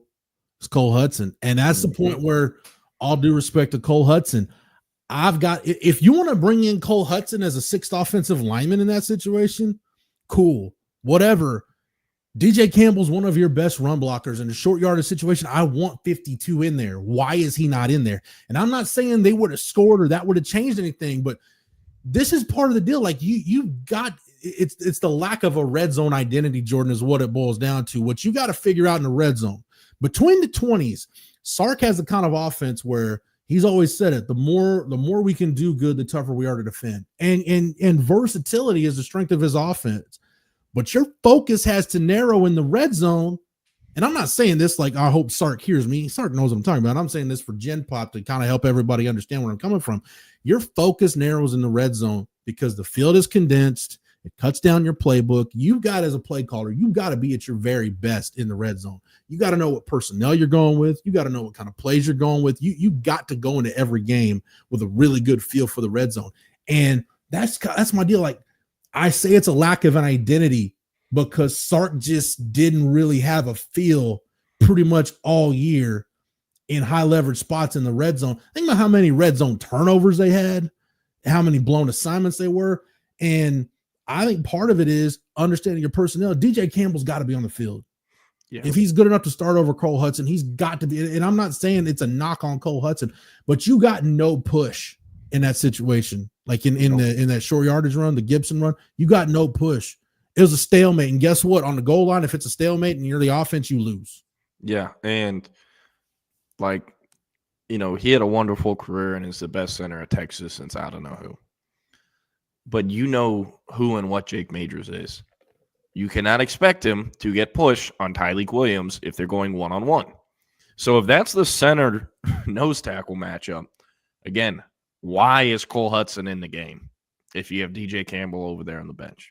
That's why I don't like – one of the reasons why I don't like the jumbo package. You're already condensed vertically because of the down and distance. A jumbo package just condenses you and hamstrings you horizontally. I want to spread it. It may look. I guess it depends on what your take is on how you feel about the Texas offensive line. If you thought the Texas offensive line should have just been able to match people at the point of attack, this group, they got to where they could do that against certain opponents. But against a Georgia, against an Ohio State, it just wasn't the kind of group that you could count on. And against those elite defensive lines, you can't count on them to just match people and win every single battle. You're going to win some, you're going to lose some. So to me, if the talent is even, or if the other side has better line of scrimmage talent, I got to help my guys out as much as possible, which means I got to spread things out a little bit. I got to get some of those bodies out of the box. And you know what? If Ohio State's still going to have their safeties in, if they're still going to condense everything inside, then throw the ball in the red zone. I don't mind throwing the ball down there. Granted, I don't want to see the fade, but I'd throw the ball. Like, it's just a lack of an identity. It's a lack of feel. It's all the same thing. It all boils down to the same thing. And Daryl G, I see your point. You say this is why he needs an OC, not because of play calling, but player utilization, more eyes on his players. That's not a Sark problem. If the wrong offensive line personnel is not in, that's on Kyle Flood. If the wrong tight end personnel is not in, that's on Jeff Banks. Or if it's a running back situation, that's on Tashard Choice. That's why you have open communication with your staff. Now, the problem is if it's Sark being stubborn and hard-headed and doesn't care isn't listening to anybody, that's a different conversation. But if the coaches have free reign to put personnel in certain situations, then that's on whoever the position coach is. Yeah, and I mean, not just the personnel I have questions about. I mean, obviously the play calling. And I get what Sark said in the presser afterwards, being, we got stuffed and we tried to run it up the middle, so we went away from it. I get going away from it from a player too. Man, you're telling me you're going to give up once trying to run it up the middle? And also, like, I know everyone keeps saying it in here, and it's probably pretty common sense that all of us have thought it. But, like, dude, you're on the 1 yard line. You can't line up Quinn Ewers under center and lean forward into the end zone, or at least try it. Or stick Arch Manning in. The one play you called Arch Manning in on 4th and 1, what did he do? He got you a first down. How many times this year has he called Arch Manning in on a designed run and it either got 0 yards or lost any? I can't think of an instance. Because they didn't overdo it like they did at Tyrone Swoops and the 18-wheeler thing where you were telegraphing the play call, right? Yeah. They didn't do it enough. So if I can't think of an instance where Arch lost yards on that play design, run it again. He's 6'4", 225 for a reason. Use that. Not every team has that. And I've seen some people speculate that Manning got concussed on the 4th and 1 play, but if nothing has come out about that, then we're not going to address that really. I can tell you this from what I saw. Every time there was a media timeout and I looked at who Quinn was throwing with, Arch still had his helmet on and was throwing with Quinn between play stoppages, like during the change of possession. So if he's still involved there, that tells me if he's in concussion protocol, then he's not anywhere near the field. If he's in concussion protocol, he's not anywhere near the field after the game. Yeah, and also, like, you don't have to QB sneak it. Maybe try it once, but try something. Why does Jarrett Gibson get 1 carry the entire game and then you just give it up? Try something. It doesn't have to be a heavy set. Try jumping over the top like Bo Jackson. I don't care. You have to score there, right? And Joey Austin brings up a good point. Even if they got stopped on 4 runs, Texas D would have had Ohio State pinned deep. Sark also talked about that in the presser and said, obviously, that's what the plan was, but Jack Sawyer had other, had other plans himself. But can I bring this up though? Chip brought this up. I'm sure Chip will bring this up on his show because I'm sure he and Zay will talk about it. And I was like, you know what? That's crazy enough to work. You still had 2 timeouts and the 2-minute timeout. Yep. And granted, like the odds are long. Like you need to get a 3 and out and get good field position, everything else. And that was most likely going to be your best scoring opportunity. In other words, there was no guarantee you get another possession. So I don't fault Sark for not taking the points. But to me, the argument for the field goal is you had no feel for what to call down there. Nothing was working. And you had gone from 1st and goal inside the 1 to 4th and goal at the 8. At that point, do you salvage the possession and just say, you know what? Let's just get the 3. Trust our defense. Let's hope we get another possession. I know that's dicey, but you can't have the turnover and have a 14-point swing right there either. So it's kind of damned if you do, damned if you don't. I know that's very much second guessing Monday morning quarterbacking, but I would have, in other words, I'm saying if Sark would have taken the points, Jordan, you can rationalize it. You might, nobody would have agreed with it. And I don't think he was ever intending on doing it, but I would almost agree with it just because, man, it was so bad that it's like, dude, let's just salvage a field goal out of this. Yeah. Yeah, and CB, I said the same thing to people after the game. Like, man, I wasn't in New Orleans for the Washington game, but that felt similar. And it felt different to me because it's one of those. It feels different to me because of this. The Washington game last year. Even thinking about it, like, man, if they lose this game, they lose it because Michael Penix just balled the F out. Like, you got a really good quarterback on a hot night, and it was what it was. Everything went in your way. The breaks you needed to get on Friday, you got them. Ohio State shot themselves in the foot with penalties. They turned the ball over. You were able to get some stops on them. Will Howard reverted to Will Spill the Pill Howard, which we talked about, Jordan. That version of Will Howard was in there somewhere. And he was probably going to show up at some point during this run for Ohio State, and he showed up on Friday. Yeah. You were able to stop their run game. You did a great job against Jeremiah. You held Jeremiah Smith to 1 catch for 3 yards. You hold Jeremiah Smith to 1 catch for 3 yards and hold that offense to 21 points. That should be enough for you to win that ball game. That set up exactly the way it needed to for you to win. That was the frustrating thing for me because everything lined up. There was no, this guy played the game of his life or this thing happened. It was, dude, you're right freaking there. You're right there. Every break you needed to get, you got right up until that goal-to-go series. Yeah. I mean, the Will Howard thing was kind of fascinating to me, seeing Texas fans be like, wow, he's gotten a lot better.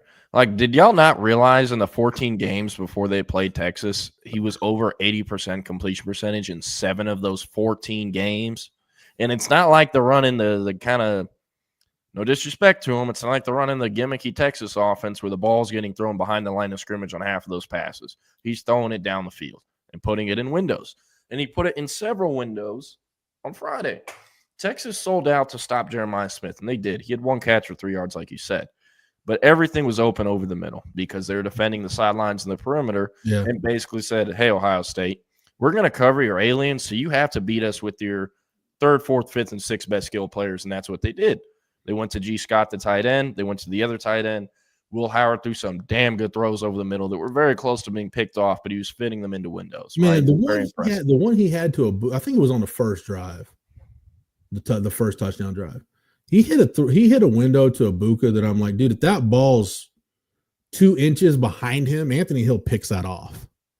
Like he had to throw that right where he threw it. So he did revert to Spill the Pill, but hey, Will Howard, people forget Will Howard won a Big 12 championship as Kansas State's quarterback. It's not like he's not a garbage player.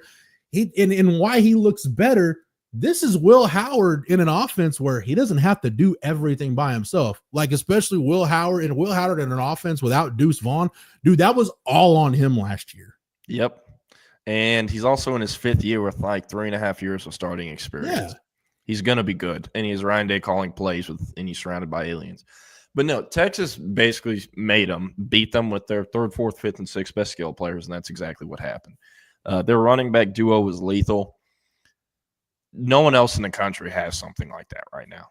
Texas has not played something like that. This says all that needs to be said about Will Howard, Jordan. I'm sorry. This says all this says. Will Howard almost beat Texas at K-State. What will people think he'd do with a $20 million roster? Exactly. You give him Jeremy, dude, Carnell Tate would have been his number 1 with a bullet at Ohio State. Carnell Tate struggles at times to get targets in Ohio State's offense because there's so many mouths to feed. And by the way, did I not call that Carnell Tate had the drops? And I was like, he's probably going to drop one pass that Ohio State fans are like, see, there it is. He's got the drops again. Dude dropped a touchdown, just a slant. It had it. It hit him in the worst place to hit a receiver, right in the hands. Yeah, that was very lucky for Texas, but he did set a career high in every single But Judson scored 2 plays later, so it really didn't matter. It was a wash. So. Yeah, but with Judkins and Trey Henderson, it is so hard to defend that. No one else has that in the country. You can't prep for that. And I mean, I don't know how, but Ohio State's entire skill room and offense looked like they were less worn down than Texas was heading into the game, during the game, all that. It seemed like the Ohio State running backs had fresher legs than what Texas had. And that's just an observation from being on the field. I'll disagree with you. I'll disagree with you and agree with you, because what you saw was the difference between the Ohio State backs and the Texas backs. Mm-hmm. The Ohio State backs are the kind of backs that they're going to maximize every touch with their ability to break tackles, yards after contact. And I'm not knocking Trey Wisner and Jaden Blue. Those guys gave hellacious efforts. And Jaden Blue's now off to the NFL, which we knew. You had to know there was going to be attrition in that running back room somehow. There's one football to go around in which CJ Baxter coming back. Somebody has to go. But that was the difference, I think, between the two backfields. 4 really talented guys, but Judkins and Henderson, especially Judkins in short yardage situations, was able to maximize more of his runs than Wisner and Blue were. That's as simple as that. And also, I see and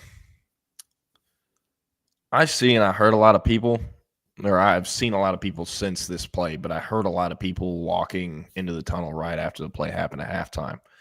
The play where Trey Henderson goes 75 yards, the first play from scrimmage after Texas scored their first touchdown, everyone is like, man, PK is a dumbass. He ran a blitz. They rushed 3. They had 4 on the line, and they rushed 3. It was not a blitz. Pressure, yeah. What happened was they basically ran prevent. Colin Simmons dropped back into coverage about 10 yards down the field. He was originally on the line, lined up. They had 4 on the line, and Colin dropped back. And their O-line had 20 yards to run before they blocked someone. Yeah. And you had Trey Henderson, who is used on special teams, effectively returning a punt. Mm-hmm. He just had to wait till his guys got blocks, and then he hit the hole, and he was gone. It was so deflating for Texas. All the momentum squeezed out right then. And I thought, honestly, once Ohio State got the ball out of half and they were driving, I'm like, shit, this is over. And then David Benda got the pick. It was awesome. One of David Benda's best games, by the way. The pill showed up and David Benda took advantage. Okay, so there were 13 seconds left when Ohio State got the ball. Or actually, my bad. There were it was less than a minute. 29 seconds left. But they're at the 25. Jordan, so my thing is right there, whatever pressure you want to run a simulated pressure, show it and then drop out, that's fine, whatever. But post snap, this is why I had a problem with vacating right there, because hey, I want to do whatever I can to keep them from getting a 2-for-1. I'm talking about 2-for-1 scoring. I'm not talking about 2-for-1 touchdown. I can't let them score right here, which means I don't want to give up a big play to let them get in the field goal range. So it's really, considering how good the defense played, I almost feel like I'm nitpicking PK by that on that play. But yeah, I'm not. It was just a really good player made a really good play for Ohio State, and they had way too much time to set up the blocks. He waited and he took off. They in that situation, they had a great counter to your call. Yeah, I mean that's and Michael Taft has been great all year on that play. It was one bad call by PK and one bad angle by Michael Taft really is what got you beat right there. And I'm not putting it on Michael Taft, but you're the last line of defense right there, and it's kind of like he kind of did what a defender does in basketball. You're going to go over a screen, you're going to go over the top of a screen, you're going to try to go under it. He tried to go under it. It was a bad angle, and nobody was there to stop Trey Henderson. But at the very least, even if Taft makes that play, Ohio State's still in a position to probably get a field goal right there, regardless. So no doubt.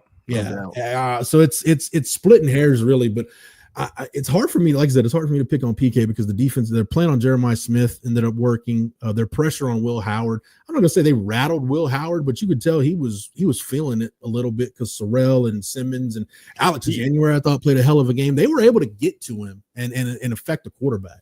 Yeah, he still made. Plenty like the scoring play we're talking about. Trey Moore is in his face and he throws a dime to Trey Henderson. Mm-hmm. Now the ball's still going behind the line of scrimmage, but not every quarterback in college can make that play. I don't even know if Quinn Ewers can make that play. Speaking of Quinn, let's talk about his performance a little. We talked about it all year. What version of number 3 is going to show up? Because there are several different versions of number 3. Went about as I expected from Quinn's perspective. Had one interception on the stat sheet. It obviously came at the end in that situation, which he kind of always has interceptions in weird-ass situations like that, or he either bounces off someone's hand or something. You can't blame him for that one, though. I mean, the game was over. They weren't going to win at that point. You're talking about it's with dumb. Quinn, I think it was a very, Quinn performance. He was on the money some plays, a lot of balls behind the line of scrimmage, a lot of balls within 10 air yards, and he missed some guys. Yes, everyone is talking about, Isaiah Bond's drop. Could have been a better throw. He also should not have jumped in the air and dropped the ball. That was bad on his part. But also, if Matt Golden is down for like 2.5 quarters or whatever it was before I guess the Toradol kicks in, whatever they injected him with, why is Isaiah Bond being used as a decoy? Like, he's clearly not 100% healthy, but I feel like there's something more they can do there. And honestly, something I've been thinking about a lot. Texas recruits a lot of speed at receiver. They have a track team. Isaiah Bond went sub 10.5 in high school multiple times, right? Mm-hmm. So did Ryan Niblett. And pretty much every other guy, if they run track, it was sub 1,100 meter times. They built a track team at receiver. What is the point of having those types of receivers if you can't put the ball down the field consistently? It takes away a lot of the potential to use them. But once Matt Golden went down and it was clear Bond wasn't who Bond is, in terms of health, it felt like I was kind of watching Georgia, where they just have guys playing receiver, but it's kind of gadget guys that aren't really full-time receivers. And, I don't want to say DeAndre Moore is that, but DeAndre Moore has, I feel like, a decent ways to go until he's actually making a true impact as DeAndre Moore as a starting level receiver at Texas as receiver 1, 2, or 3. Mm-hmm. Silas Bolden, I thought, played really well. That play where he kind of rolled over the guy and then kept running, got 10 more yards, was awesome. But athletically, physically, he is limited with his size and frame. He just is. Right? Yeah. And I bring this up. I think those guys are better than the gadget types that Georgia has, but they were not getting open. They weren't. And a lot of people weren't talking about that. Yes, Quinn missed throws. That play where Gunnar Helm got his shit rocked. Why is that ball going to the moon? Get it down. It was just he threw it too high. The throw to Matt Golden once he came back, missed him. There are a few other times he missed guys where they need those throws, and you can't have them back. I think Ryan Wingo's youth showed up too, because there was 2 throws that they were so bad I couldn't tell him, like, either Quinn threw the wrong spot or Wingo ran the wrong route. Like, it was so bad I didn't know. Somebody was at fault big time. I don't know who, but yeah, I mean, that's a young cat. Just I don't want to say the moment was too big for him or anything like that, but it's just you could tell that's a freshman wide receiver that has played quite a bit, but hadn't been in like the high leverage situations like Jeremiah Smith has been in, and they're 2 different players anyways. So as good as Ryan Wingo is, he's not Jeremiah Smith. Once Golden went down, they needed the other guys to step up, and they were kind of struggling to get open. I don't know how much you could see that on the broadcast because I know a lot of the secondary is not in the frame. But from being on the field, I mean, I was watching guys struggle to get open. It felt kind of like A&M versus Notre Dame to begin the year. everyone was like, man, Connor Wigman sucks. He can't hit these guys. And yes, he had a bad game. But also Notre Dame secondary shut down the A&M receiver room. They just couldn't get open. Yeah. And everyone is taken out on Wigman. It feels kind of similar to that with Quinn Ewers. I think people are giving the Ohio State defense more credit than they gave Notre Dame's. You know, Caleb Downs is an impossible player to ignore, and they have 2 first-round edge rushers on each side. And they also got Cody Simon. So, and like the guy I talked about, I'm like, hey, everybody's talking about JTT and Jack Sawyer and Caleb Downs. That's great, but Tyleik Williams is probably gonna be a first rounder too. That's a 330-pound nose. So moving like he's 250. Yeah, you know they have a great defense, and they have another wizard calling the plays just like Texas does. They got Jim Knowles over there. He's played Sark. He knows what he's doing. And the last time he played Texas, his team came back down multiple scores to win the game in Austin, Oklahoma State in 2021. So we still got to get into this tomorrow because there's so much to unpack. But, you know, to kind of, for today at least, wrap up the talk about Quinn, like you said, it was the typical 2024 game we've come to expect from Quinn Ewers, which is disappointing because it leaves you wanting more because when it clicks, when it works, and honestly, the way his season has gone with the injuries and everything else, you know, maybe he was at some point you just had to admit that kind of he is what he is for this year. And maybe that changes in the NFL. Maybe he, I don't know, changes something with his body, whatever it is. I don't know. But, you know, when I think for the most part, Jordan, I think he's getting by on experience and feel and the stuff that when you start, you know, 36 games in college, I think at some point you just have some innate skills and abilities that get you by. But there were balls that in between the Peach Bowl and the Cotton Bowl, there were balls that he was throwing at guys' feet or throwing them behind guys that I'm like, dude, the 2023 version of Quinn Ewers puts that ball on him or leads him or doesn't do some of the stuff we saw him do this year.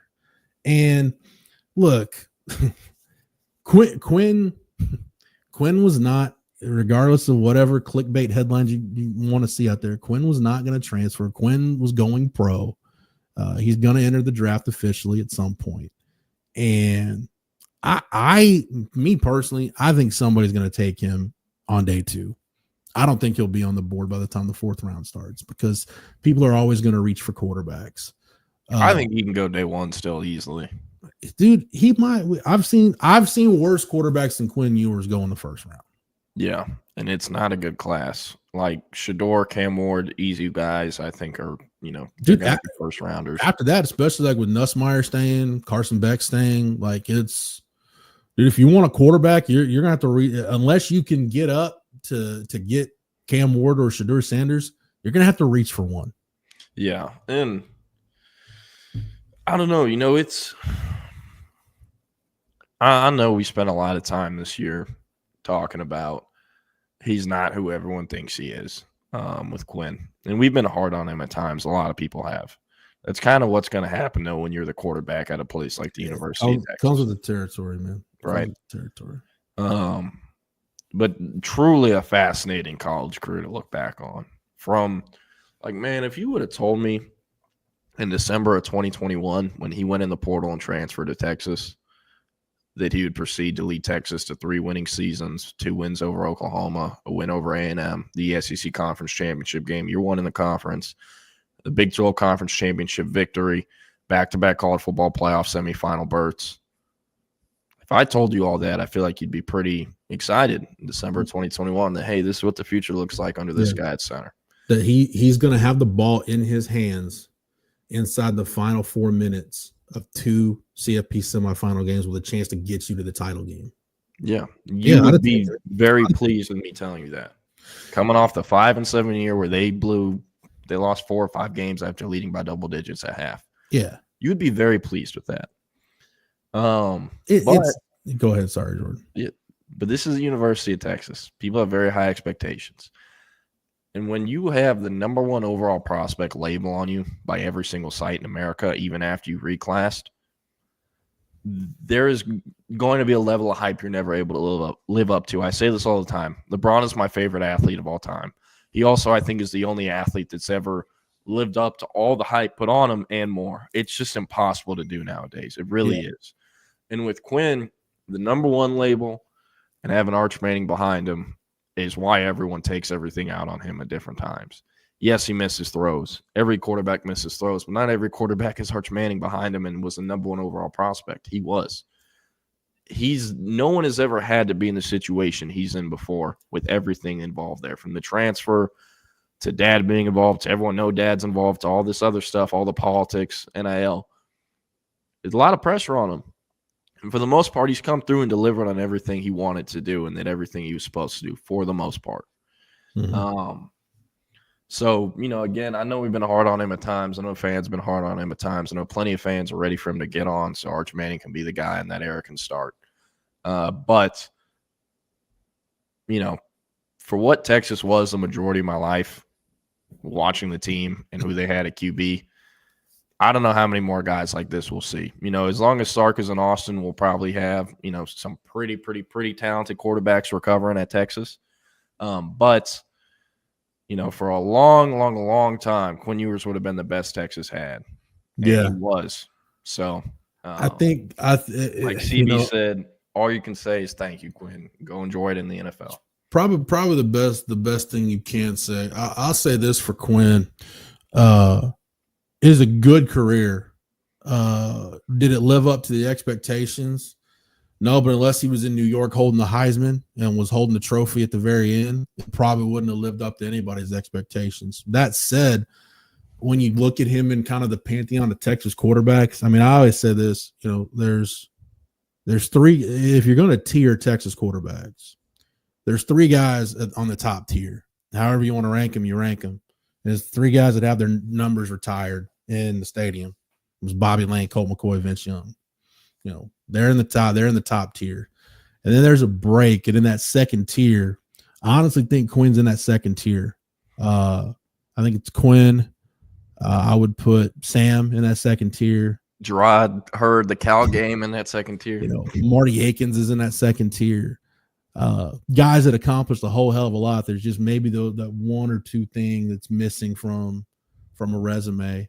Marty Akins, it's the individual honors because he was an All-American. With Sam, it's the numbers and the production. With Quinn, it's the team success. So I mean, he's probably, if you're ranking the quarterbacks at Texas, you can make an argument that Quinn Ewers is in the top 5. Yeah. No, I mean, you 1000% can. And it's like, it's crazy how much time has flown by. Like, I remember exactly where I was on a Waco feeder road trying to get into the Westlake Katy playoff game when I got the notification Kelvin Banks went public to Texas. Mm-hmm. That feels like yesterday. And in the time since, I've started a full-time job. Let's put a big asterisk on 3 conference championships for James Brown. A&M being on probation was, yes, Texas technically shared the Southwest Conference Championship in '94, but A&M was on probation and could not win it. But so, yeah, technically, yes, but yeah, put an asterisk there. But man, with the last 3 years have flown by. Yeah. That 2022 class, it was reported the entire year of 2021 that the 2022 class needed to be a foundational class that would start Texas and get the ball rolling back to where Texas should be. And they got the best offensive linemen since I don't know who in that class. I got several other offensive linemen, including one that started day one as well, Cole Hudson. People still forget about that. We've looked at that class a lot in retrospect. It's very interesting, very hit or miss. It's either, this dude became all conference or this dude transferred and is now at X school. That's kind of the breakdown on that class for the most part. But, man, they got so much out of that class. They got everything they needed. And for all those guys, I kind of grouped Quinn Ewers into the 2022 class, even though he's a 2021 kid, because he transferred in and moved in same time those guys did. Yeah. Man, there is nothing you can say but thank you to those guys. They left Texas 1,000% in a better place than where they found it. And it's not even close. There's no question about it. And also, like, man, I remember I haven't talked to him since he moved in. And if I did, I wouldn't tell y'all, but I can say I haven't talked to him since he moved in. But Connor Robertson, When he was at Westlake, I talked to him a lot. And a lot of people think Connor Robertson is born and raised in Austin. He actually was, and he's from the Northeast. And then when COVID hit and they couldn't play football in Connecticut, he moved to Westlake because his parents were from Austin. That's kind of how that happened. But talking to him his senior year at Texas, he was really big behind-the-scenes recruiter for that 2022 class. Mm-hmm. And, we talk on the phone, we text, communicate other stuff. And I remember asking him, like, man, Texas is 5-7, and they're losing in some of the worst ways you can possibly lose. Like, what is kind of keeping you and these other guys in the boat and so locked in and committed? Because, it doesn't seem like you're really worried about anyone decommitting or you decommitting. And he's like, man, honestly, he's like, I can't speak for the other people, but we want to be the first class that comes through here and turns it around. He gets Texas back to where Texas is supposed to be.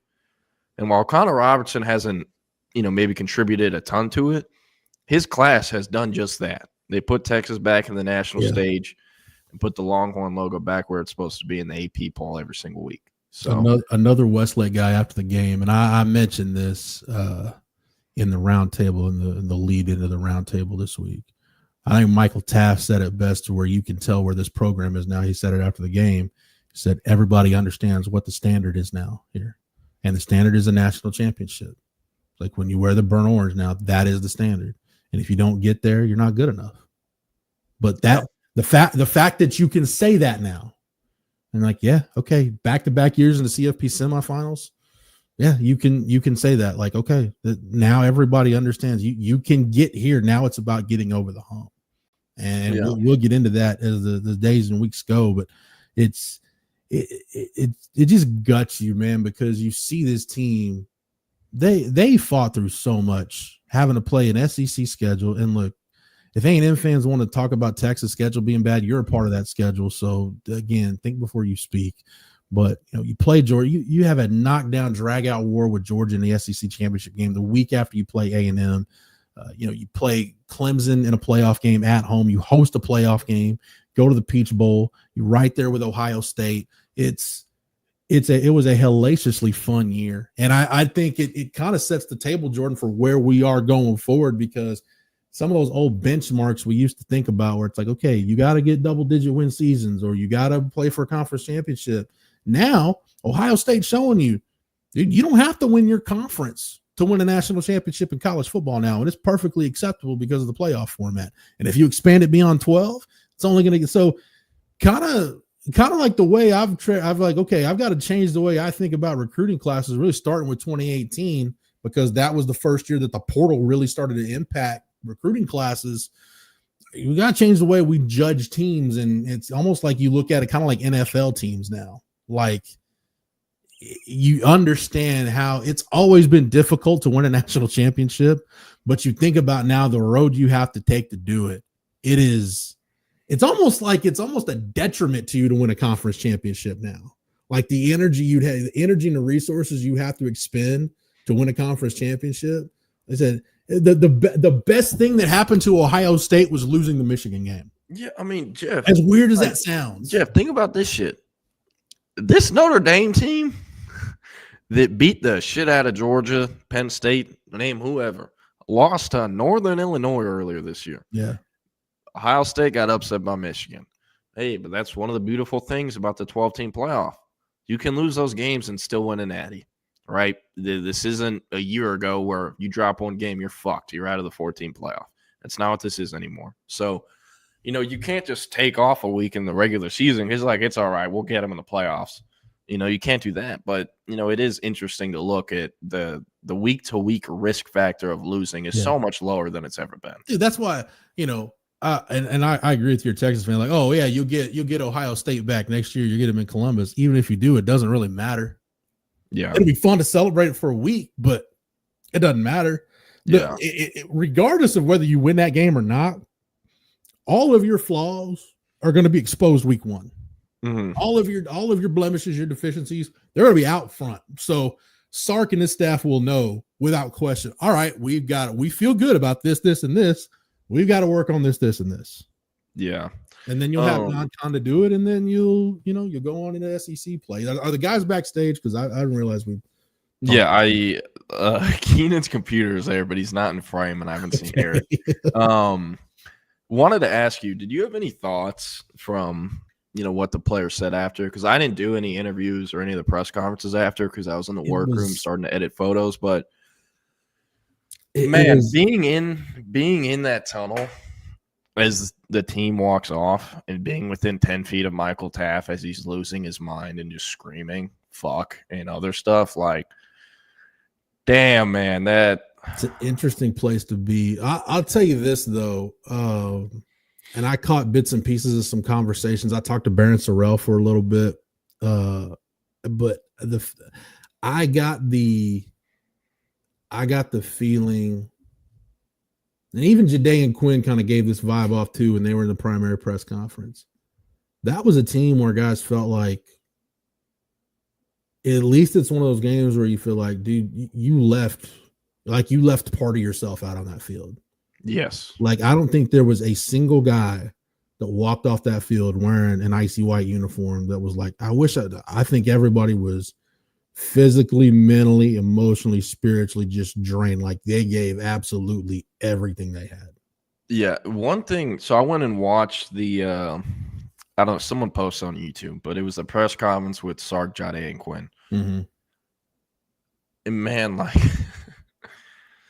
let's be honest. Quinn has been media trained since his sophomore year of high school. He was the number one player, then he debuted as the number one player. He's been media trained. He knows what to say and what not to say. But it was very interesting watching him do that interview after. It felt he did not answer questions the way he usually answers them. Just the way he words his words, the way he starts his response, whatever you want to call it, it felt different. It felt much more open and relaxed. And I think a big part of that was because the weight's kind of off his shoulders. You know what I mean? The season's over. His Texas career's over. His college career's over, and it's time to go to the league. And I think he was very candid in his responses because, again, that weight is off of his shoulders. And I noticed that on YouTube. I was not in the press conference. I was watching that on a TV. So I thought that was interesting. I thought, Sark taking credit for fucking up the play calls was very responsible of him. And I think, he gave a pretty decent explanation. That's about what I expected from Sark in that scenario after they just lost the way they did. Mm-hmm. And I mean, yeah, that kind of sums it up. But to be honest with you, I mean, Michael Taft hasn't come out and announced anything. I think most people are reporting the same thing, that he expects to come back. I kind of expect him back. I expect him back more than I expect him to go to the draft. I'll tell you what, that he's probably going to get a decent NIL package because at this point you need him to come back. Yeah, that boy getting paid. Because Makuba's gone. You got Jelani McDonald coming back, but man, we talked about it. I don't want to get too far into 2025 right now. There's no guarantee that Derek Williams is going to be healthy and ready to go week 1. Yeah. So hey, the good thing is they signed. They have this Jonah Williams guy coming in. Oh, and hey, like this time last year, we were all, and granted, rightfully so, we were hyped about Xavier Filsaime. That's a guy that didn't play a lot this year that we're still excited about. So Jonah Williams, Filsaime is going to be a big spring for those guys. But yeah, you need. I think from a leadership culture standpoint, having Michael Taft back will be big. Yeah, and that's another thing, Jordan. Like you look at this kind of 2-year run, really, where you had that group that left last year, the Jalen Ford, Christian Jones, Jordan Whittington leadership core, and now you're going to miss out on the kind of the Quinn, Jade, Baron Sorrell, Jake Majors, that group. It's time for that next group to step up. And if Michael Taft's a part of that group, I feel a little bit better about, things staying on the rails. Yeah. So Horns 24/7 this morning for the Stampede, Hank and I did 10 burning questions for Texas as they head into the off season. We have a lot of stuff similar to that where it's, a lot of the leaders are gone or potentially going to be gone. Who's going to step up? And something I've kind of been thinking about, when I got home Friday night after the game, my girlfriend watched the whole game and she's like, "What's up with Quinn?" I'm like, "What do you mean?" She's like, "He shows no emotion. Like, if he's the QB, isn't he supposed to be like the leader getting guys ready?" And I'm like, that's kind of who he is. That's just who he is, right? Yeah. So who are the other leaders on that offense? There wasn't really a clear vocal leader, in my opinion, but the guys we knew were leaders, at least in the locker room and other things, were Kelvin Banks and Gunnar Helm besides Quinn. Yeah. Those guys are gone. Quinn is gone. Arch Manning is obviously the guy, but I don't think we've gotten a big enough sample size to quite decide what type of leader he is, vocal or quiet like Quinn, I guess, but someone is going to have to step up on the offense as a vocal leader, as the guy. I think CJ Baxter is a really good candidate for that, especially with what he's done being injured the entire year. Mm-hmm. But there are a lot of questions I have about who's going to step up where. And luckily, Texas has shown they're really good at coming through and figuring it out. Think about this time last year. I watched a video a friend of the show, Corey Mose, put out this morning on Twitter. Man, this time last year, all everyone is talking about is, how the hell is Texas replacing Byron Murphy and T'Vondre Sweat? Yeah. Alfred Collins and Vernon Broughton, they're not going first and second round probably, but, they filled those gaps pretty damn well. Mm-hmm. And at other spots too, they filled Jalen Ford pretty well. So, yes, there are questions we have right now, but again, Texas has shown they can answer those questions and answer them well. Yeah. So, I see the guys in the back now. Jeff, I don't know if you have anything else, but I would go just ahead say and this bring them in. Before, and Keenan and Eric, we'll get out of here quick, but I would say this too. When two of the better rotational defensive tackles they picked up for this year were Bill Norton and Jermaine Lole. Both of those guys were post-spring ads. Yeah. You still can find quality guys. There's still going to be it's not, and I don't know, Jordan, maybe this is one of those years because everybody's talked about, hey, the portal class wasn't as deep in the winter window. Maybe it's just going to be one of those deals where maybe the spring window there's a couple of big time guys in there. I don't know. You never know what the portal's going to do. So yeah, I know I keep using this word, but I'm genuinely fascinated to see what happens in the April window because there were multiple guys that I think Texas had a lot of interest in or would have had a lot of interest in. They never entered the portal. Kenneth Grant. So the pool of portal talent wasn't that good.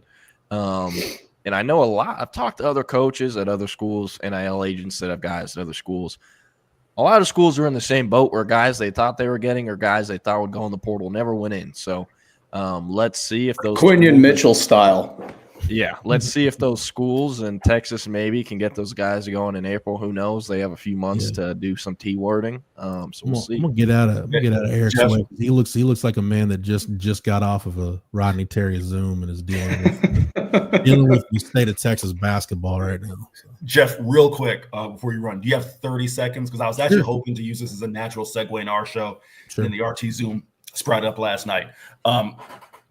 Going to talk about Quinn Ewers and kind of his legacy. I know Keenan wanted to talk about that. Jeff, I would love your thoughts on this. I'm going to throw this out as a hypothetical. It'll be a natural segue in our show. I tweeted this out just, flippantly about kind of wondering the negativity around Quinn Ewers and not expect that tweet to have like 3,000 likes and all the interaction it did. But I've landed on this a while ago with sports. And this was actually a board post on our boards, Jeff. Yeah. This is my thought about it, right? Why people get so fired up and so, again, maybe negativity, but just it draws such strong emotion. For people like us who cover sports, it's one thing, right? It's work or we have a background in sports. We played it, whatever. It took me a while to figure out. I think for 75% of the audience, sports is just entertainment. And sports are the one form of entertainment. If you go to a movie, you can decide I'm going to watch a comedy, a horror, or an action movie, whatever. You go watch, your favorite artist, you go to a concert, you can decide that's going to go. You don't know if it's going to be good or bad, but at least you made the decision. Sports is one form of entertainment that it's a 50-50 shot. You spent your hard-earned money and you may get pissed off. Yeah. Fair? Yeah. That's kind of where I've come in because I see all the negativity around Quinn and I feel like that's just what it is. So I'm glad to know that I'm not that far off. This is how I've compartmentalized and rationalized the Quinn negativity. And Texas fans, you know who you are. There were people in this fan base who thought the best thing that was going to happen to Texas was Sam Ehlinger moving on and Casey Thompson taking over. So there you have it. Appreciate it, fellas. Yeah. There's also, hey, real quick, last thing, Jeff. Those same people are the same people that thought Hudson Card was the answer when Texas leaked to the media Hudson Card was a starter right before the 2022 season when they knew the entire time it was Quinn. If you remember that, do you remember what I'm talking about? Yeah. Because it was like some people reported it, but I remember hearing that and being like, "This is bullshit." Like, who are y'all fooling? Quinn's the starter. This is where being a pro wrestling fan helps me. I think everything is a work until I hear otherwise. Yeah, but those real quick, Jeff, those fans, those Ohio State fans, they lived up to the billing. Yeah, so my nephew's an Ohio State grad, and yeah, I went in for a hug, and he spilled some beer on my shoulder. He's like, "Oh, sorry." I was like, "I'll just tell somebody, an Ohio State fan, dump beer on me, and everybody will understand it." Dude, what happened was there was a guy in a jersey that said "Days Sober 0." That was the jersey name.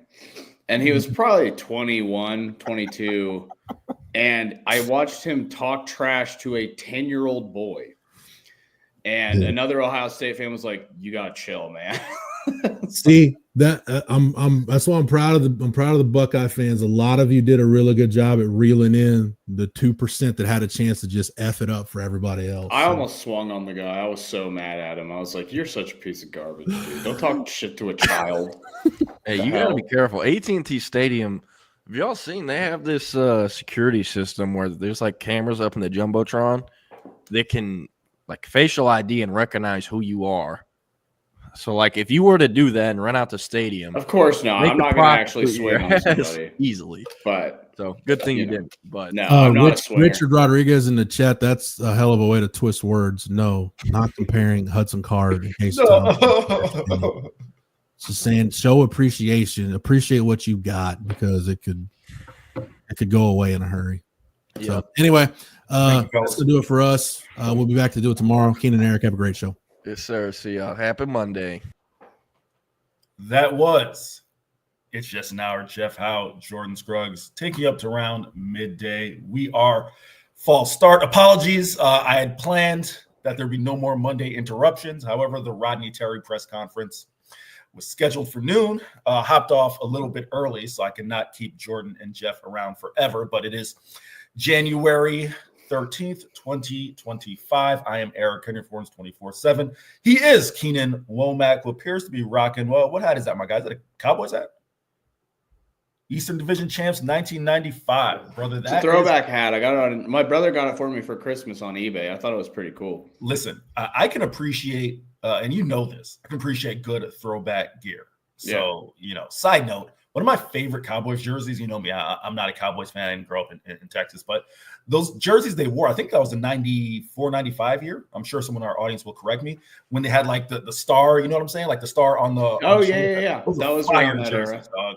They wear those sometimes. They'll throw back to those. Yeah. Those are one of my favorite jerseys to use on Madden. Like when you go with the alternate jerseys. Love those, by the way. But as Jeff said, just came out of the Rodney Terry press conference. Quick update there. I will give Keenan some time to talk hoops later on.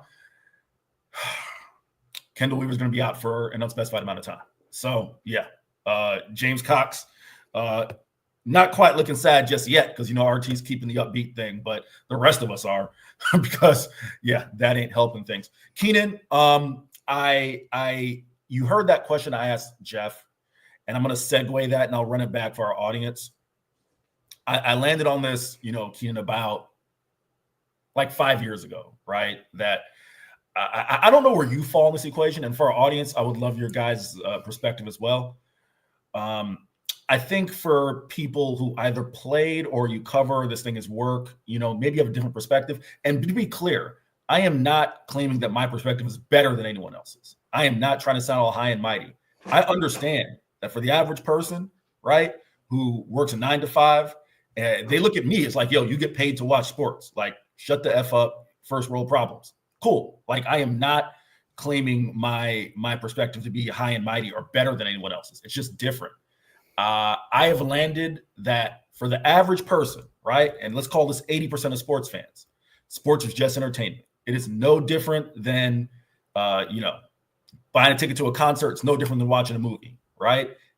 But the difference is with sports, there's a 50-50 shot that you spend your hard-earned money and you're going to leave pissed off, right? You have no control. If you want to go watch that movie and you decide halfway through, like, yo, this shit is ass. All right, you can leave and go watch another movie. Guess what? If your team loses and they suck, you don't get enough to just go rerun it back to a different movie, right? You're stuck with that team for either 16, 17 weeks, an 82 game year or 162 game year, or you got to wait, in the case of football, another week to see that team suck again. First off, would you agree that sports is just entertainment for really majority of sports fans?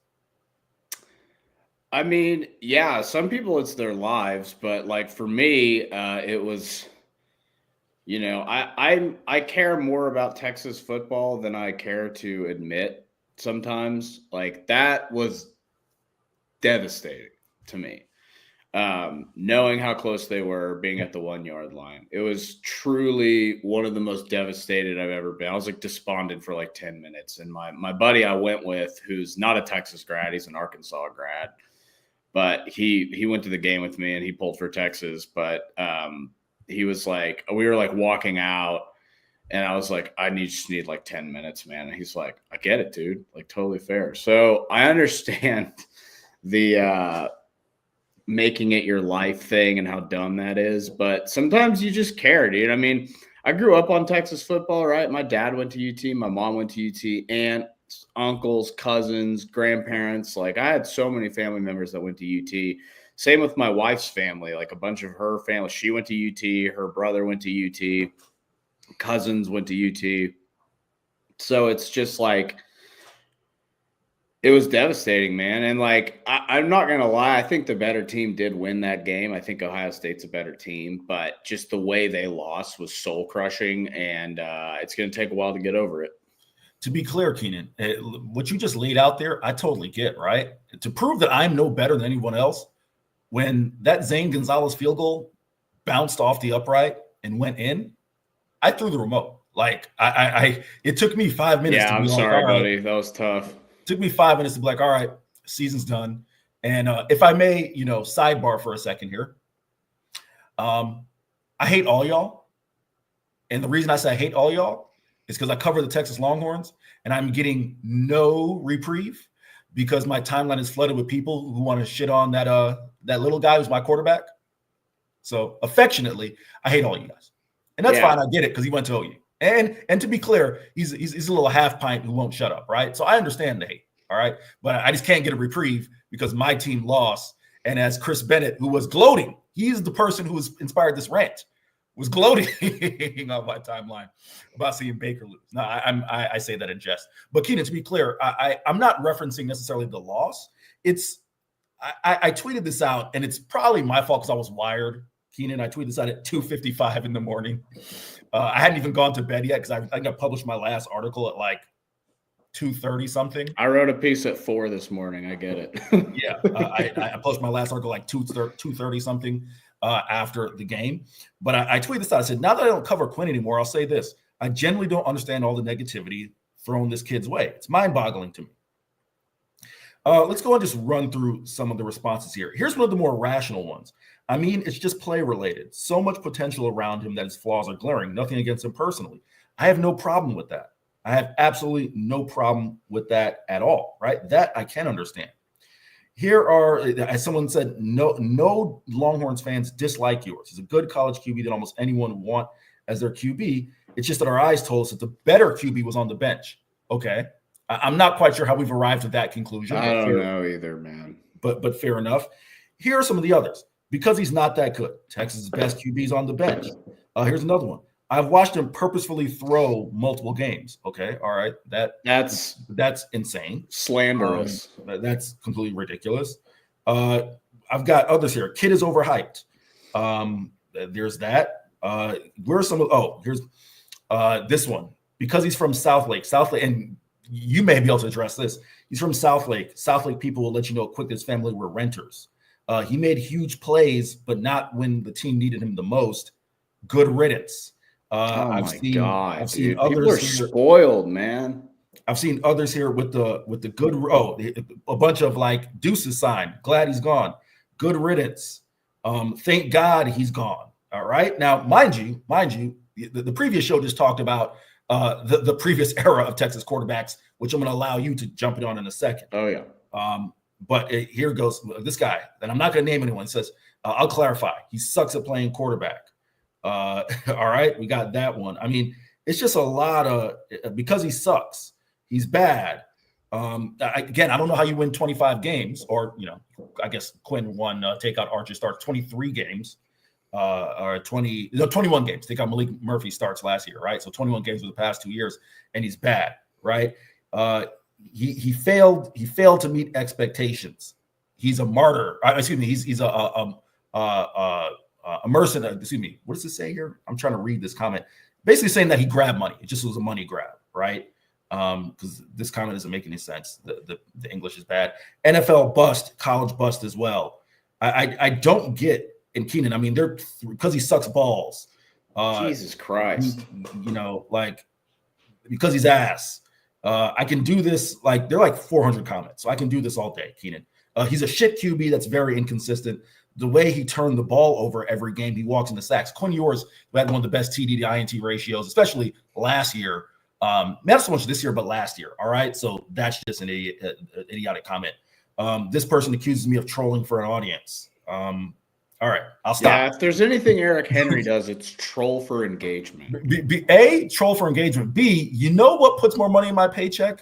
Taking the opposite perspective of what seemingly a portion of the fan base takes. That puts money in my pocket, right? So yeah, trolling for a fan base. So Keenan, that is what spurred the question that this is just entertainment to people, because I don't know. And I'm going to go to SD's comment here before I promise I did say I'd let you jump in. Q earned stones that night in College Station, earned SD's respect. That's all that matters. Yeah, the dude who battled injuries 2 years in a row, the dude who, as I talked about last week, made the audibles to put Jaden Blue in position to score, to hit Matt Golden, the guy who has toughed out multiple games this year. I don't get it. So I'm looking for some perspective here. Yeah, I mean, I made a tweet that said, it's a true shame Ewers is going to be remembered for the end of that game instead of the awesome legacy he left behind. Respect 3, dude helped engineer the turnaround of this program, and I stand by that. Yeah, he had some weird throws and some not great games, but dude, the quarterbacks that played before him were not even close to his level. They could not make some of the throws he makes physically. Sure, he deserves criticism and praise, but I think more praise should be applied in this situation just because of what he was able to do over the course of 3 seasons, and 2-1 against OU, and beat A&M in the first game back, beat Arkansas. I mean, it makes me wonder, what does he think about all this? I mean, here's the thing, Keenan. I mentioned this earlier this year that I asked Quinn, do you feel like Texas fans appreciate you? And he paused for a minute and said, I guess so. I know he said, I think so. They're passionate for sure. The dude is a Texas kid, and that's what he's going to have to live with. I've seen a lot of fans on Twitter say he's getting the Sims treatment, right? And I don't, I'm not necessarily old enough and Texas experienced enough to know what the Sims treatment is. We'll have to have our audience or you fill me in. But what I do know is Chris Sims from New Jersey, right? Quinn Ewers, when this thing is all said and done, he's gonna have to come back to Texas. Keenan, I'm gonna read a couple more comments and then kind of give you an opportunity to give just your retrospective on his career. CB, I agree with you. You say how long before fans call for Trey Owens? The backup quarterback is always the most popular man on a football team, right? We know that. In this case, Quinn just got the shit end of the stick with the backup quarterback being Arch Manning. And I do think that played a major factor in this thing. SD says he deserves criticism and praise. It's the balance the world demands. Well, you're talking about journalists. So, yeah, I agree with you that it can be two things can be true. There is balance.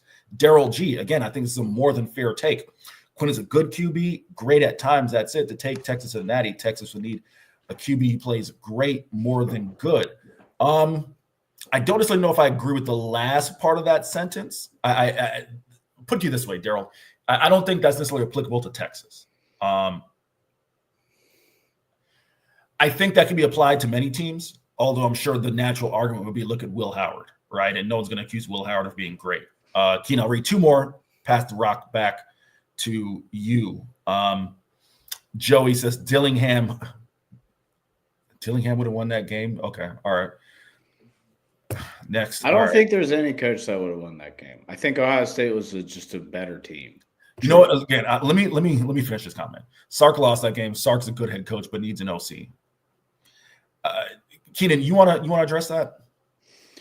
What I could see being helpful maybe is bringing in like an NFL dude who specializes in red zone scoring, because this red zone scoring thing has gone back to Washington even. I don't think he needs like a new OC to call plays, but maybe somebody who can see things from the sky, somebody who's up there to help him be like, no, we need to do this in the red zone or whatever. But like everything else Sark is doing is really working well. I don't know how you can say otherwise. There's a reason he's like the most hotly like talked about name in college coaching. Like Alabama wanted him back bad and he said no. You know what I mean? He could have gone to Alabama and probably had a similar level of success, but he stayed at Texas, man. People don't understand how damn good he is. He has had flaws in the past. He made a couple of questionable calls, but like, how the hell is this team anywhere different if they don't hire him? Joey, I appreciate you watching the show and listening. So I apologize for being exasperated at that comment. The reason I was is because Kenny Dillingham spent all of 15 minutes, as the kids say, glazing. Like Kenny Dillingham was talking about how much he respected Steve Sarkisian and how if you're keeping up with Steve Sarkisian, you might be a year ahead of everyone else as far as in college football in terms of offensive minds. Two things can be true, and this is a natural segue to the thing that I would love your perspective on as well. The red zone call probably wasn't the best call. And Steve Sarkisian is one of the brightest minds in college football. Those two things can be true. Steve even said it in his presser, Joey, because I just saw your last comment come through, that as long as he thinks he's good at it, he's going to call both. He's going to do both. So if you're a Texas fan, get used to it. Keenan, what were your thoughts on the red zone call, on the goal line call, the goal line toss?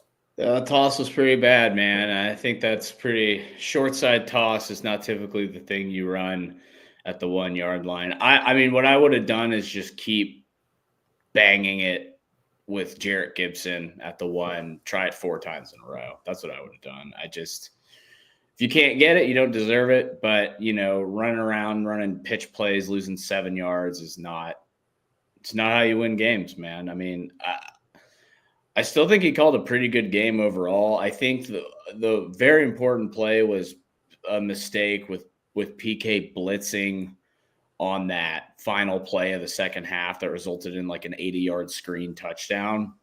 I don't know why he didn't drop 8, but he knows more than me. So I think the staff's in a really good place to continue to compete.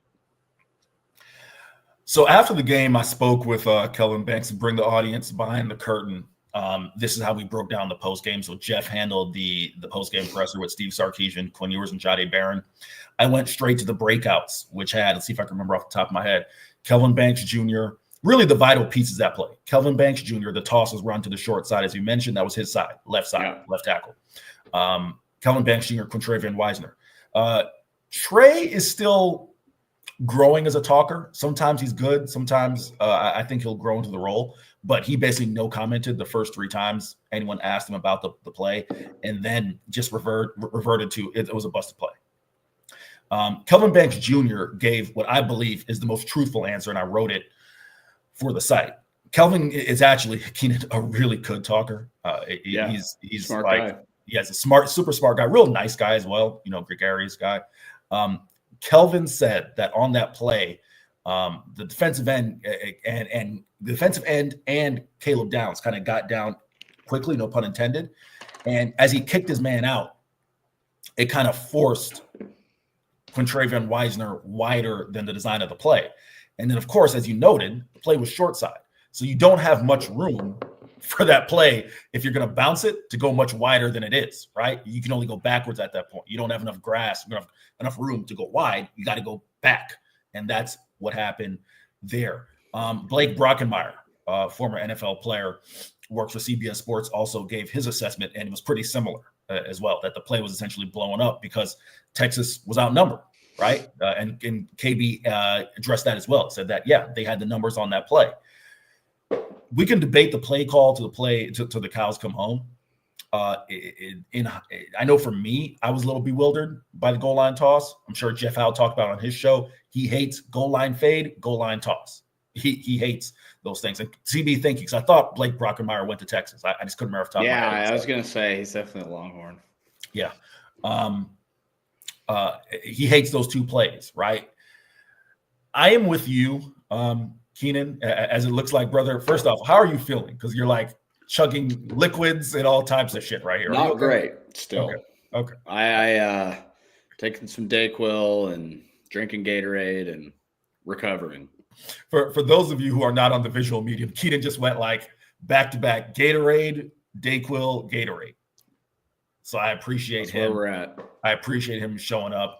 Man, first off, hope you're getting better. I should have started the show with that because it's. I mean, it's just like I was getting better, and then I like went out for 3 days. And yeah. Now I'm not better again. Yeah. Joey, this is where I do agree with you. I don't know if I would have gone Trey Owens, someone who hasn't taken a snap all year, but I that was a question in the press box, Keenan, in terms of where's the tush push, right? Where's the QB sneak, go right ahead? If you don't want to use Quinn, who's 6'2" and change, why not go your 6'5" quarterback and Arch Manning, right? And just get behind him. I can understand that. I can understand Jarrett Gibson as well, right? Maybe, just maybe, you feel that's a little too much for a true freshman and to put the ball in his hands. But this would be my counter to that, Keenan. It's 16 games. These guys aren't freshmen anymore, right? Jarrett Gibson's played a lot of football. Yeah. Trey Owens. Arch Manning has started games. There was some question, and I wasn't in the open locker room. I think Chip Brown was, as to whether Arch was a little woozy after. Yeah, I think he was for sure. Yeah, the one play that he went in. I don't know if that played a factor any. Again, I didn't. Chip was the only one who talked with Arch Manning postgame. I did not. So maybe that played a factor. But yeah, there was also one part of the answer that Steve gave in the podium that I would love your thought, Keenan, because I understand it fundamentally, but I do wonder if that's a little bit of, as Steve Sarkisian would say, Monday morning quarterbacking on his own part. And I don't know if you heard it. Steve said that he obviously wanted to score, and he emphasized, like, it wasn't like, oh, we weren't looking to score, but he was okay if they didn't score there, because the thought process is, all right, if they stop us at the 1, then they're backed up on the 1 and we can play the field position game and get the ball back, right? And to provide, kind of credence for that argument, look at my Tampa Bay Bucks last night, right? They were stopped on the 1. They stopped Washington on the 1, ended up getting the ball. Tampa drives 3 plays, drives out of the end zone, but then the old Baker guy, the Austin native, who Texas fans love, fails to execute a handoff on a reverse, right? And then he gives Washington great field position. So I understand that part there. But your thoughts on Steve essentially saying, hey, like, I was okay if we didn't score. Not that he didn't want to. It's okay if we didn't score because we would have given it to him on the 1, because that could have played a factor in the play calls there, Keenan. Yeah, for sure. But my thought also is, like, even if Texas did score a touchdown there's still, 2 minutes left in that game. And the way Ohio State had been, not consistently moving the ball, but like in spurts moving the ball, there is a chance Ohio State goes down and kicks a field goal and wins the game anyway. So right. Obviously the way they lost was completely devastating and heartbreaking and ruined my night. But, there's no guarantees they would have won that game if they had scored there anyway. It's like when the Cowboys played the Packers in 2014 and the Dez Caught game. Like, there were 4 minutes left in that game, and the other side had Aaron Rodgers. It's like, yeah, there's a pretty good chance the Cowboys still would have lost that game. So it's like, I'm not disagreeing that the D was playing lights out. I'm just saying that, like, Ohio State's offense is those running backs, man. And I talked a lot about those running backs leading up to that game. Those dudes are ballers. And I would be very happy if the Cowboys picked either of those guys in the second, third round of the NFL draft. I think both of those guys are pro running backs in my eyes. All right, Keenan, we're going to transition. I do need to leave you some room to talk about Texas basketball, which means you're going to do a lot of talking. So I'm going to kind of give your speaking voice a rest here. We will shout out the good doctor, Dr. Chad Denman and Sleep Cycle Center.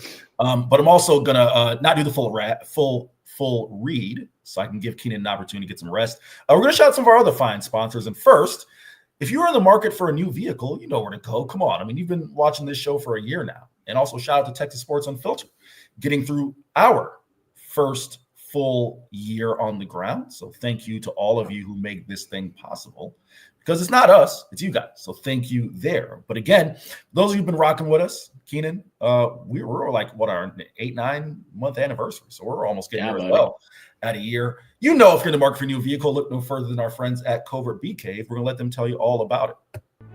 It's really a family experience. You know, I walked in the showroom today and everybody greeted me by name. How are you doing? What's going on? How's everything going? From a price standpoint, from a customer service perspective, just conversation when you come in, it feels no pressure. I want to buy cars here. The family buying car experience, one of the best that you will ever have. Come and experience it for yourself. Covert, born and raised in Austin. Again, if you're in the market for a new vehicle, look no further than our friends at Covert Bee Cave. Keenan, as I am trying to produce here on the fly, I apologize for that. That is completely on me. There we go. If you're looking to get your man cave or your woman cave set up, whatever cave you need, look no further than our friends at Audiovisual Consultations to watch the Horns. Going to want to watch Texas women's basketball. Texas men's basketball is still an uphill climb, so let's go and give the ladies their shout out, but also Texas baseball and NFL playoffs, NBA, whatever it may be. Get yourselves set up at Audio Visual Consultations. We'll be back in 60. Hi, this is Tom McKay, owner of Audio Visual Consultations. We've been providing custom electronic systems for Central Texas for more than 36 years. And old man, I think they all know who you are and what your company does. This is Camilla McKay. The old man believes in big fun and big ideas. He can make dreams come true, so why not dream big? I've been up in Boston, but I know the old man and all his friends and fellow radio heads have been spreading the holiday spirit here in Texas. Why should we stop there? Keep spreading the good feelings all over. Audio Visual Consultations carries all major brands of televisions and stereo equipment at prices you can't find in stores. And you don't have to leave your house. Just like Santa, they deliver the gifts to you. Yeah, I like that, kid. Throw a party, hang out with your friends, catch a concert. That's all fun and good, but can we get back to the business? You can give us a call at 512-255-8678 or visit our website at avconsultations.com for some cool electronics. Oh, now you're forgetting something. And as always, hug your kids. We only pretend to be annoyed. Watch some games with your friends and make love to whoever the hell you want. There we go. All right, I'd come off mute there. Keenan, the Texas men's basketball team are 0-3 to open conference play. They fell to the all-time winningest head coach in Texas history in Rick Barnes and Tennessee, 74-70. Yours truly was in the house, drove straight from Dallas to Moody Center to take in that game. The notables, Trey Johnson, broke out of his slump. He was 5 for 27 shooting.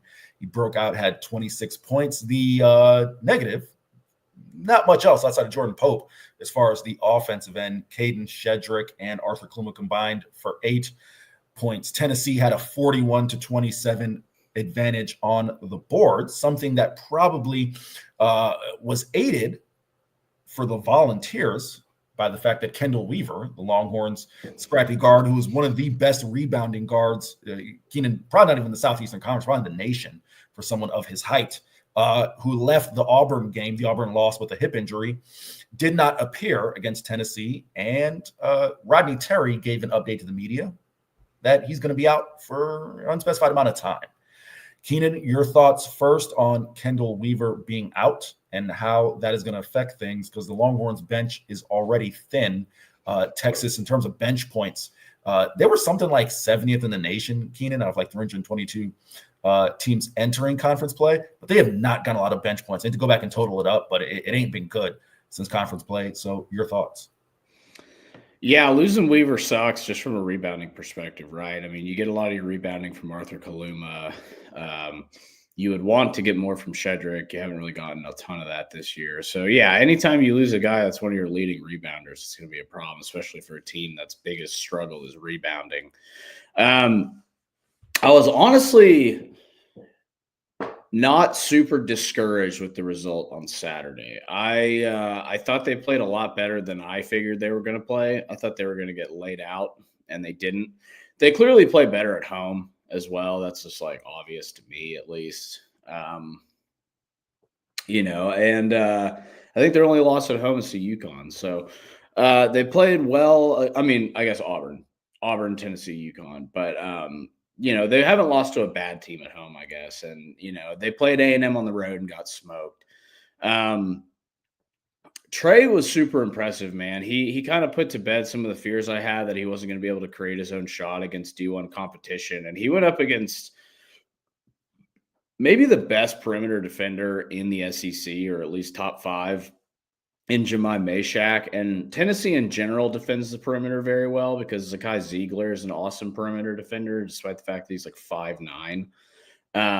They're just a really good team defending the perimeter, and Texas was still able to score. I mean, it wasn't so much shooting threes. There's a lot of mid-range shots that Trey hit as well, but that's part of his game. And I said this to Jeff last week. I was like trying to think of Trey comps, and one of them that came to mind was Michael Redd. And I think Michael Redd makes a lot of sense as a comp just from their play styles, and even the way they shoot is similar. They have a similar release and things like that. So not as discouraged as I thought I'd be coming out of 3 straight losses, just because they played pretty well against Auburn and Tennessee, but they're going to have to step it up to win some games coming up here. Keenan, I'm going to run through some comments really quick, but I'm going to follow up and ask you. You say you're not as discouraged. So then why should Texas fans be encouraged for the rest of conference play? But go to comments really quick. Jason Meyer, my dad had the same thing. You said your dad was a sports fan. He'd always tell you whether your team wins or loses. You have to wake up and go to work the next day. Kept you level-headed. My dad was, Keenan, he used to take this stuff hard, like especially when his New York teams would lose, the Yankees. He's a Florida State guy when they lost. And finally one day, just like, what am I doing? Like, the sun's going to rise the next day, So I understand that. SD says Texas basketball makes SD, your boy SD, sad. James Cox, we'll talk about the Lady Longhorns. I'm going to try to get Danny Davis on this week, but they could not buy a bucket. I mean, Keenan, I don't know if you watched that game last night, but Kyla Oldacre, she had like 10 offensive boards in the first quarter because she kept rebounding her own miss, but could not buy a bucket against Dawn Staley and South Carolina. Also, Keenan, Dawn Staley with enough swag, bro. She coached the game in a Philly Eagles jacket, bro. Like, that's He's pretty great. That's so Philly right there. Nevertheless, Royce and Maddie Booker had the hips like Bert Auburn. That is true. And that's another conversation to come back to, because Will Stone was kicking the extra points. It was not Bert Auburn. So we'll see what Bert Auburn's future is in Texas. Joey, I'll answer this question at the end of the show. I'll give Keenan an opportunity to talk the basketball here. James Cox says, he's so over Caden. He is cheeks. This is James Cox's words. He just looks like he plays with no heart. Again, I don't think it's that he plays with no heart. It's that, it was like someone who said that the other day, we're talking about this as reporters, that it's not that Caden doesn't have anything in his chest. It's that his back and his knees are what they are. That's what it is. He's limited athletically. And I'm sure Keenan would agree. Don't want to speak for him, but I'm sure he would agree. Those should cover. I'll do one more here. JSDTX says, I thought everyone was saying the SEC was better than the Big 12 for RT and men. Keenan, I'm going to come back to the question I asked you, and then let's address that comment there. So you say you're not quite as discouraged. So why should fans be encouraged? Well, the offense seems to have figured something out. I mean, they're not going to, they're going to finish below 500 in conference. I'm pretty certain about that. But I didn't think this was a tournament team, and I think it might be like a 9 seed or something. Like, they'll probably make the tournament. Don't know what that does for RT's future, but I think they'll make the postseason. If they play their game, which is, not forcing Trey to do isolations every time, but getting him the ball in situations where he's able to score more easily, where there's a screen set for him, or somebody, drives the basket and kicks to him or something like that. Like, it's just, I just saw more things out of the offense than I'm used to seeing, especially against a defense as good as Tennessee's. That's really interesting because obviously a big criticism, a big critique, I should say, of Rodney Terry, especially on our Horns 24/7 message boards, is the offense. They're ready to throw Rodney Terry and Frank Haith out the window in terms of the offense. So it's interesting that you see it that way. Yeah, let me go ahead and get up to address this, and I'll quickly touch on a couple other things before we get out of here, because I heard a lot of this as well, right? And my answer, again, Keenan is our resident basketball guru, resident basketball expert, but my answer to this would be, I think a lot of people, quite frankly, were short-sighting the SEC, the people who said this, and probably hadn't been paying a lot of attention to SEC basketball. Yes, the Big 12, certainly a very strong basketball league, Keenan, but I'll pass it to you on this. I would say that answer, and I'm not necessarily saying you, JSDTX, I think those who said that, it's a combination of maybe not fully watching SEC basketball and this being a year that the SEC is just really loaded overall. Sometimes, each league just has its year that's really loaded. Keenan, your thoughts? Yeah, I mean, the SEC is the best basketball conference. It's not even close. I mean, like, Tennessee was number 1 this week, and then they got beat by 30 by Florida. So they'll probably be 6 or 7. Florida could win a national championship. Don't say that, please. I'm sorry. I'm kidding. I'm sorry. Their coach doesn't deserve one, but like Alabama could win a national championship. Auburn could win a national championship. Tennessee, despite that performance, could probably win a national championship. Kentucky could win a national championship. There are 5 teams in this league that could win a national championship that I truly believe are capable of doing that. And that's not common ever. Usually, like, the best conference will have 2 teams that can compete for a national championship, and a third that can maybe get to an Elite 8 or a Final Four. This conference has 5 teams that could literally cut the nets down in April. So, it's going to be a tough year for wins and losses, but I'm looking for improvement, and I've seen improvement over the last couple of games. Take that for what it's worth. Jake Bayless says, if Rodney Terry is not brought back after this year, hopefully CDC steals TJ Otzelberger. Here's what I know. If that's the case, better start investing in some different polos, because Otzelberger need some schmediums. Better start investing in some different polos. I'll tell you that much right now, because that man loves him. That dude's jacked as hell, dude. He's a big boy. Like, big dude. You would know. Did he play? Do you know offhand? I can't remember. I think he's a Midwestern guy, though. Yeah. So I think he's from around that area. I don't think he would leave Iowa State. I think he's pretty locked in there. Yeah. That for sure. It would take. Listen, Chris Del Conte, when he locks in on a guy, he gets his man. Look no further than Jim Schlossnagle, but those guys had a relationship going back, right? Right. I think Keenan would agree on this. In order to get TJ from Iowa State, there's going to need to be a financial investment, not just from the University of Texas, but from all the folks who need to invest in Texas basketball. Keenan, would that be fair, collective, buddy? There you go. So there's that. I'm going to address this comment really quick because, I love when we can get a little Zay and Keenan action talking Texas hoops in the crosstalk. The comment here from Joey. Should Texas hit the portal for a couple rotational offensive linemen to prove beneficial for D-line? Our guy Hank South actually just reported that Texas is showing interest in a couple offensive linemen in the portal. I think those would be rotational guys at best. They'd be depth at best because, Joey, I'm a big believer in this. I don't care what level it is. The one thing, Keenan, as I'm going to bring in Zay right now, the one thing, Keenan, that has been transferable from my time covering Group of Fives to my time covering Power Four, it is hard to portal an offensive line. Quarterback and offensive line. You can get away with it a little bit with defense, like defensive linemen. And I would say even that's tricky, Keenan and Zay. But linebackers, skill position guys, because of the nature of the position, if you have multiple position coaches in your history, it doesn't quite affect you as much, right? Because the nature of the position.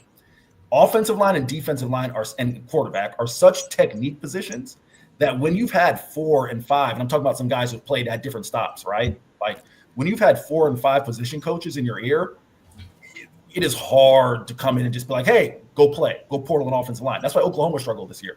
because they couldn't portal an offensive line. It's like my time covering group of fives, when they try to get 3 or 4 Power 5 offensive linemen and be like, hey, go play together. It would be like, just people all over the place, right? So there's that. But Zay, I love when we can get you and Keenan on the cross together for some hoops.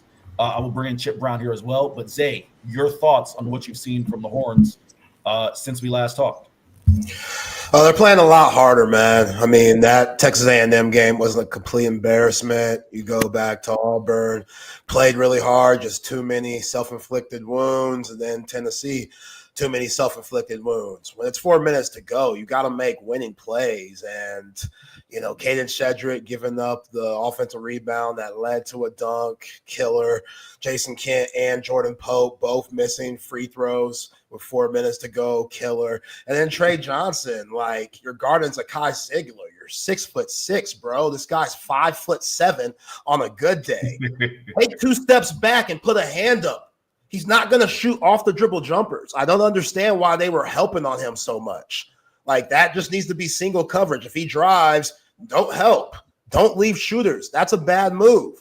But for Trey to get blown by, which, again, it's the Kai Ziegler. He's one of the best point guards in the nation. So I'm going to give Trey the benefit of the doubt a little bit. But I'm livid if I'm Rodney Terry, because each player, you got to play different. And that goes with the scouting report. If I'm guarding to Kai Ziegler and I'm 6'6", like Trey Johnson, I'm taking a couple of steps back because he's 5'7", and I'm going to get my hand up and give him space because he's most likely quicker than I am. So laterally, that's going to be a tough guard. Trey plays tight, blow by, layup, ball game. Chip, this question is for you because I would love your thoughts on this. And Zay, real quick, you talk about Zakai Ziegler being 5'7". Yeah. Something I've never seen in the 2 years I've covered Texas men's basketball. Rick Barnes' team, and for those of you who've been to, you guys have all been to Moody Center, been to the bottom floor, they took over the entire hallway. They didn't stretch in their locker room or on the court. They just stretched in the hallway to where we had to step over them. Chip, you know that area that you go towards the media room. It's a bunch of 6'10" dudes and then little 5'7" Zakai Ziegler, because I stood next to him. They just were on the floor stretching the hallway yeah, this is our house. So there's that. But Chip, would love your thoughts on this. Trey Johnson went over 7 minutes without a shot attempt to close the game. His last shot attempt with really the game in any real consequence was a dunk, and that was, I believe, around the 10-minute mark. He didn't get a shot off until the game was Tennessee had a 5-point lead, and there was 2 minutes left in the ball game. RT subbed him out for a couple minutes, and he just didn't get a shot off. Your thoughts on, in essence, and maybe all your guys' thoughts, Texas' best player doesn't get a shot off for 7 minutes, and we saw what happened to close the game. Yeah, that just tells you that they don't have enough ability to drop a play, to get him a shot, to run an offense that helps the guys who need to take a shot get a shot, whether that's guys not looking for or not screening for or not doing whatever they need to do to get the hot hand going. It's frustrating. Keenan? Yeah, I can't disagree there. I mean, you got to get your guy the ball. I mean, he's clearly your best shot maker on your team and the only guy who can really do it consistently. I mean, Pope has shown some ability to do that. But yeah, I mean, when you have 26 points and through I don't even know how many minutes and you don't hit any shots in the last 7 minutes of the game, it's it's absolutely a problem. And it's an indication that there might be a coaching issue. And I hate to say that, but I think it's starting to rear its head at this point. Last one I forgot here. Zay, was that a bad substitution on RT's part? He defended it in the postgame. He said, hey, we got to get Trey rest. We asked, he gave the typical Rodney Terry answer, right? We asked players at Texas to do things on both ends, right? And if my memory serves me correct, I'm doing off the top of my head, Zay, I believe he was subbed out the 8:36 mark, and then it was like a 2-minute rest, right? He came back around 6:10, right? But he said, hey, we got to get Trey rest. We need him to do things on both ends. Was that just a bad substitution? I mean, we saw what happened when, went out the game. Yeah, it's a bad move. Awful move. Get Trey Johnson in the game. He has 26 points. Why are we taking him out in the first place? Get him some water. There's timeouts every 4 minutes. It makes no sense. It also makes no sense on how a player like Arthur Kaluma could have 34 points the last game but only get 5 shot attempts in this game. Like, do you notice that? Arthur Kaluma plays well. Trey Johnson, sorry. Trey Johnson plays well. Arthur Kaluma doesn't give you anything.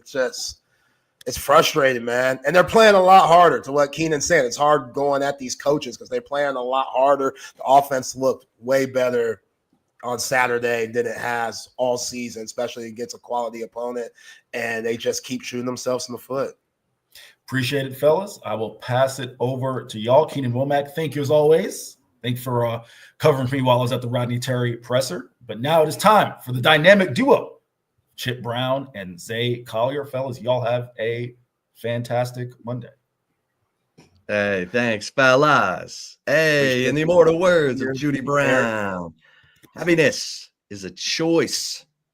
We're happy you're spending some time with Chip and Zay right here on an Overreaction Monday. Tons to react to. Zay, it's a tough weekend. It's a lot of what ifs. It's a lot of what the Fs. After that 28-14 loss to Ohio State, I heard your post game. It was passionate, filled with great points. Zay, this one is going to sting for a while because everything was set up and no one was trying to screw it up. But man, you play a deep prevent defense with Ohio State coming off 1st and 10 from his 25 with 29 seconds left. Just play a normal down of defense, give up a 75-yard touchdown on a screen pass. And then, of course, 1st and goal from the 1. We could spend three days instead of 2 hours talking about that. Steve Sarkisian just seemed like he was, fumbling around in the dark for a play. And that's got to be a mindset. I mean, essentially they had, because of the pass interference before that, they ended up having 2 cracks at 1st and goal. And they faked a duo play to Wisner, and they ended up getting a pass interference. The duo play would have scored if you watch the replay. Zay, this one's going to hurt. Yeah, I know. First off, was Arch Manning concussed like everybody's claiming that he is? Because I'm not really trying to hear that. Yeah, no one's really fessing up to that if he was. So only Arch knows, and because there was a point in time where 3rd quarter, Quinn and them, whatever, they got a punt. They show Quinn on the sideline with the iPad, and who's right next to him? Arch. And you can see they're talking about things. And that's all I'm getting on social media, why he wasn't in the game, concussion this, concussion that. He got his bell rung on that only run that he had, which got a big 1st down to keep the chains going and, ends up leading to a score later on, Jaden Blue wheel route. But, yeah, I didn't see anything. Because let's realize this, people. This is Arch Manning now. I feel like ESPN and Disney would let us know if he's going through any type of concussion protocol, because you leave. Either you go to the blue tent or you go to the locker room. They were showing Matthew Golden. They were showing JTT when both of those guys got hurt and going to the sideline. They would have showed Arch Manning. Please believe me, this is the most popular guy in all of college football. Definitely the most popular backup. They going to have cameras on him all the time. And they going to let Fowler and Herbstreit know, hey, man, those guys, producers and stuff, hey, y'all want to check out Arch. Something ain't right. He got his bell rung on that hit on that 1st down. Marvin Gaye, what's going on? But that didn't happen. So, again, we're fast forward. We're on the 1 yard line, Sark. I just don't understand it. I really don't. It's sad. Like, 10 million. 10 million. Like, take Quinn out. You've been doing it at times during the end of the year. You did it against A&M. You did it on that fake under Jake Majors, Gunnar Helm, little sneak, and got Archman the first down. He all right. That's a big dude. Let him roll. Tush push. You always talk about the hook and lateral for Detroit. Yo, Nick Sirianni, they do some pretty good things. Say what you want about them over there in Philly. Brotherly love. But no, Arch didn't get a taste. Nothing. And then we go to that whack-ass pitch play in the pistol to Quatrivion Wisner. I mean, come on, man. Caleb Downs, I don't know. Do you respect those guys on the other side? All 12 of those players for Ohio State, they go in league. They might not be eligible this year, but when it's all said and done, you're going to look back at this Ohio State team. They all going to be playing on Sundays. You got to respect them more than that. And if your guys can't get you 1 yard, and yeah, you deserve to be at home watching Notre Dame and Ohio State next Monday. You deserve to be at home. If you don't have any faith in your guys getting 1 yard, I don't know what to say there. That's one of the more disappointing calls from Steve Sarkisian during this Texas tenure, easily. The one from Oklahoma, we gonna forget about that one. That one still hurts 2 years ago when you're on the 1 yard line, you can't get in the end zone. But this one had a chance to go play a weak ass Notre Dame team. I don't get it. And then Pete Kwiatkowski, I don't understand the call either. You just tied the game 7-7. All the momentum's on your side going into half, and you give that up. 75-yarder to Travion Henderson, who was out here wilding like Mike Tyson, punching Alex January in the face and stuff. You get him back in the game. It's just why? Why are we rushing Jalen Gilbo there? I don't understand it.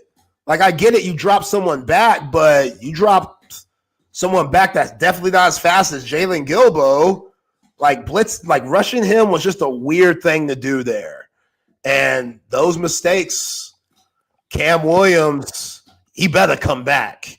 I ain't trying to see no Cam Williams declare for the draft stuff. With that showing that he had, all 4 sacks that Ohio State had were on 56, including the Jack Sawyer scoop and score. That was the easiest rush. He didn't have to do nothing, Chip. It was just all speed. Cam couldn't move. Cam was fatigued. It's the end of the game. He's exhausted. Cam couldn't move, and I get it. He wasn't 100%, but Dan Neal came on our show and told us, Cam Williams, he needs to come back. All that money that's been thrown around and stuff. And selfishly, I want him to come back because they need that. They need some experience on that offensive line for next year. And bringing back DJ and Cam Williams, that'd be huge. But, yeah, that performance that he had, very mid. And it just sucks, man. 21 points offensively for Ohio State, you take that. They've been dropping 40. Nothing. You take that. And this team's special. This team's really special. You don't get these opportunities very often. Favorable schedule, all these leaders, all these big-time players. And for the coaches, 2 weeks in a row to not have their best game, it hurts. Definitely hurts. Yeah. I mean, it just, what did we say going in? We wanted two teams playing at the height of their powers, and they were. They were. Right up until the 2:13 mark of the game. And I was, I'm not trying to just rub dirt in this thing. But man, I thought those players had delivered. We knew it was going to be a grimy, hard, tough grind. That it could very well be a low scoring game like we saw, because Ohio State got off early and then Texas had to settle in, and they did. And man, by the time they got to the third quarter and you get the second Jaden Blue touchdown, they were 1 of 8 on third down conversions. And then they converted 4 straight third downs on that drive. Quinn had an unbelievable play where he kind of shovels the ball right before his knee hits to convert one. Wisner ran for a couple, and then the touchdown to Blue was on third down. And you're like, okay, man, this offense is grinding. They're finding their niche. The defense was outstanding. David Benda. I mean, Ollie Pop to David Benda. He comes African out, brother. gets that interception on the opening drive. He had another big hit on a third down that killed a drive. Yeah. That defense was locked in. They were playing complimentary football. The punter was good. Michael Kern was good. We didn't have to see any field goals. Yeah. From Will Stone. Will was ready though, Chip. You saw him. Will was ready with that porn stash he got. He was locked in, which be on the lookout for Bert Auburn transfer portal rumors this week. I'm just saying, be on the lookout because that's a stinger. Bert wasn't expecting that, I'm sure. Like, a lot of teams would love to have Sideshow Bert kicking for them in the 2025 season. Man. So just be on the lookout. A lot of drama could happen these next few weeks. You look back at everything. Yeah. Matt Golden catching that 27-yard pass. Why'd he jump? I know. Why did he jump? He's going to score if he catches. If he just keeps running, he get more yards. I don't know if he scored. They were around. That was a great pass by Quinn, but maybe he felt someone behind him and he had to do that. But yeah, he's got some wiggle, but he does. But on that the bum was ankle too. Yeah, I mean, you just felt like this thing could go overtime. Yeah, and then let's see how Will Howard handles overtime against Texas again. We know how it went last time, but we didn't get there.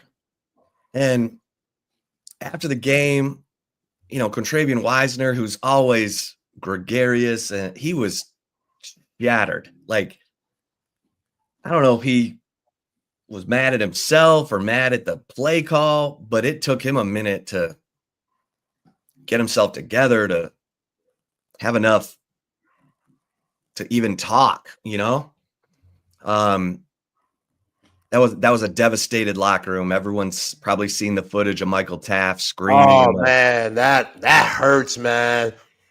That hurts. I can only watch that once. I'm never gonna watch that again. Yeah, I can't do that. That's because what did he say all year? My goal is to help Texas win a national championship. When everyone asks, "You gonna come back next year?" I'm focused on helping Texas win a national championship, and you could tell by those screams that he knew it was right there. Mm-hmm. He knew it was right there. And so, this is one that'll sit with those players, these coaches, these fans for as long as they live, because it was that close and it was that good of a game. Like it was such a good game up to that point because it was two heavyweights, both throwing big punches. And man, you want to put some points on the board after the David Benda interception. To not come away with anything there, that stings a lot. And the non-holding call, Colin Simmons, what are we doing there? Yeah, they weren't calling holding all game. That's just sometimes you gotta call holding. But sometimes you gotta call holding. And I wish Cam Williams would have known that because maybe Jack Sawyer would have got that scoop and score. If you hold 33 a little bit, which could have been more dramatic for him, and obviously his relationship with Quinn Ewers being the roommate and stuff. But you bring in somebody like Isaiah Bond. All Isaiah Bond did was hurt you in this game. He had a big time opportunity to make a catch on third down. He jumps in the air, boop, boop, boop, incomplete. Like, and he gone. Like, I don't expect him to be in the Texas uniform next year, but it's just this team is so special. Like, I hate it for him. And yeah, the coaching staff, I put everything on them. I'm sorry. I get it. Guys have to go out there and play and stuff like that, but the whole screen pass to end the first half, killer. Sark not coming up with better plays on the 1 yard line when you need them after you didn't get bailed out, but basically 2 pass interference calls. Like, it doesn't set up more better. Like, I don't understand it. Like, just keep running it. Right. Like, and again, if Arch isn't concussed, like, get under center. Just put them under center. Everybody say we're going to go win the national championship right now. So everybody, if you want to put Alfred Collins, Jermaine Lolay behind Arch or Quinn and push them in. Use Gunnar Helm like that. Hell. Right. Gunnar Helm, Juan Davis. Put them under center. Because they be using on there from Pittsburgh or Penn State. What's my man's name? That one. Warren. They be using him like that. Right. Like, right.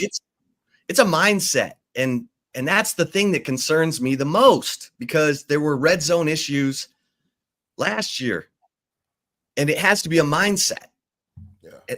After the Oklahoma game last year, it has to be a mindset. You have to work all year, every practice when you're doing your situational stuff. This is what we do on 1st and goal.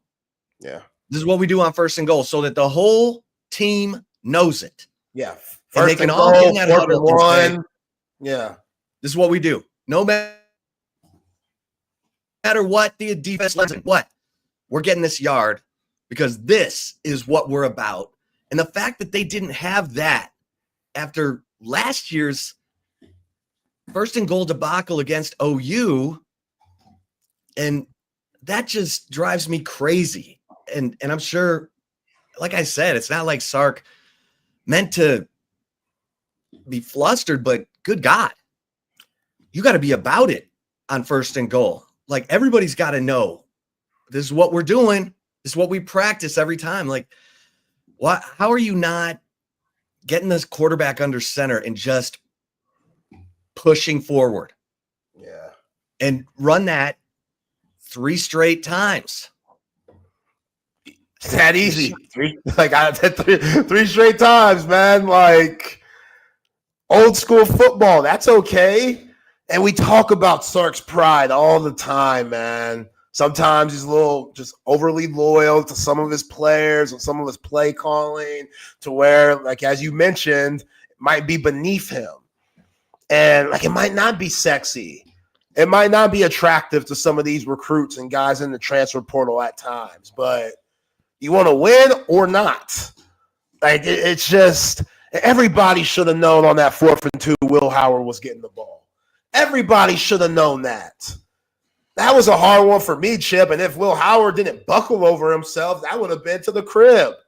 That would have been 6 on him. But he tripped, and it took more time off the clock, which wasn't good. But just too many mistakes, man. And Ohio State, they were feeling it. They were feeling the pressure. They had a lot of plays, have to go backwards due to all the penalties and stuff. Like, you had them on the ropes a lot. Will Howard throwing you interceptions. Getting sacked. Which, how does Vernon Broad not hit that ball out? I know. If he gets that ball out and lands in Texas' hands, you got incredible field position, another opportunity. I don't know how Will Howard held on to that with that bum left hand that he had. That was crazy. Like, I don't know what's wrong with his hand. You see that big old knot on it? That was gross. But yeah, this is why Ohio State, everyone's favorite.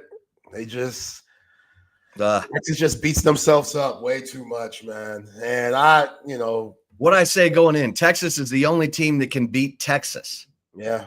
And they beat themselves in this game. And that is a killer. I said, I hope we don't get any drops. I hope we don't get any just plays that are just unforced errors, stupid penalty deciding it, missed field goal deciding it. And sure enough, we got it was so bad after that toss sweep. And why is Jaden Blue not in there? Like, if you're trying to get fast, then get the guy who's red hot and see if he can make someone miss or get I hate that play. I just effing hate it. So, because one of the worst plays. I'm a 1. Yeah. And when Travian Wisner's back on the 7, we're going to go backwards 7 yards and start that and let Caleb Downs get a running start. I mean, you're in the pistol on the 1. Like, I just don't understand it. Why can't we go back to power I? Don't understand it. Like, you got to get everyone huddled. You got to get under the center. You got to get someone big behind someone big. Have Gunnar Helm take that snap. Have Juan Davis take that snap. Yeah. And everybody look at each other and say, we're going to go win the national championship right now. Yeah. Like, and again, Zay, it's a mindset. It has to be established in practice all along. The fact that they didn't have a first and goal from the 1 play, I get it. You got to have a bunch of plays for a 2-point conversion. But your first and goal from the 1 play has got to be a no matter what situation. You got to tush push, easiest thing to do. Quarterback sneak. It's got to be a quarterback sneak because you're not going backward. Like Sark said, well, even if we didn't score, we'd have him pinned. Well, then what are you doing starting the play at the 7? Yeah. Keep the play on the 1 and drive. And if Archer's concussed, put Trey Owens' big ass in there. He's like 6'5", 240. Like, what? We're so afraid of Quinn getting injured. Like, and if it's about the play against Clemson where Arch got under center with a backup center and fumbled the snap, well, then you should have practiced it more. Yeah, we're working on our game. You had plenty of time. You had 2 more weeks to work on that play. Instead, it was always Jarek Gibson, which is okay, but why not? Yeah, it's not really. It really isn't. Okay. Not really okay. No, he ain't there because he coming in cold. Right. He has no feel for the game and just throw him in there at the most important time of it for a freshman who has a fumbling problem. None of it makes sense. And Sark, we're getting questioned. Did Sark get at? Yeah, Sark sounded. You heard it. He was asked, but he said, "No. If you get your blocks, it works." That's BS. I know that pisses me off. Don't blame the players on that one. Hell no. No, take ownership. Man up on that one, Steve. Kenny Dillingham's 34 years old. And for that 4th and 13 call, Kenny Dillingham went on that podium said, that's on me.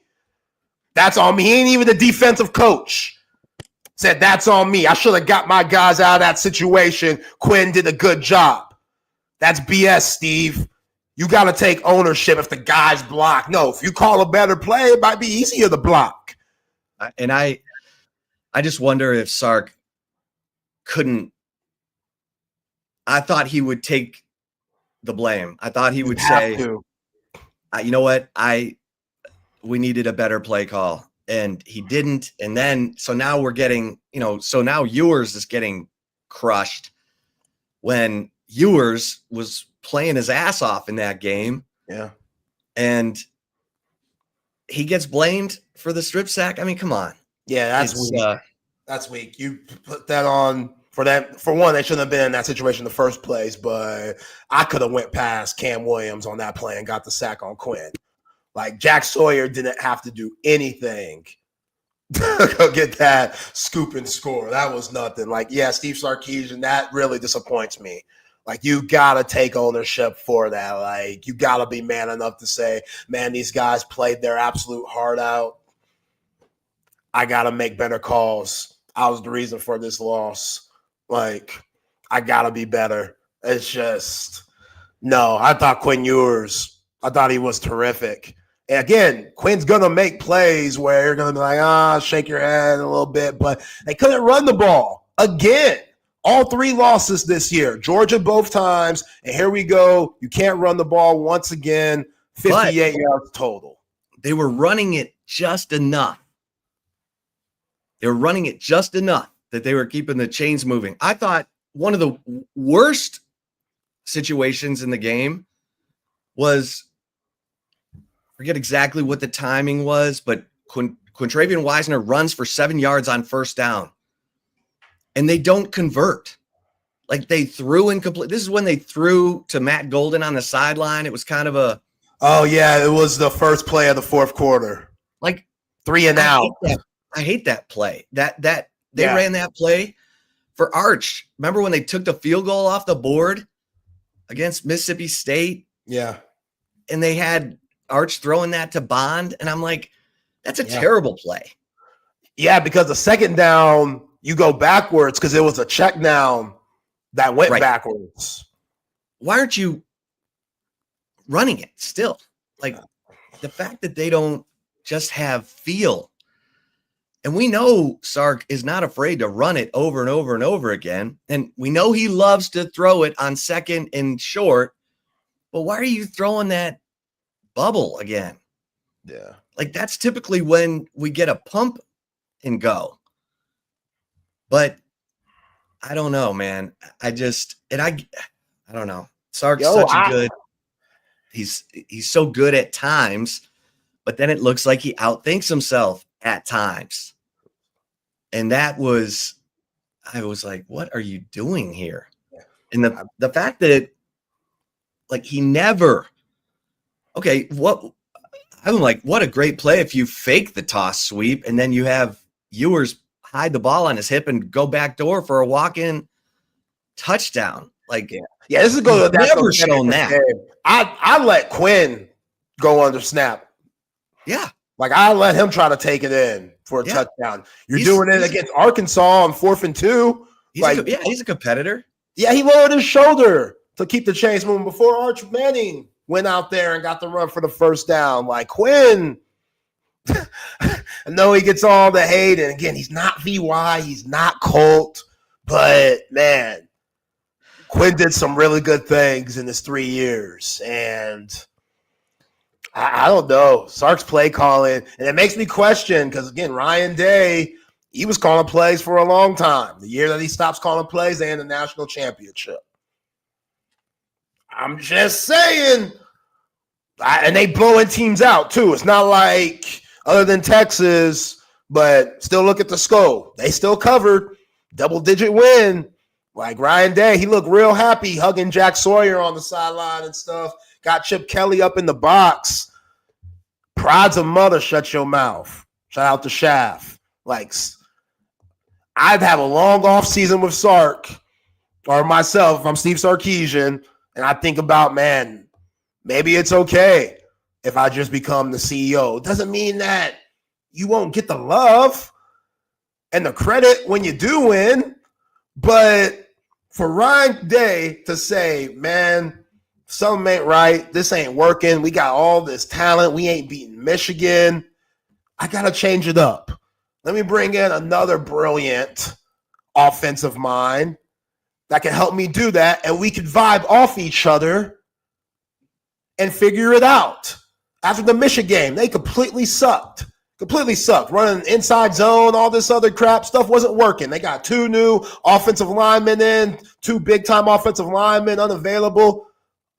They all went and said, you know what? Let's change it up. Let's start doing some more counter stuff.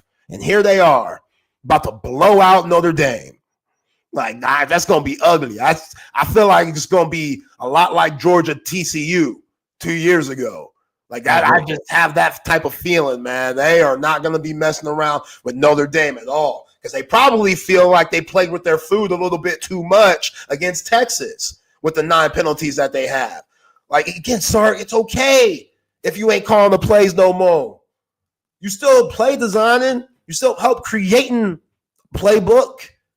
That's still a part of you. Bring somebody in where you can focus on other things, man, because it just, at the biggest moments, he's not that guy. He's not that guy. Like, there's just no excuse not to put it in the end zone. And who knows what would happen from there. Maybe Ohio State might go down and score on a game-winning field goal or something, but for your defense not to get a chance, for your offensive line with all this leadership, which they underachieved this year, like that offensive line, they should have been a lot better. And I get it. CJ Baxter got hurt. That definitely was a setback. But all the games that you lost this year, the offensive line were no-shows.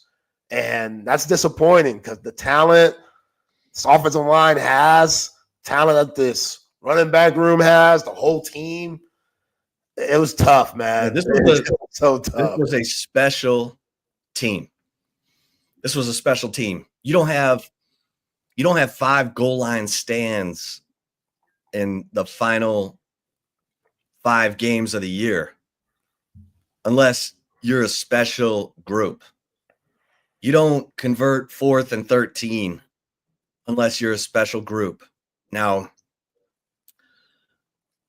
I knew Texas would come in ready for Ohio State, and they were, except when the coaches didn't put the players in position to be successful. And that kills me because Pete Kwiatkowski had a great year. But good God, stop putting your guys in reverse with this prevent stuff, with this off coverage. It cost you the OU game a year ago. It cost you leads against Houston and K-State. And then Sark said, we're not doing that anymore. And they played more aggressively. And then for that to rear back up again, right then, like, it's going to be a draw or a screen, and you hope it's pops. When I saw Anthony Hill running backwards and Andrew Makuba running backwards, I was like, this is bad. And then, so he throws the screen. There's no one there and there's 3 offensive linemen with no one near them. They don't encounter a Texas defender until 15 yards down the field, and he's got all 3 offensive linemen. Yeah. And so now the Texas players are running from terrible angles. Anthony Hill got picked off by an offensive lineman. 2 guys tripped over each other. Taft comes flying in. He had the best shot, but he missed. And then it's out the gate. That was just, you got to trust those dudes, man. You got to trust those dudes to swarm with the momentum. With the momentum. Like, that bothered me so much. Yeah. Because that was just a total deflator. And then they come back out and they hustle and they grind. And Benda's playing his ass off. And they're getting stuff and they're getting pressure on Howard. You're like, okay, they are in this thing. They're still in this thing. And it bothers me that Quinn's getting all the hate because Quinn played well enough to win that game. Yeah. He played well enough to win that game. He, Isaiah Bond dropped the ball on third down. Man. I don't even know what he stole money from Texas. Let's just keep it a buck. Well, why do you keep playing him when he's out there trying to get it done on a bad ankle? Like he rolled it again against Georgia in the SEC championship game. It's like, okay, just start using Silas Bolden, who made a great play. He got 1 play. Waste. And he twisted out of that tackle, picked up 24 yards. All the guy does. It just wasted this year for him. Completely wasted this year. I mean, I bet he'll go to camp with somebody and he's going to make a roster. Yeah. And they're going to be like, man, what the hell was Sark thinking? That's what the coach goes to say. Be like, yo, what was Sark thinking by not using you like this? Your stats, they don't add up to how good you are. And Silas Bolden's going to be like, I don't know. You telling me the same shit? Like, I thought I was good enough because every time the ball was in my hands, I did something with it. Like, it's ridiculous. Meanwhile, you hold Jeremiah Smith, 1 catch, 3 yards. That's it. You tell me that before the game, Texas wins. That's what I mean. Like, Kwiatkowski had a brilliant plan. He had a safety over the top when he was outside. And then when he moved into the slot, he made sure Makuba was over the top. And Makuba didn't give him shizzle nizzle. One catch for 3 yards. Andrew Makuba is going to be so missed by this football team. Yeah. I mean, how about him going to, I don't even know if we talked about this enough, him going to Jod A right before the overtime, second overtime against Arizona State and saying, hey, man, the energy's low. You need to be a leader for us. You need to get him fired up. Yeah. And Jod A did. And then Makuba goes out and makes the game-winning interception. And you could tell, Sark's like on the field looking for him. And then he finds Makuba and he's like, biggest hug I've ever seen a coach give a player. And Makuba's that under the radar assassin, man. I cannot wait to watch him in the NFL because he runs the alley like his ass is on fire. I mean, he is so assertive and direct. He takes great angles. He trusts his training. He doesn't hesitate. Man. Yeah. Makuba was the unsung hero. Oh, for sure. Like Mookie Taft and John A get a lot of love. Times Jeremiah Smith lined up in the slot because Makuba was phenomenal in that game. But going back to like Silas Bolden, like, okay, you take those big-time players out of the game, Cardell Tate steps up, and look what he does. 7 catches, 87 yards. You're telling me Silas Bolden can't do that for you?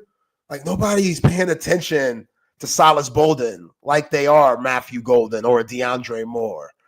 Like, let him get busy. And you would think that, he's made enough plays for us. Maybe we should give him more looks, And Ryan Wingo, he had a good catch early on, which Caleb Downs, unbelievable player. If he didn't get a hand on or a fingernail on Ryan Wingo would have took that to the crib. But good grief, man. I hate putting it on the coaches. Like, I really do. Like, I don't want to do. They're getting paid so much money to put these guys in the best situations possible, and they didn't do that in this game. And it was just a few plays that they didn't do that. But a few plays could cost you. That's just what it is. Like, it's a game of inches. A few plays could cost you, and that's exactly what happened. And it's devastating. Like, I hope Mookie Taft comes back. Hope Cam Williams and DJ Campbell come back. Like, all these guys. I wish Isaiah Bond would come back, but I don't think it would make sense for him, I guess, if he's a potential number 1 or first round pick, but I don't see it. I watched every game, every snap this year. Like, Isaiah Bond could get better. A lot of these guys that are juniors, besides Kelvin Banks, they might want to consider coming back and playing another year. But, yeah, you're not going to get that with this group, 2025. I hope you do. This 2024 team proved me wrong a lot because I didn't think the interior would be as good as it was this year. I mean, Vernon Broughton and Alfred Collins, Bill Norton, those guys were solid. They were really solid. So that was a concern that completely got X'd out early. And then the secondary, last year was horrible. Last year, my man Terrence Brooks, and it was rough. Keene Crawford, it was rough. And for them to get that much better, you lose Jalen Ford. You're still solid in the linebacker room. Like, everybody from this offensive line comes back, but the offensive line underachieved in a lot of ways, especially in those big games. Like, it's oh man. Well, and there are things that Sark can do to help the offensive line when they're going up against a penetrating bunch of gangsters like Georgia. Like roll the pocket, wall them off, half field throws, nothing wrong with it, right? Yeah. And Sark's been stubborn about not running the quarterback. And he's on the record saying, I don't need the quarterback to take any more hits than he's already taking.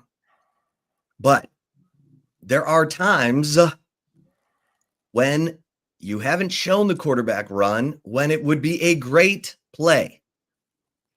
Now, I'm all about getting under center on 1st and goal and just plowing forward. Our manhood against your manhood. Let's go. But how many times have I said, how about a little bootleg, a little waggle, where everyone's going to the left and the quarterback runs out to the right, and you got a little tight end leaking out there for insurance.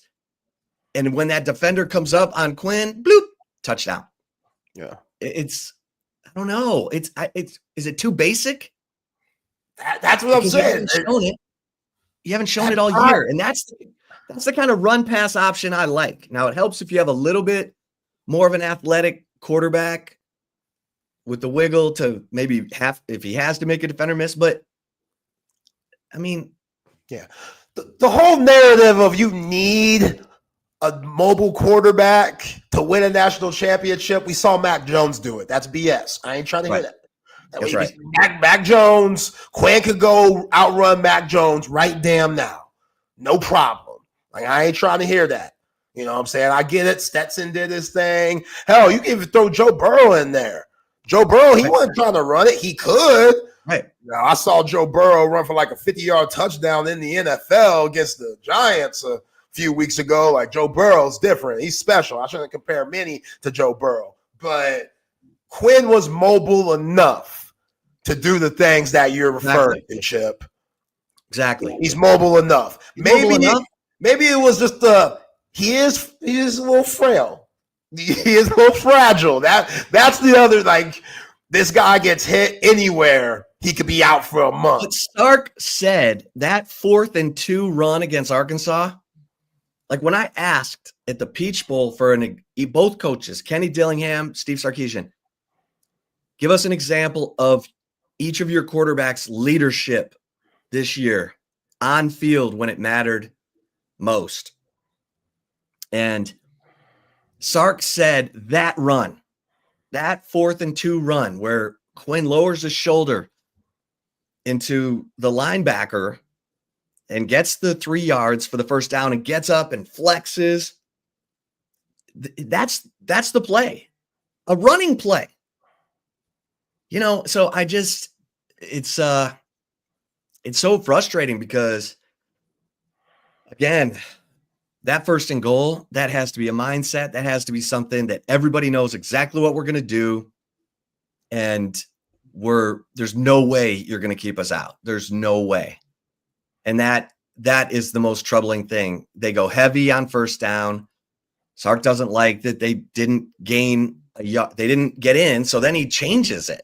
Who was the fullback on that play? It was a lineman. And he laid out whoever he needed to lay out. I couldn't tell who it was. I thought it was Barron Sorrell at first. It's not Barron Sorrell. It was a 90-something. Yeah, I need to look at it. Yeah. But that, again, you got to know exactly who's coming in. You got to know everyone has to know exactly what their role is. And they have to have practiced it so many times that they're like, yes, we finally get to run this. And it's clear that that's not happening under Sark. Like the 1st and goal from the 1 against Oklahoma. There's some questionable stuff in that sequence too. Oh, you think? Yeah. I mean, you got Jonathan Brooks back there and you can't get it in the end zone? Like, are we serious? I didn't like that they were running like a zone play with Tavondre Sweat and Byron Murphy on the field. Those guys don't practice that every day. I don't know. That's the most frustrating thing of this whole deal. Yeah. There were 2 plays that gave, like, CB says that Sark now gave you shingles because of the play calls. And I'm over my shingles, y'all. So okay. I'm over that. Medicine, done taking it all. But it kills me that you've done everything. Look, Sarkisian wanted this as much as anybody. He told us in February, borderline obsessed, asked his players to be obsessed with the details of winning. So it kills me that it comes down to this, that it comes down to Pete Kwiatkowski kind of falling back into an old protective habit instead of trusting the dogs that he has out there to just play a normal down in defense and go swarm the ball. And then that Sark still doesn't have the identity of what first and goal is going to be. That's mind-numbing to me. And I don't know why he doesn't do the tush push with those big dudes. I mean, the whole art to it is snap the ball and dive into the legs of those defensive linemen so that they almost sprawl and go backwards. And now they're on top of you. And then everybody pushes the ball carrier on top of those defenders because they're now sprawled. It's a pretty simple math. It's pretty basic thing. Yeah. It always worked. The Eagles were doing it with Kenny Pickett. Always. When Jalen Hurts was concussed, they were doing it with little hands Pickett, as Bucky Godbolt likes to call him. Okay, appreciate it, Jesse. It was Jermaine Lole that wiped out my man. But yeah, I don't understand putting in cold ass Jarrett Gibson hasn't played all game. Put Travian Wisner in there.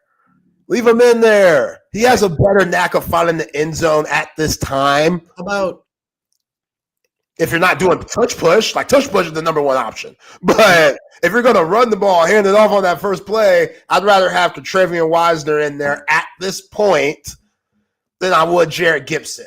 Screw all that jumbo stuff. I don't know. And that pass play where Golden gets interfered with, it's an RPO, and Quinn is reading the linebacker to see if he's coming. It's from the 2-yard line. Quinn's reading the linebacker. If the linebacker comes up, it means the slant's going to be open. But if he hands it off to Wisner, he gets in. And that's it. If my man didn't hold, that's a touchdown for Matthew Golden. So I can't knock Quinn that much on that play. But, yeah, that's just one of those unfortunate situations, man. But, yeah, if Arch Manning ain't concussed either, Steve Sarkisian on that whole drive, it's just the hands in the air. What the F are we doing here? And it goes back by bringing in a heavy package like they did, it allows Ohio State to substitute and bring in all their behemoths, but I don't know. That's got to be a year-long thing. They have to decide right now, going into spring ball, how they're going to score on first and goal. And it's got to be an every play thing. We don't care what they're coming out in, a bear front, all 11 on the line. We're running this. What's coming. Little 4-6. Yeah. In front. Yeah, man. Who cares? Just you got to get an identity down there. And that's crazy to me that it's okay, they stopped the run on one play. We gotta go finesse. We got to go finesse. No. That man Caleb Downs sniffed that out so quick, man. He's so fast. He's so good. Like I told you last week, Caleb Downs is the middle safety And you don't account, like, if you're an offensive coach, you're paying attention to the front seven. That's typically those are the hats you're counting in the run game. And he doesn't show up, but he always shows up. Yeah, he just does wherever he wants. Because he's that fast, he diagnoses that well, and he gets there. And he gets there with a head of steam. And not consider that. Yeah, he has a lot of Ed Reed in him. Yeah, he's Earl Thomas. Yeah, Earl too. He's got that Earl Thomas closing speed, diagnosis. Like, we think Andrew Makuba's like running the alley, like we saw Downs. Caleb runs the alley. He splits those defenders and bam.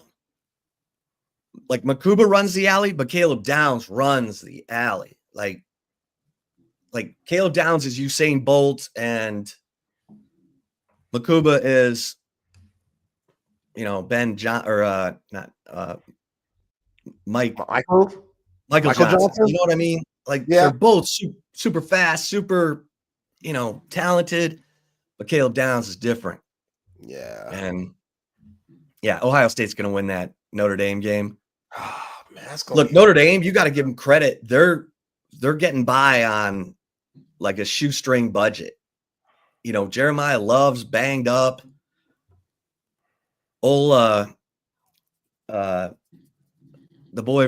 guy from Westlake who had the great game, 4 catches. Jaden Greathouse. Way to step in and step up. 4 catches, 81 yards in that fourth quarter. But they don't have personnel that just scares you. Like, they beat Georgia with 90 yards of offense? I mean, they got the 100-yard kick return. They got the strip sack so that they had a 13-yard field to score. They and give them credit. They made plays when they had to, but they don't have enough firepower to deal with Ohio State. Yeah. It kind of goes back, and you think about Texas. Like, if you win that SEC championship game, Notre Dame, they don't scare you like you thought they did. Playing them in the Sugar Bowl, that would have been a little bit different.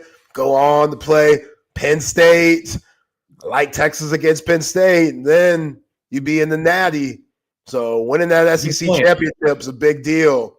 And playing that extra game, and Colin Simmons, man, good grief.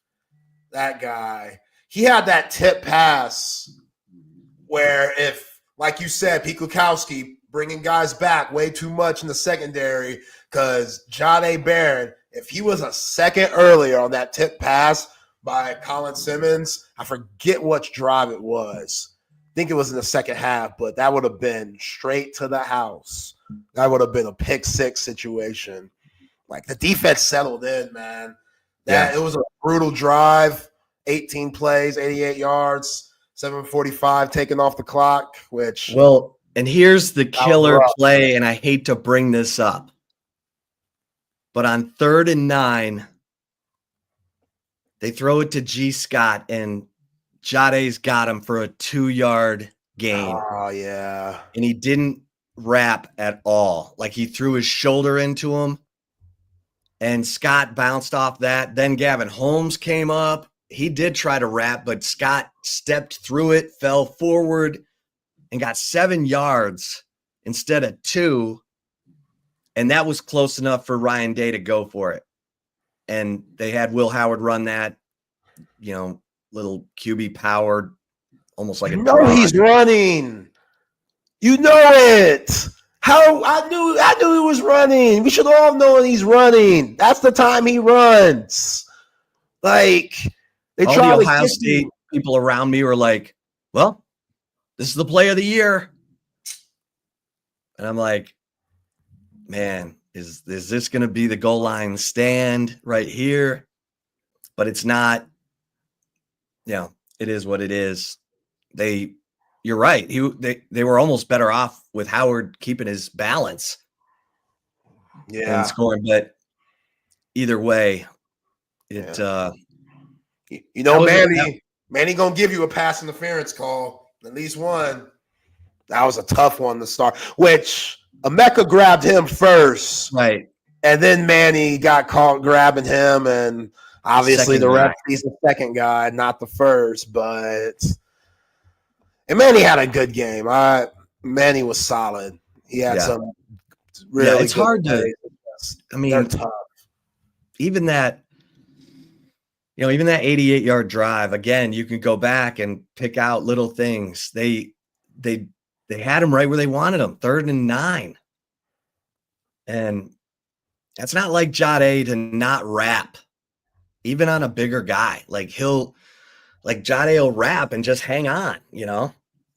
And he went for the kill shot, and G. Scott, stayed up. So yeah. That was a killer, man. Yeah. Because it was a great weekend. Horrible weekend for Texas sports. Friday, Saturday, Sunday, all rough. All rough. Some of y'all didn't have to watch it. We got to watch it for work. But I had to watch Tennessee coming in the mood, get the win. Had to watch Mass and Booker go 3 for 19. 3 for 19 from the field yesterday. And 13 were probably good shots that you would like Mass and Booker to take. But once she missed that wide open layup on the fast break, that's when I was like, yeah, this is over. This is over, man. Well, let's get back into that. Let's get into who's staying and who's going for the Longhorns.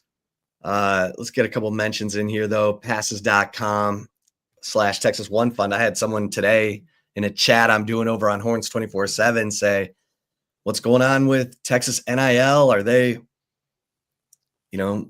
good financially, or are they not? And we've had Wheels, on the program. We've had Rick Vasquez on the program.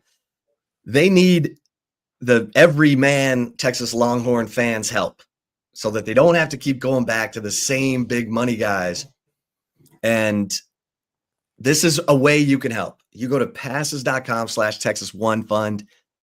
You're interacting with student athletes. You're buying their stuff, their gear. You're doing a Q&A with them. You're getting them to call a friend to wish them happy birthday, or you're paying $25 a month for the Wheelin' and Dealin' podcast, where you're getting all the star athletes at Texas on a podcast every, several episodes every month.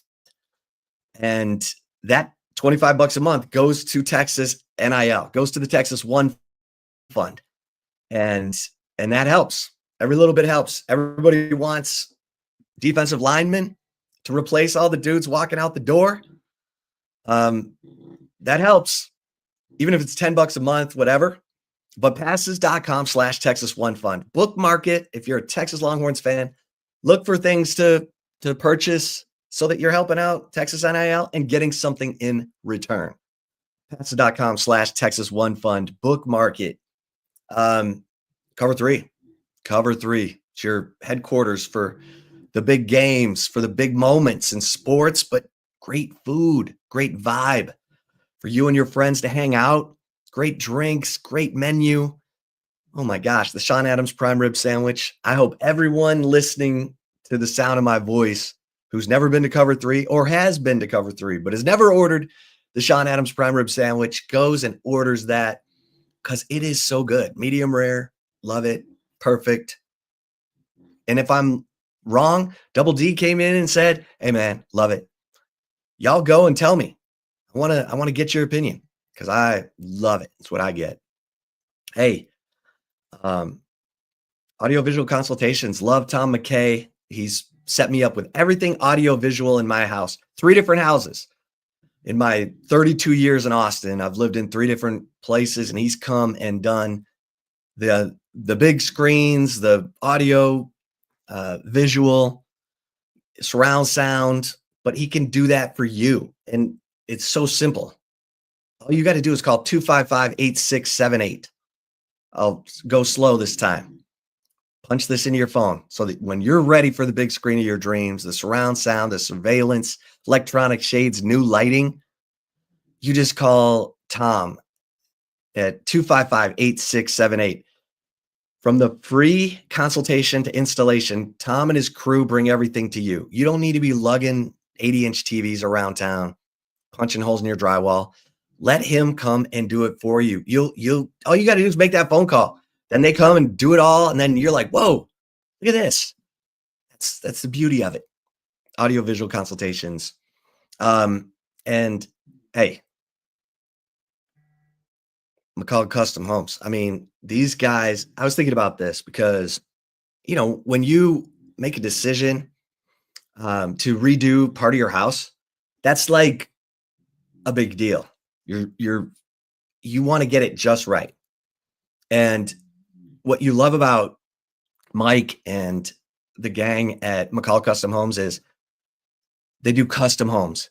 So the details are perfect because you want the floorboards to be perfect. You want everything to be perfect. And that's what Mike is all about. I mean, family owned and operated, 40 years in Austin. They get it. They know what custom homes are all about. Custom work. Father-son team, more than 50 years combined experience. Check out their work. They've got a brand new website, McCall Custom Homes, ATX.com. McCall Custom Homes, ATX.com. Check it out and then bring them in and let them show you their vision because they're going to take care of every last detail at a price you can afford. And that's what you want. McCall Custom Homes, ATX.com. All right, Zay. Everyone wants to know what's going on with who's staying, who's going. There are a handful of players with decisions to make. Michael Taft, you could hear the pain in his voice. He probably absolutely thought they were going to win the national championship. Now he's got to decide, do I come back without my guys, without Makuba, without Jade, and try to make sure that this next wave, whether it's Kobe Black, Wardell Mack, Malik Muhammad, Derek Williams, Jelani McDonald, that he makes sure that they're where they need to be. I don't know that his stock is ever going to be higher than it is right now. So I know Texas fans want him to come back, and maybe he will. But that's a hard decision, Zay. Yeah, I mean, what's his stock? Like 7th round, free agent. Right. Like right. He'd definitely make more money here in the ATX than he would try to make an NFL roster right now. It's just how much does he have in him to come back? Like you said, without his guys, that's a very tough thing to do. But for somebody that loves the university like Mookie Taft does, I can see him coming back and being a leader again. Like he'd be the ultimate leader on this 2025 team if he were to come back, and he'd have more responsibility to play different positions. Obviously, him being that safety spot, like you're not going to see him play like corner or anything, but maybe, something like what Caleb Downs is doing, just because his IQ for the game is that special. Now, he doesn't have the athletic ability like Caleb Downs does, but you can catch my drift there. So, yeah, Mookie Taft, would love for him to come back. I saw CB said, does Bond have any more eligibility? Yeah, Bond's a junior. Like Isaiah Bond could definitely come back. That wasn't in the plan, but it's not in the plan. Not even close to the plan. This dude, one and done here at Texas, but things change. Like he's still gonna get drafted, but he could possibly make more money staying in the ATX because his stock has dropped a lot. Well, but then he goes and runs, and if he runs a 4.2 whatever, and is the ankle even ready to run? Like, damn. It doesn't have to be ready until late February. Okay. at the combine. Right, that's different. That's different. If he shows out, then his stock will definitely rise. I hope Matthew Golden's stock rises even more than what it is, because you're going to miss number 2. Like, that dude was special. That one-head and catch chip on the first drive, oh my Lord. Like, not many guys are doing stuff like that. Like, not even close. That catch was stupid. So, and I want him to come back, James. That's the thing. Like, it's not that I can't stand him. He just didn't perform like he was supposed to this year. All we heard was Isaiah Bond this, Isaiah Bond that. We didn't hear nothing about Matthew Golden. He was an afterthought, pretty good player. We didn't hear nothing about Silas Bolden, afterthought, pretty good player. We heard Isaiah Bond was going to be the next Xavier Worthy. That ain't happened. That ain't happened at all. It was and he was hurt hurt the first half of the year. Kinda. It was all right. I mean, he It had was the only. all right. He was pretty good. Yeah, but they ain't play nobody in the first half of the year. Well, he scored against Georgia. He did. Well, on the comeback, when they're trying to come back, he did score against Georgia, but I mean, then he got hurt. Yeah, then he got hurt, and I don't remember many Isaiah Bond highlights after that. I agree. Yeah, Bond is a different cat. I like him, but he's hard to read. And I know there's all kinds of noise about whether he was, trying to protect his ankle or what, but he was out there. He was trying. And I just, if I'm Sark, I just would have gone to Silas Bolden. Yeah. And when he was hurt, they went to Wingo, which is fine. Wingo's the future, but Wingo had some big drops in some key moments. He also had some big catches in some key moments. Not going there, but Silas Bolden didn't have one drop this whole year. That's water under the bridge. He gone. On the offense, Zay, the mystery is Cam Williams and even DJ Campbell. So DJ Campbell, we've talked about up and down year for DJ Campbell. A lot of substitution. He was in and out, with Cole Hudson subbing in. Part of that's because I think they want Cole Hudson to be the center next year. And so got to keep him going because he started his whole freshman year and then was kind of, an afterthought last year. He's a talented player. He's a good player. He'd be a good center next year for Texas. DJ Campbell absolutely needs to come back. Now, Cam Williams, I hear, is kind of over, having to be a student, having to go to class. He's not crazy about. Damn. Hey, man, schools. Byron Murphy didn't like school either. And, but Byron Murphy was a surefire first-round pick. Cam Williams, he better get good advice. I hope he listens. I hope he listens to Kyle Flood. I hope he listens. Sark, those guys, the one thing they will do is go try to get him a good, evaluation of where they'll go in the draft. Can we find a good-looking tutor with a big booty for Cam Williams to help him stay? Come on, man. We can find a fine thing. I'm sure L'Oreal got friends that are in the education department that can help Cam. Have him have something to look forward to when he has to prepare for a test. You know what I'm saying? I love that's something. That's just keep that in mind. To keep him to stay.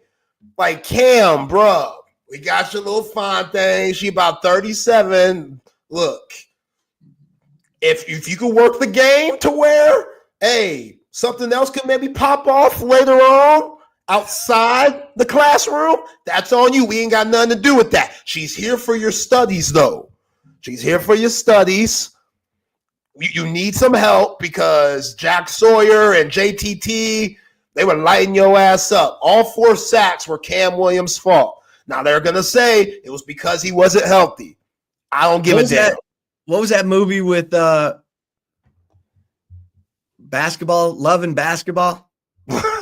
Yeah, Love and Basketball. What about it? Haven't I seen this in that movie? I don't know if does that happen in that movie.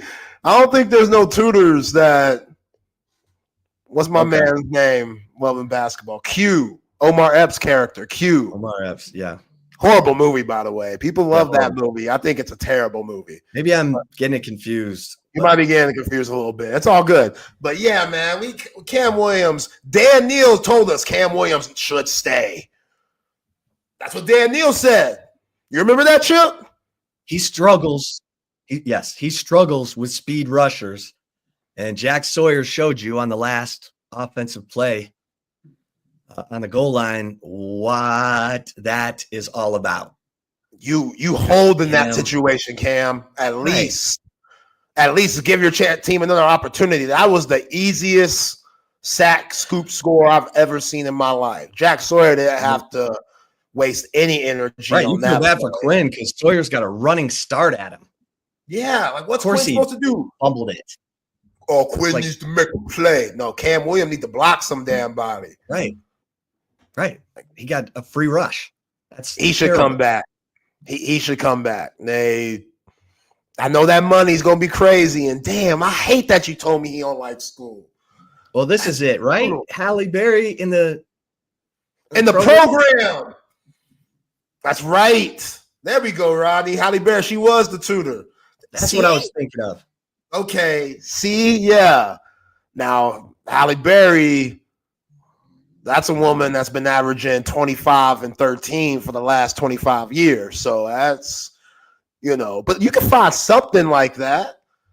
All we need is 1 year. Hell, Cam, all you need is 4 more semesters.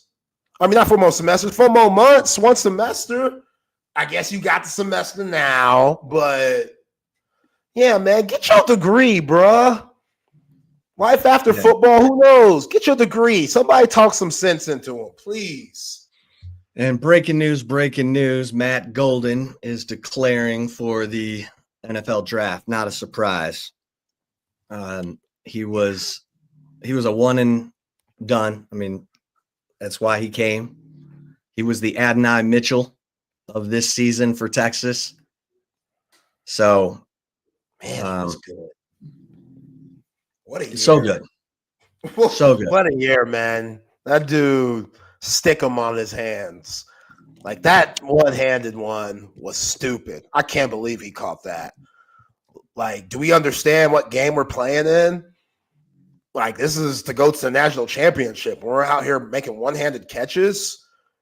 Like, it's nothing. Like, yeah, I hope he shows out at the combine where guys are like, man, maybe might be looking at this guy early day 2, real early day 2. Because I know Mel Kiper has him, 8th on the position board for wide receivers. Yeah. Mel Kiper doesn't know nothing. I hate to say it, but his board is the last board I go to. You know what I mean? Damn, man. No, Kyrie been doing it for a long time. I know, but he doesn't talk to teams. It's like, man, how do you just sit in your mom's basement and come up with this stuff? You got to talk to teams. But that one's not a surprise. That one is not a surprise. Yeah, I'm seeing all these sites day 2 early. Yeah. I mean, he'll probably go right where AD Mitchell went. But then on the other side, I think that covers the big names with the big decisions, right? Yeah. Oh, I mean, we saw Jaden Blue. He's entered the draft, which I don't know about that either. I know that was a part of the plan, but I mean, as running back's different. Running back, you don't want to have that much wear and tear coming into the league. He doesn't have that, so that's good. I'm sure he's going to show out at the combine. Like, his numbers are going to be crazy because that speed is ridiculous. So it's always just going to be the fumbling issue with Jaden Blue that is going to scare teams off. But I'm sure that one coach is going to say, oh, we could correct that. we could get that fumbling issue right, and we put him in our offense. He going to thrive. So, yeah. Especially with how thick that running back room is going to be next year. I don't know what CJ Baxter is going to look like, but I definitely expect him to play game 1 next season. But, Jared Gibson, don't forget Christian Clark either. Christian Clark, he's rehabbing too. So what is he going to look like when he comes back? That's something to look after. Yeah. Well, my number one priority this offseason is loading up at defensive tackle. I now you're going to talk about the red zone again. You're talking about the roster-wise. I mean, you've got to load up at defensive tackle. I get that you're going to play Justice Terry as a true freshman. I get that. And hopefully the kid is special. And you've brought in, the kid from North Carolina, Cole Brevard from Purdue. Myron Charles is a big guy. He could probably play as a freshman. But you got to have some experience. And right now, Alex January and Melvin Hills are your only returning defensive tackles. Yikes. Like the four guys who hit the portal, 3 of them were guys you recruited out of high school. Jere Bledsoe, Aaron Bryan, and Sadir Mitchell. All gone. Like that was some miscalculation in recruiting at the most important position outside of quarterback. They hit gold with Lole, Norton, those guys, but you also had Collins and Broughton coming back. You had 5th-year guys coming back, and you add a 6th-year guy and a 7th-year guy. That was huge. That was huge. Yeah, what's the kid from North Carolina's name? Yeah,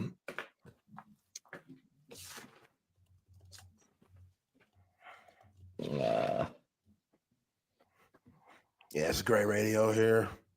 Y'all help us out on text line. He ain't on the team. Travis Shaw. Travis Shaw. There we go. Travis Shaw. He's got a little burst to him. Yeah, man. This is it. Kenny Baker. Here we go. Yep. Former 5-star. Let's figure it out. Yep. Change his life like you changed Vernon Broughton's. Vernon Broughton said, yo, man, this year, Kenny Baker gave me a whole new outlook on what defensive tackle is supposed to be. Kenny Baker changed my life. I need that with Travis Shaw, Kenny. That's a must. Man, you thought the pressure was on Kenny Baker this year. Next year, with what you just said, yeah, that's going to be tough. Defense going to look a lot different. Defense won you a ton of games this year, too. When the offense was shaky, real shaky at times. Defense won you games. Now you might have to rely on that offense a lot more. Hair of the dog. Yo, Hair of the dog, I'm with you a little bit.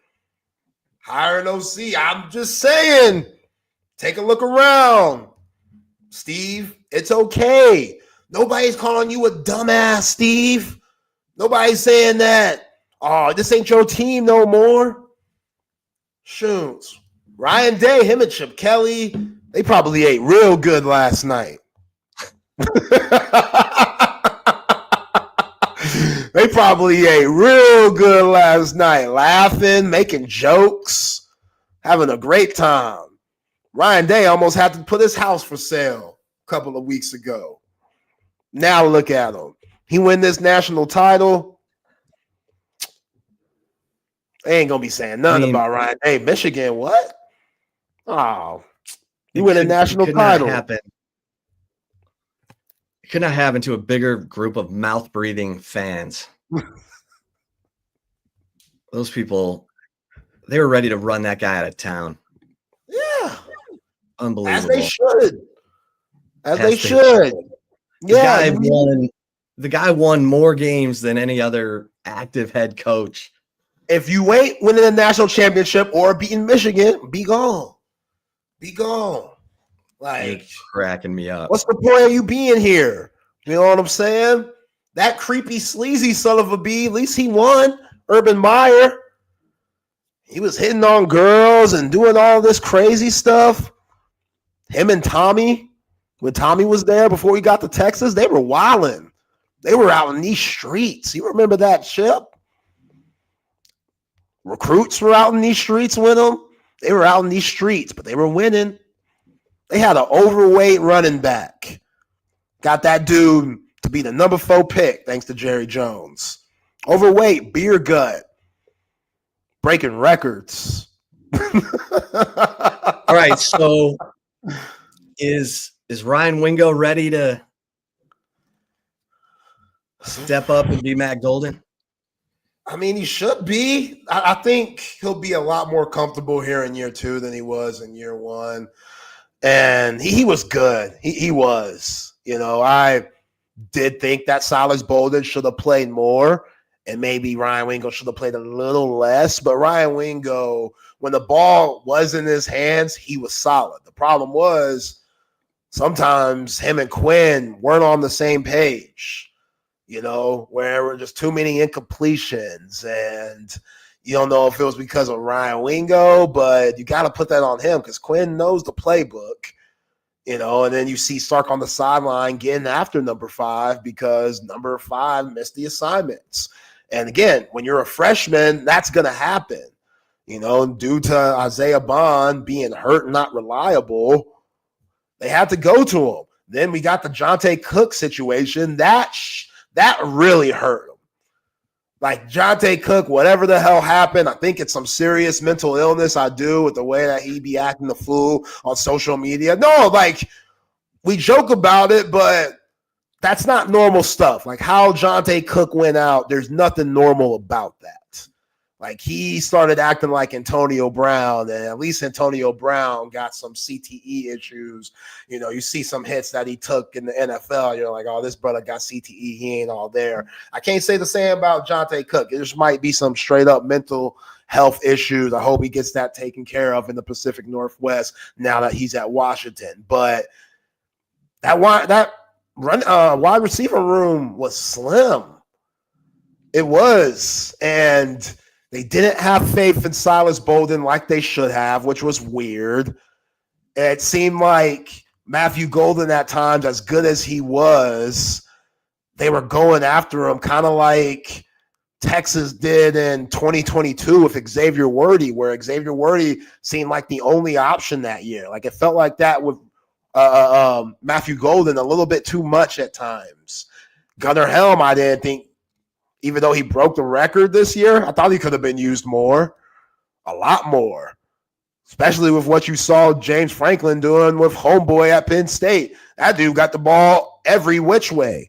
He was the quarterback sometimes. They put him out as a wide receiver sometimes, normal tight end stuff. Hell, I think they handed him the ball a couple of times. Like Gunnar Helm was the first one to do that, but he didn't. That didn't happen. So to your original question, is Ryan Wingo ready to be Matthew Golden next year? I think he is, but you're going to still need other guys around him. Like DeAndre Moore is going to have to take a big step. Like, what about those other guys, you know, coming in? Like, what's Lockett going to bring? French. How good has DeBose and Livingstone gotten? What are you going to do with Ryan Niblett? What's his role at this point? Hey, you know, that's Niblett, a weird Niblett could be your Jaden Blue.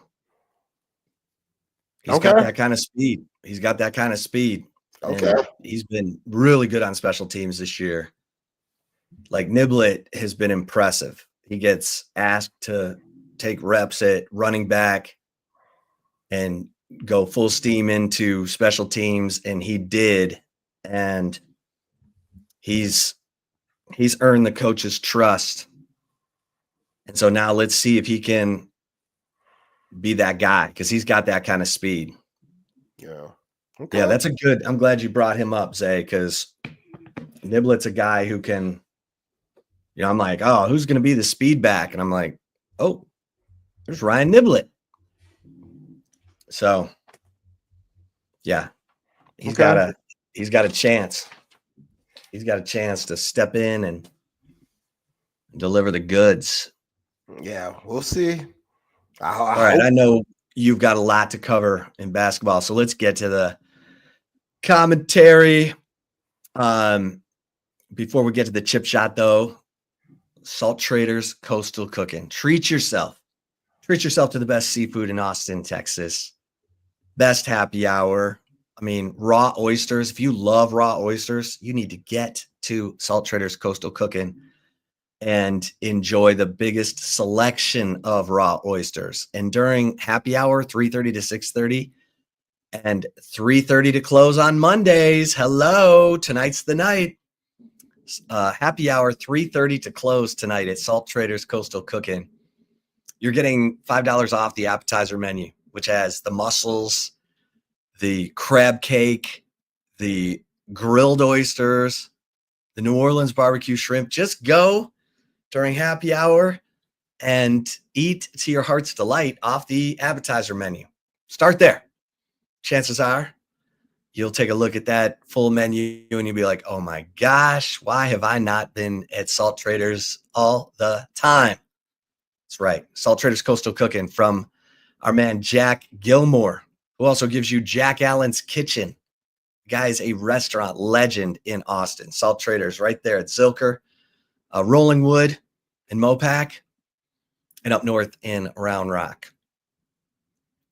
But yeah, give love to all of our great sponsors, if you please, in this brand new year, 2025. Oh, thank heaven for 7-Eleven. I mean, I go into 7-Eleven for the Slurpee all the time. I just need to say that. So, and Olipop, the healthy soda. Love the Olipop. My go-to is the cream soda. Love it. Always have some Olipop cream soda in my fridge. All right, let's get to the chip shot. I'm going to talk about Matthew Golden, because Matthew Golden was a guy that Texas tried to recruit when Sark first got here. And there was just too much uncertainty. He's from Houston. He actually played high school ball with Jaden Blue, Klein Creek. So, but Matt Golden went to Houston, was a baller from the beginning. Had 6 touchdowns as a freshman, and that's what you need. I mean, when you show up and you are big balling immediately, then everyone's like, oh, okay, I see you. And that's what Matt Golden did. And when the Houston football program got rid of Dana Holgerson, Matthew Golden's like, I might just need to head on up to Texas. I was on those fools a year ago. And sure enough, he showed up and made his impact felt immediately. Had 2 touchdown catches against Colorado State, another touchdown against Michigan on that incredible little out route right, on the sideline in the end zone.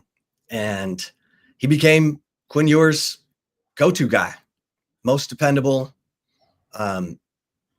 Had a catch in every game he played in. and obviously was on the receiving end of 4th and 13 in a game where he had 7 catches for 149 yards and a touchdown that will be remembered forever in Texas football history. People forget he had 8 catches for 162 yards in the SEC championship game. That was actually his best statistical game of the year. No one remembers it because Texas lost. If one of those field goals goes in, you remember, man, Matt Golden had 8 catches for 162 yards against Georgia. But Matt Golden, special player. Even missing 2.5 quarters in the semifinal CFP game against Ohio State, he came back and catches that. He catches the one-handed pass you were talking about to start the game for 24 yards, and then he catches the 27-yard pass to get Texas down on their way to 1st and goal. And the guy just made play after play. He was spectacular. It was a lot of fun to watch him, and great kid. He had 7 touchdowns as a freshman at Houston, 6 touchdowns as a sophomore, 9 touchdowns this year at Texas, nearly 1,000 yards receiving. He had 987 yards. He would have easily eclipsed that if he hadn't, suffered the ankle injury against Ohio State. So Matt Golden, who is entering the 2025 NFL Draft, Ollie Pop to you, Matthew Golden. Great year. Thanks for 4th and 13 and all the memories. Guy's going to be hard to replace, no doubt about it. But the good news is Texas is a magnet for top receivers because they want to play in Sark's pro-style offense. So kudos to Matthew Golden, who joins Jaden Blue and Kelvin Banks. So far, in declaring for the NFL Draft, the deadline is the 15th, 2 more days. Damn. So it should be coming fast and furious. So, like, those guys in Ohio State, they got to make a decision on Notre Dame, or do they get another week? They get an extension. Okay. They get an extension, I think, of I can tell you here, but they get an extension. They get a couple more extra days. Okay, that makes sense. To declare. Okay. Yeah, I saw Hayden Connor. He's in too, but he's a senior, right? Yeah. It doesn't matter. But damn, man, it's a lot of turnover. The 2025 season, but yeah, Matthew Golden in this 1 year, one of my favorite receivers. Just going back to his catch at Michigan, big time. Like, his catch radius, not the biggest guy, but his catch radius is pretty remarkable. And he made some big plays all year long that got Texas out of tough situations, like the 4th and 13 that you just talked about, Chip. So, yeah, who will be able to replace him? We'll see. To be determined. But DeAndre Moore, Ryan Wingo. By the way, if you're in the championship game, you have until January 24th. So they give you an extension from the January 15th deadline for everyone else. Okay. Let's get to the right call.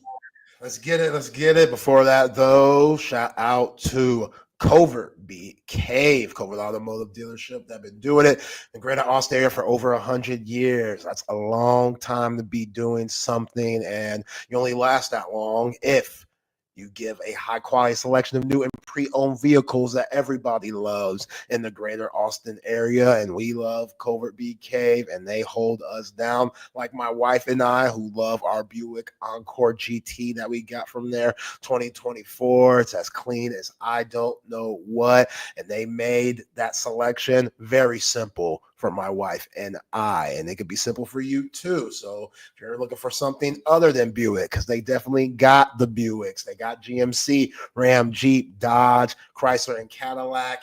Check them out at covertbeecave.com to see all the latest specials and inventory. Nobody beats a Covert deal. Not now, not ever. And you're looking for large quantities of supplies to fulfill any type of landscaping job, go with the folks at Leaf Landscape Supply, a full service and wholesale and retail plant nursery and landscape supplier here in the ATX. Go visit both of their locations up north off Palm Springs and down south off 290 in Monterey Oaks. Trendy house plants, collection of specialty plants, any types of rare plants. They're your one-stop shop for everything you need. So check out their website at leaflandscapesupply.com.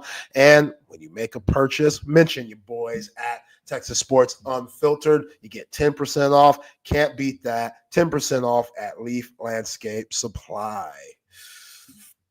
Yep, start off the right call. Guess we got to talk some Texas basketball, men and women's. I like what Richard said here because Rick Barnes had some interesting words after the game when he was talking about his leading scorer in Chaz Lanier. And I think Chaz Lanier, hell of a player, could definitely shoot that thing, has a very quick release. But yeah, Rick talked about how he took him out in the first half because he wasn't shooting the ball and told him, you're getting paid to shoot the ball.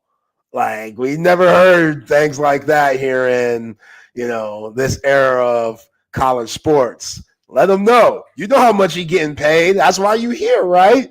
Like, you getting that paper, we gonna treat you like an athlete or a pro athlete. So, yeah, Rick kept it real. I appreciate that. And Rick also said Trey Johnson ain't no damn Kevin Durant. He ain't riding with that. Hey, you and I have been saying that. Yeah, I'm tired of hearing it. All right, real quick though. Let's get the women out of the way because I want to get your opinion on something. Yeah. So Texas, South Carolina, they're going to play twice. They're going to play again. Texas forces 22 turnovers. Texas only turns it over 12 times. But this was the worst shooting night I think I've ever seen. Like, it wasn't just Maddie Booker. It was everyone. Shea Holly was 1 of 5. Aaliyah Moore was 2 of 9. Maddie Booker was 3 of 19, which is just, it's like that Texas-Oklahoma State football game where Quinn kept throwing it to Worthy 17 times and he only caught it 4. But Maddie Booker, to her credit, had 7 rebounds, 2 steals. Kyla Oldacre, 16 boards. She was solid. She is solid, but my girl Jordan Lee struggled. She was 0 of 6, 0 of 2. Texas only was 1 of 5 from 3 and only 5 of 10 from the free throw line. Like, this was just an all around bad. They shot 27.8%. So my question to you, Zay, is how much credit do you give South Carolina's defense? And how much was it Texas just not rising to the moment? A little bit of both. You got to give love to South Carolina, Dawn Staley. There's a reason why she has multiple championships up there in Columbia. Like, her girls, she gets 5 stars each and every year. She coaches the hell out of them. They play good defense, and they sped up Madison Booker. They really did. They sped her up early, and once you start missing the few and you got good defenders around you, that rim could shrink very fast. And that's what happened with the 3 for 13 effort. But again, like 12 of those shots I thought were good shots. 19, excuse me. Yeah, 3 for 19. But 12 of those attempts, I thought they were good shots. Like she had a wide open layup that she just completely smoked on the other side of the rim. And it's like, yeah, she's not feeling it at all. Like it's starting to become Yips-ish for Madison Booker, which that's rare air for a 35 because she's an absolute star. I told you last year, she reminds me a ton of Maya Moore, especially with her smooth jumper. And then, to your other point, like, yeah, they didn't step up to the occasion. I mean, again, with the crowd, it's a packed house. Like, it's different. It's different. Like Dawn Staley, she's intense. She's out there wearing her Eagles jacket. She's getting after reps, and their D was good. Like, again, you forced 20-something turnovers against South Carolina. You're playing good D. You're making the right moves defensively. You take 28 more shot attempts than South Carolina. You should win the game. You force 22 turnovers. You get 28 more attempts up, and you end up losing by 17 still. That's just – you have a horrible shooting night. Horrible. I mean, they opened 3 of 25 from the field. Yeah. And in there was 6 missed layups. And among that 3 for 25 start. Yeah, don't like that one bit. But Chip, you've known me long enough. I'm going to do my research, man. Something comes up. Sometimes I go looking for it. Sometimes I hunt for messy information. And sometimes it just finds me. You know what I'm saying? Just because that's what happens. I try to follow everyone I can on social media when it involves Texas sports. Texas football, following all the football players. Just because I like seeing what they got going on. I like seeing the team camaraderie where they post different stories and post videos of themselves having fun outside of the field. Same with the basketball team, men's and women's. Saw something yesterday pop up on my Instagram feed after the game. That's very interesting. Shea Holly. Shea Holly's kind of struggled this year. A little bit. You know what I'm saying?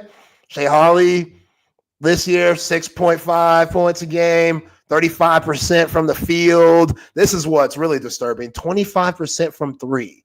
Last year, she was 37.6% from 3, Chip. What's going on? Then I see this on her Instagram feed, reposting a photo of her kissing a dog or looking like she's about to kiss a dog, but who was part of the original photo? Who posted the first one? All-world wide receiver for the New York Jets, Garrett Wilson, who's also technically an Austin Knight, which has made me speculate that these two are dating now. Garrett Wilson and Shea Holly. Beautiful couple, by the way. Very good-looking couple. Wish them the best. I love. But it works both ways. It's undefeated. We talk about it all the time. Shea, you go from 38% shooting from 3, now to 25. You out here with Garrett. He's up there in New York. You don't know what he's doing. We know the narrative about football players. Now, Garrett might be a good boy, might be a good dude, loyal, faithful. Found out that he's no longer with his college sweetheart that I saw when Garrett won Rookie of the Year, and he was on her arm during the Rookie of the Year ceremony and stuff like that. He's no longer with her. No pictures of her. She don't got no pictures of him on the Instagram. So he's not with the ex. But Shea Holly made Garrett Wilson's 2024 recap pictures, where it was a lot of football, a lot of Jets photos, a couple of photos of him in New York and on vacation, and then just this random photo of Shea Holly with the dog. And then Shea Holly reposted it with those love emojis at the bottom. So, again, great-looking couple. I wish them the best. But Shea Holly going from 38% from 3 to 25. Just curious. Just wondering what's going on. Game? I'm just saying, I don't want to. I don't. I really don't. And this goes against the Lake Travis-Westlake rivalry. They're bringing it together a little bit. That's a big-time rivalry, Chip. You know that.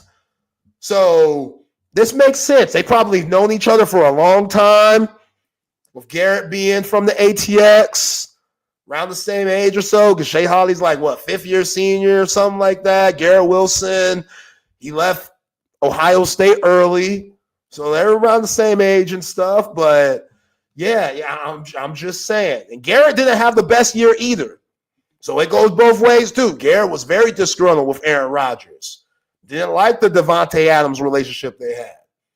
So, I know y'all, I don't like it either. I'm just saying, I saw it yesterday, and I was like, this is interesting. That's all, Rodney. she could turn it around. But she did not have a good game yesterday either. She really struggled. This is why you are per se Hilton. Yo, man, it just finds me. This is one I didn't go out looking. It just found me. That is some good sleuthing. Because I just got a text saying they are dating. Really? Someone who's listening to our show just confirmed they've been dating about 3 weeks. 3 weeks? Okay, maybe longer. Damn. Hey, Actually, that's a beautiful couple. I'm telling you. Garrett Wilson. Sorry. The source said they just heard 3 weeks ago that they're dating. So they could have been dating for longer. Sorry. Yo, that's a beautiful couple. Garrett Wilson, he tried to do some modeling if he wanted to. I wouldn't be surprised. He's up there with the good-looking dude, Jalen Hurts. We know who Shea Holly is, so not surprised that two beautiful people from the same area are together. I'm just saying, Shea Holly got a job to do, so does Garrett. That's a long way. New York, ATX, which season's over for Garrett. He ain't playing in no playoffs, so he could be back in the ATX now. Home.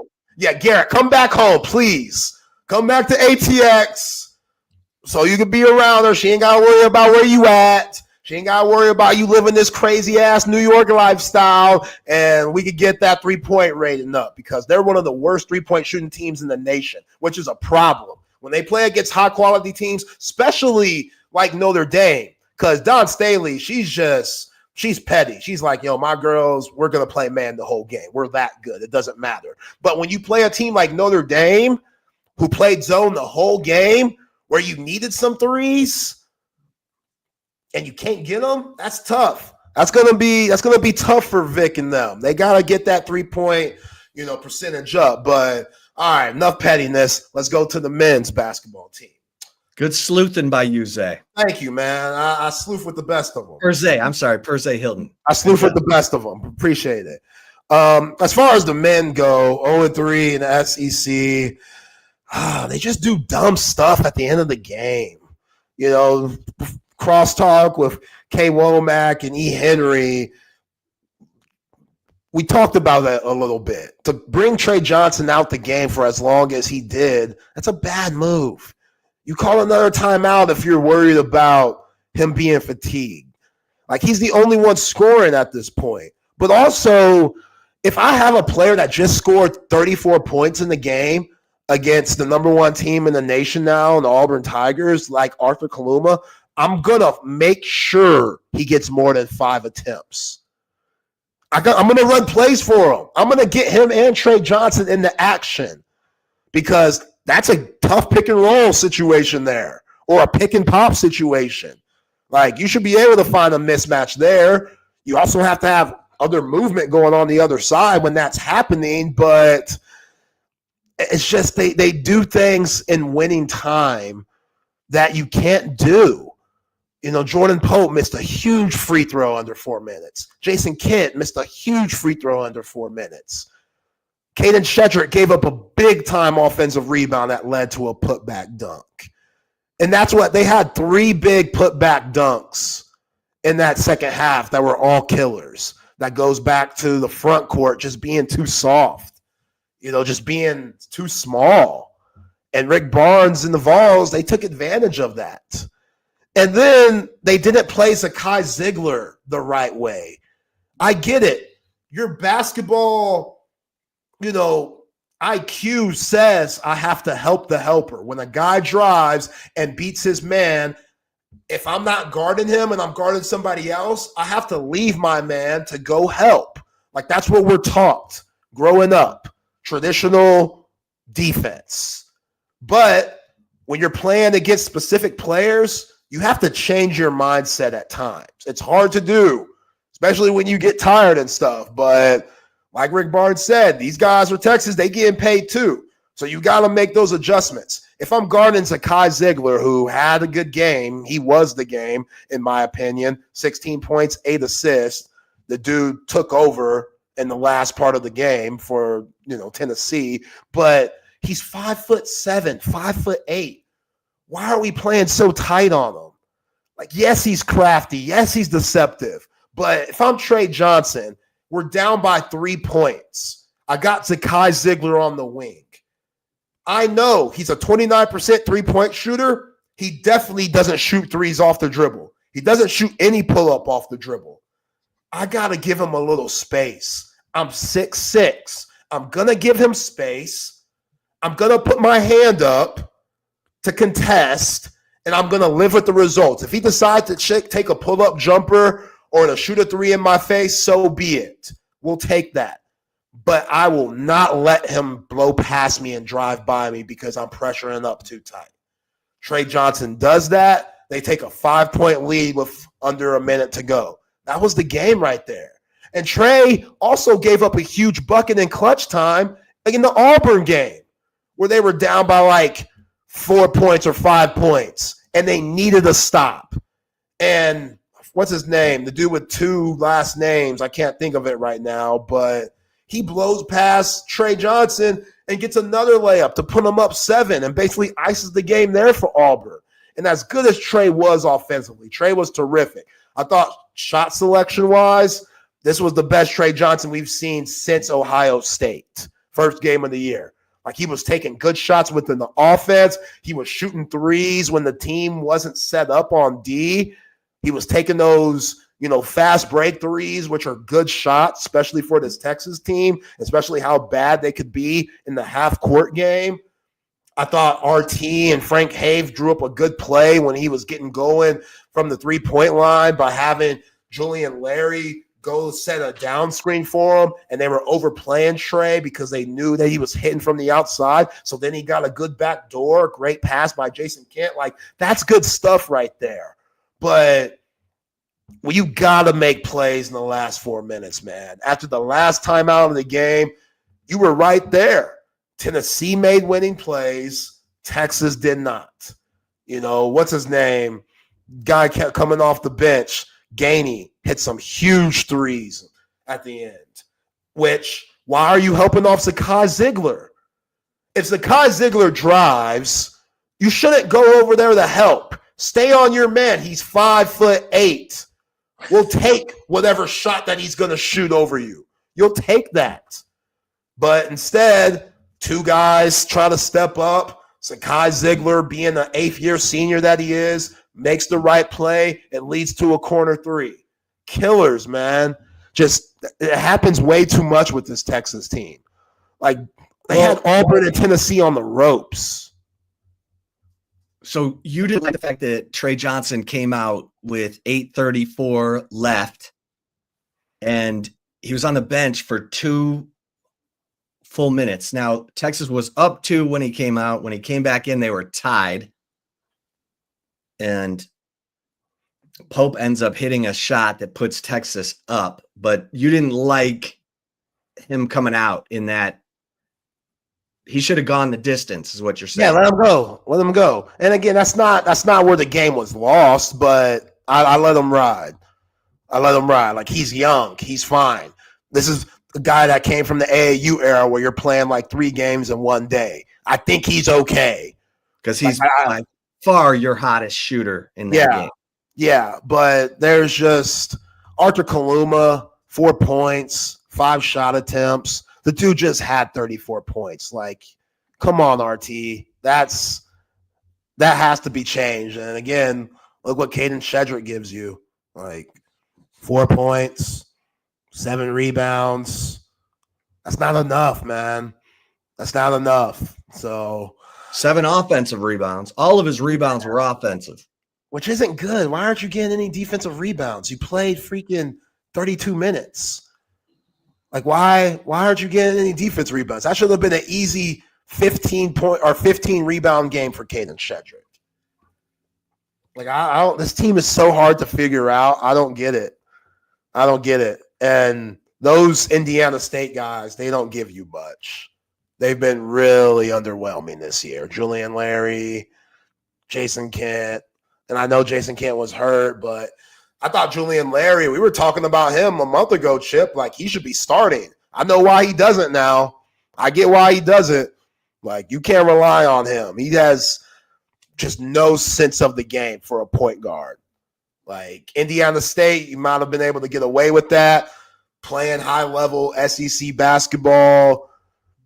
I think he's over his skis a little bit. And he has good moments. He had a nice little steal that led to a layup, but overall, he just isn't consistent enough. Texas only had 5 turnovers in that game. So I'm saying, like, you're just Tennessee had 15. Like, just little things, like playing off Sakai Ziegler. Like, people understand what I'm talking about there. Like, you do not have to pressure everybody. You know what I'm saying? Like, nobody was pressuring Doge Balbay. You remember Doge Balbay with the Texas? Turkish brother. He couldn't shoot at all. They used to sag in the paint with him. I'm not saying you do that with Sakai Ziegler, but take a couple of steps back to where if he makes a move, you have time to beat him there laterally. You know, tell everybody in the huddle, if I'm Coach Terry, hey, if Sakai Ziegler drives, don't help off your man. He's not looking to drive and score. He's looking to drive and pass. If he goes off for 20-something, so be it. But those 8 assists that he had were way more impactful than the 16 points that he had. That's what separates winning and losing right there. And that's a shame that they're 0-3 with their backs against the wall going to Norman on Wednesday. All right, let's bring in Chris Phillips, SEC Unfiltered. Chris, what's going on? What's going on, guys? Happy to be here. I was just going to say whoever made the Texas-Oklahoma game a 10 p.m. Eastern time tip-off should be thrown in prison. That is absurd, guys. 10 p.m. Eastern time tip. That's late. Why? What are we doing? That's really late. I don't know what the game is before that then. So there's on Wednesday, which funny enough too, there's a 6 o'clock Eastern, 8 o'clock Eastern, and 10 o'clock Eastern. And get this, the 6 o'clock Eastern, it is Vanderbilt, South Carolina. So that game tips off at 5 o'clock Central Time. No. 5 o'clock local time tip off. Vanderbilt, South Carolina, that's ESPN Plus stuff. Like, that's come on, that shouldn't be. You notice they don't put any basketball games on like the Plus channels or anything. I haven't noticed that. I don't think they do. I think they're all on something. Well, that's at least ESPNU or SEC Network. I think that game, to your point, Zay, is on ESPNU. I'm almost positive. Okay. Yeah, I'm checking now. But yeah, I saw 10 o'clock Eastern. I'm just like, no, here we go. They're all 3 on SEC Network. Interesting. So 6, 8, 10, or 5, 7, 9 SEC Network just back to back to back. And I'm assuming that's why they scheduled it that way. But, man, if folks want to know how much Red River moves the needle on the hardwood, you can get a ticket right now for $6. $6 to watch either the Sooners or the Longhorns get their first conference win in program history and beat their rivals. $6. All it takes. Wow. I know Chip ain't going to be in Norman, that's for sure. How is their arena? Awful. Really? It is. It's old. Yeah. Lloyd Noble. Terrible. Yeah, I was going to ask you guys because So we're gonna start. I dropped 2 last week, Auburn and Kentucky, and once we start new seasons, I'll do this for baseball too. I just like to get somebody on from, somebody who covers the team, boots on the ground, whatever, and kind of just deep dive with them. I do it for all the sports.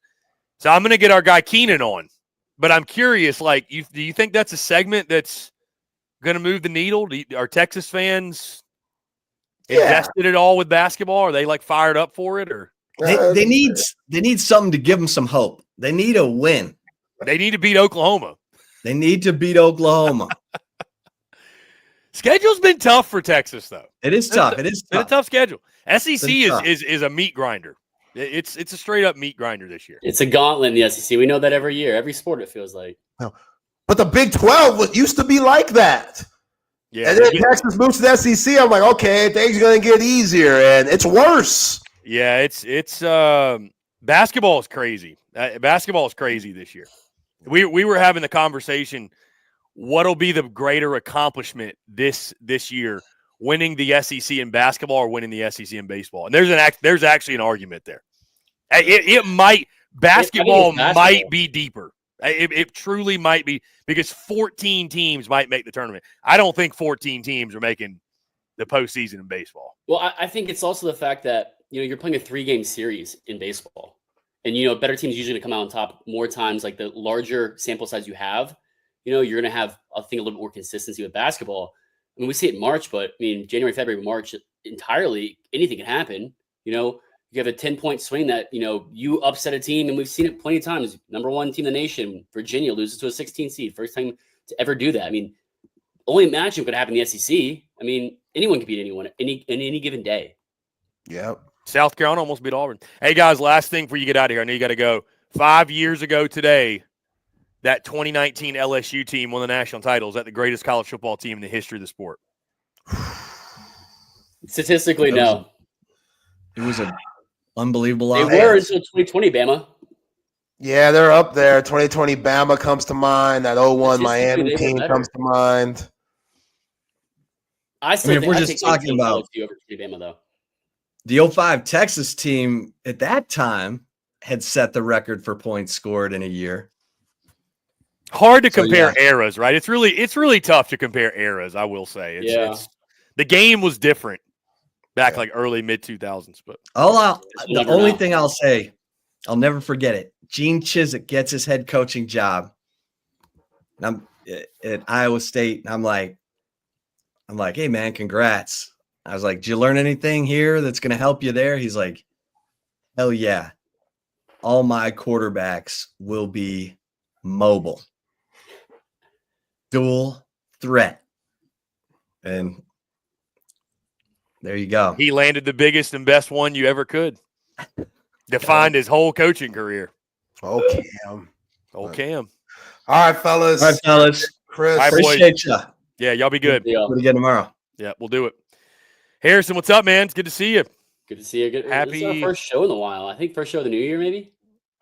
Yeah, something like that. I've been really bouncing around a ton. That time between Christmas and New Year is like, it just doesn't really exist. I for about 2 weeks there didn't know what day of the week it was. Barely knew. I knew only because of what bowl game was on. So it's like you enjoy that time of year, but then also I was ready for it to be concluded. You really get out of routine. It's very, very hard to stay in routine that time of year. But yeah, and then of course I went skiing. Just roll the punches, go with the flow. Yeah, of course. But and then this this past weekend I was skiing from Wednesday to Sunday, which it worked out well. That's a little different vibe for a trip. Very low key, very chill. And I survived, which is good. I almost didn't. I really almost didn't. I get a play-by-play. Our audience would be horrified if they saw the crash. Give me draw me a mental image. Yeah, just a mental image. Went on a black diamond. The first half of it's pretty manageable, just kind of a straight down drop, but then it flattens out pretty quickly, and you go. It's a very large run, at least for East Coast skiing. So you probably go like 150 yards or so, and then that's when the the true test or the big part of the Black Diamond begins. It's a very long, just straight downhill run, if you will. And I mean, dude, like I had done it like 3 times before that, and I mean, it's you know, if you're not a good skier, it's treacherous. I mean, it's straight down. So, pretty wide though, so it's not. There's certainly harder runs. But yeah, man, I noticed it's different. Like when you say Black Diamond, people would say East Coast Black Diamonds, let alone, kind of Southeast Coast. It's a different type of Black Diamond. Because I've been skiing, I haven't gone west yet, but I've been skiing in Vermont. I went last winter. It's definitely different than, North Carolina because it's like an icy Black Diamond, which is way different, and you have to manage it and kind of approach it differently. Yeah. I mean, the slopes get icy in North Carolina too, for sure. Yeah. They had just gotten like 5 inches of snow though, so we had pretty good powder, which it's interesting. This is a total side note. I'm so used to skiing on minimal powder that like a lot of powder kind of messes me up a little bit. I don't love a ton of powder. Like give me, I don't know, it's just different. I'm just not used to it, I think. But anyways, yeah, long story short, man, I'm just on the, I'm on the run and I wasn't being reckless, I don't think, but I was feeling pretty confident and was just really cutting it up nicely. And man, I went to make that right turn and I hit a patch of powder and my ski just stuck, man. I mean, I went flying down like a 70-degree. Bro, I had to probably slide. I probably hit and slid like another 20 yards. Did you not take anyone out on the way? No, because it's very lightly crowded because nobody's doing it because it's a Black Diamond. So very few. Thankfully, like nobody around me or anything. But dude, I ate it. I mean, my neck is still sore. Went flying straight. Thankfully, like I'm pretty good at falling, which sounds weird, but when I fall, I go just really limp and just kind of let my body just roll with it. So. Yeah. If I'd have stiffened up, I probably would have broken my neck, like straight up. So, but then like the crazy part about that, I get up and I only see one of my skis. I'm like, bro, where is my other ski? Like, how far could it have gone? Well, dude, I couldn't find it. I legitimately could not find it. I thought it got buried in the powder, and then I was like, well, what if the brake didn't cut on? It went down.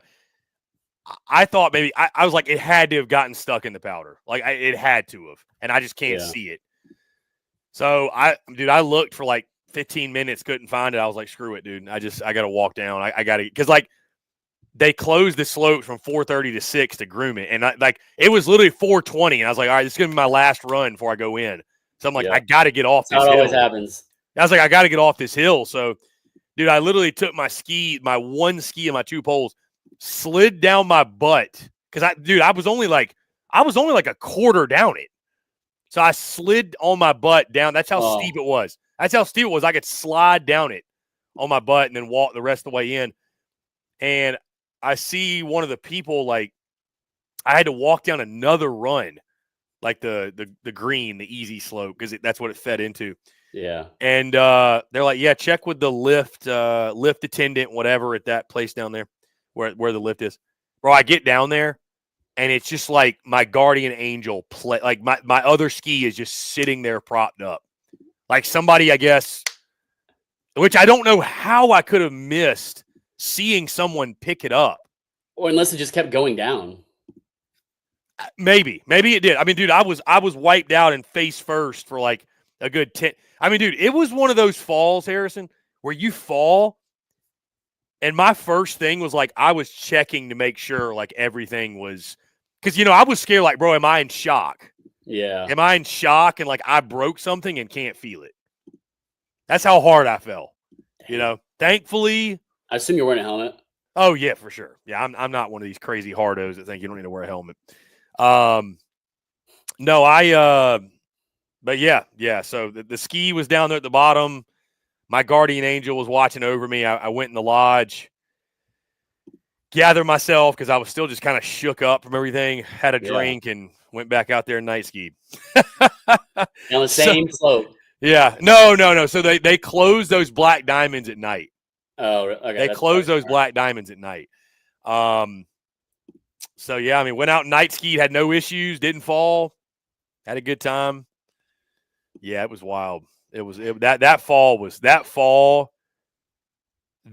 hardest wipeout of my entire life. For now. If it gets worse, I may not get up. So I'm hoping that's the. It's funny. I thought I had my worst the last time I went, and to your point, I one upped that. Yeah. I also you're a snowboarder, aren't you? Yeah, I board. Yeah, I hate to say it, man.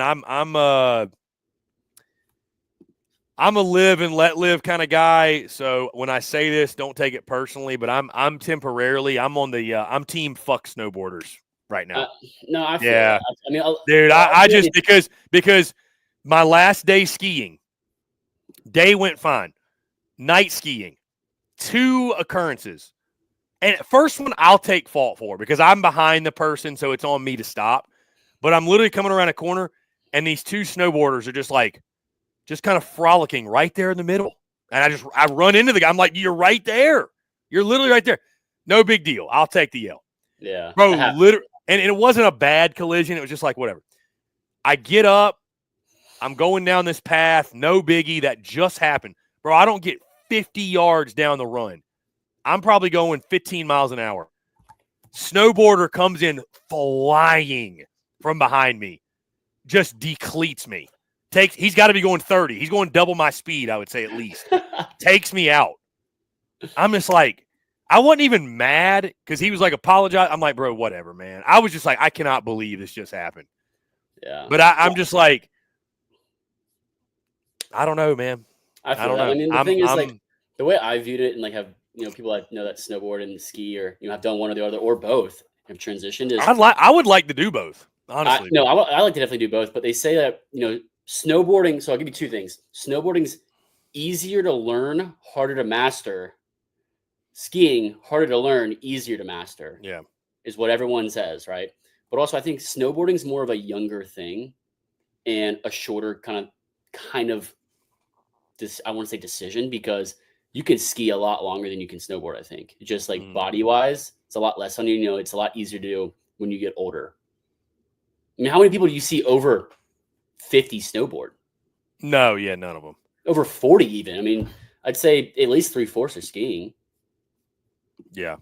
So just kind of, it's, snowboard as long as I can while I'm young, but I definitely want to learn how to ski while I'm young so that when I make the transition, I assume I will, I'll be comfortable and kind of seamless into doing so. Right. Dude, it's funny. My buddy who I was with on this trip, he just went to Deer Valley in Utah. Mm-hmm. It's one of the, there's only, I think, 5 of them. It's one of the only resorts in the U.S. that is skiing only. Interesting. Skiing only. I didn't know they had that. Yeah. Apparently. There you go. But this place he's talking about, I'm looking at it right now, Deer Valley, bro, for a single day lift ticket. If you and I went skiing today, Harrison, it is $289 for a 1-day ticket. Dude, you might as well go to Europe. I would go to Europe and ski. Get the quick. Oh, I've literally read up that it is cheaper at this point to go to the Swiss Alps than it is to go to Colorado. You can go to Tokyo and go ski up in Japan. It's cheaper. I've seen it. I'd rather do that than go to see a bunch of East Coast people or people that I know, like go to Aspen or Colorado or Wyoming, Jackson Hole, wherever it is. I'd rather go to Europe and the experience. Like, why not? Even if it's cheaper too. Yeah, I don't know. I love to ski though. I do. I love it. I'm hoping to get out there. I don't think it's gonna happen this year, but hopefully get back out there, twice next year. So Vermont's pretty cool though. Vermont's cool. I went to Mountain Stowe. It was really cool. I was up there with some. I've heard Vermont's beautiful. Yeah, it was really, really cool. Listened to a lot of Noah Khan up there, back in his neck of the woods. So I got some really good food. No, it was a great experience. It was really cool to see Vermont. I'd never been there before. I enjoyed it. It was cool. I mean, I wouldn't rush back because there's other places I want to go visit and, ski and experience before I do that, but I would not go back. Right. So I liked it. Harrison, we do have a football game I want to discuss. I was not on the post game, so I do want to get some thoughts out there. Texas loses to Ohio State.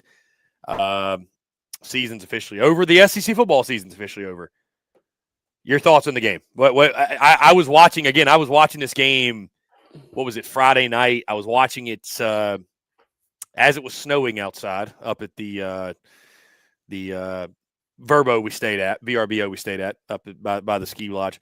Thoughts on the game? I mean, Texas falls to Ohio State, man. It's heartbreaking fashion too. That what was it? What's his name? God, what is the Ohio State guy's name again? That got the final play. Not Jack Kaiser. He's Notre Dame, right? Jack Kaiser's Notre Dame linebacker. It was Jack Sawyer. Jack Sawyer. There we go. Against his former roommate at Ohio State. Yeah. Talk about scripted. They got that one right for sure. But what the script writers about that though, Chris, is you saw the replay. Like the interaction between Quinn and Jack after it. Like Quinn, like good little joke, whatnot. Like haha, like. Joke about that or laugh, like 6 months, a year later. In the moment, I don't care if it's my best friend. I'm pissed. He looked like it was just like, good one, dude, good one. Like, that was good, like that kind of really frustrated me to see. And I'm not even a Texas fan. Like I was rooting for Texas. I mean, I'm like, you gotta be kidding me in that moment. And you're just kind of laugh it off a little bit with with an old buddy. Like, no, that was frustrating for me to see. I don't know how many people, caught that or felt the same way, but I don't know. It didn't really stick well with me. And the biggest takeaway, Chris, I had from the game was the fact that it felt like all game Ohio State was getting pressure on Quinn Ewers with 4 guys, like not even blitzing a lot. I mean, they had 5 protecting and they had, bringing 4 guys and they got a lot of pressure on him, making him get rid of the ball early, collapsing the pocket too. He wasn't like spinning out of it, taking it, tucking it and running, expanding the play down the sidelines and either, throwing it with a receiver that gets open from, a DB trying to cover for 8, 9, 10 seconds. Just that pocket was collapsing. They're doing so with 4 guys. That was the biggest takeaway for me. It felt like it was all game. It's just so much. It felt like Quinn was in an elevator in the pocket, nowhere really to go, kind of limited on space. And it just felt like it was closing in way too often throughout the game. And I think that was what really set the tone throughout the game and just controlled Texas on behalf of Ohio State defense. I think they did a fantastic job, of minimizing that. Yeah, I mean, I'll say this about the game. I think I felt really confident about Ohio State going in. I had Ohio State -6. I thought they were the better team. I mentioned going into that game that I felt like I knew what I was going to get from Texas. That game was all dependent on what version of Ohio State showed up because I think we had seen the same version of Texas essentially the entire season. I do give Texas's defense a lot of credit, especially holding Jeremiah Smith in check. I mean, he was a non-factor in the game. But, I think for the most part, Harrison, Texas, they lived up to what I thought they'd be. They were who I thought they were. You knew there was going to be some sort of critical turnover. It came at the worst possible time. I didn't know it'd get run back for a touchdown, but it did. The 2nd and goal play call will forever go down as they'll be talking about that one for a long time in Austin. That toss tweet say play. That more so because it didn't work. If they got no kidding. Well, yeah, but if they got to the half no kidding. Line, it's like, Chris, if they got back to the line of scrimmage, got to the half-yard line, I don't think it's that big of a call. But like the fact that it just kind of blew up in their face. Yeah, the fact you thought snapping the ball out of the shotgun from the 1-yard line, catching it at the 7, and tossing it laterally against one of the best defenses, most athletic in the country. Yeah, it was a bad call. I don't care what anybody says. I didn't like it, but it was a horrendous call. And there were a lot of people out there trying to spin zone it as it wasn't that bad. It was a bad call. It really was a bad call. Yeah, I'm not going to sit here and say it was a good call, but the game was bigger than one play. The game was bigger than one play. Yes. But situationally, you have a chance to tie the game. That play call was horrendous. I mean, it was terrible. No one talks about it if they score on that next play, but what happened? Pocket collapsed. I mean, this is like, but every sport we can play this hypothetical thing. We're like, I mean, Nobody's talking about the pitch that the Florida State guy threw Christian Moore if they call strike 3 on Blake Burke. But they didn't. So, I mean, they who cares? They didn't. Like I saw that. I saw it. It's all hypotheticals. Like, who gives a shit? I mean, maybe Florida State should have won the national title. I don't know. I mean, they're looking pretty good this season with one of the best arms of the country. I mean, listen, Blake Burke swung, folks. I don't know what to tell you, but it doesn't matter because they didn't call it. So it's like if it worked, but it didn't. It didn't. The bottom line is it didn't. That's all I'm saying. So yeah, I mean, and again, the game didn't come down to just one play. And to your point, they score the next play. It's a moot point. But yeah, that's Sark got way too cute. Confidence that they were going to score on that drive. Dude, I tell you right now, if Texas pounds it up the middle 4 straight times, I'll tell you this. If you pound it the middle 4 straight times and you don't score, tip your cap. Yeah. Ohio State deserved to beat us. Yeah. But you can't lose that way. I'm surprised they didn't just push it from the 1 or the 2, whatever it was. Something. I mean, you get Jay and Blue or, put like a fullback behind him and just tush push it. Quinn Ewers, I think strong enough lower half to get through there. I never know though. I'll tell you this. I'm gonna sound really old school, but I just still it's hard for me to get behind like you're at the 1 yard line and you're working out of the shotgun. It really is, man. Like, and I know that's not going away anytime soon. One play of if you're going for on 4 downs, one play, I'm fine with it. But you can't do it more than once. You can't go to shotgun more than once, I don't think. Yeah. And then I'm seeing people give pushback on the play call, like, well, they've got Caleb Downs. It's like you knew they had him. They had him all game. So it's like, what are we? Yeah, it was a bad play call. Anyways, bottom line was, to your point, Texas's defense kept them in it. I think Ohio State was just a better team. It's just not really. Ohio State's the better football team, and Texas. That was probably the first time all season, I would say with confidence, they played a team more talented than them. I really think that. They're more talented than Georgia? I think Texas and Georgia were equal this year. Okay. I do. Okay. Yeah. So I wouldn't say Texas more talented than Georgia. I think they were about equal, though. But I think Ohio State's even though they lost to Michigan and whatever, Ohio State's probably going to beat Notre Dame, and they were the most talented team in college football this year. They didn't always play to it, but yes. They didn't always play to it, but dude, they had a $20 million roster. They should have had the most talented team. So they got a multi-million-dollar quarterback not playing. Yeah. Yeah. So I'm curious to see what happens with that too. Yeah. But I just, again, I thought for Texas, you made some critical mistakes. It was more of what we saw all season long with them. It was more of what we saw from the Horns all season. They were who we thought they were. Texas was a really good football team in 2024. They were. Yeah. They were. And I think too that, Quinn Ewers, we just dropped a segment today and we've talked about it a lot. And I posed the question on social media because it's such a fascinating argument. What is the legacy of Quinn Ewers? I think he's a guy that will probably get a lot more hate than he deserves. Definitely is going to get more hate than he deserves. A guy that got to Texas and pulled them out of the depths and got them to back-to-back playoffs and got them to back-to-back Final Fours. But, it'll always be kind of thought of his legacy will be just like, what if? Like, what could have been? Yeah, you could think, what if he didn't get hurt in that Bama game another year? Yeah, but he's a top 3 or 4 quarterback in Texas history. I think he's right there with behind them, Colt McCoy, Vince Young. Absolutely. In 2-1 in that order. Yeah. You could, but you could make an argument 3. Top 5. Yeah, he's a for sure top 5 quarterback in Texas history. So you think for sure top 5? For sure. Yes. Quinn Ewers is 100% a top 5 quarterback in Texas history. Yes. You're gonna have to go back really far to, I guess, get the rest of the top 5. I definitely say in recent year, but Major Applewhite. Top 5. What do y'all think? Tell us. What do you think? Who's the top?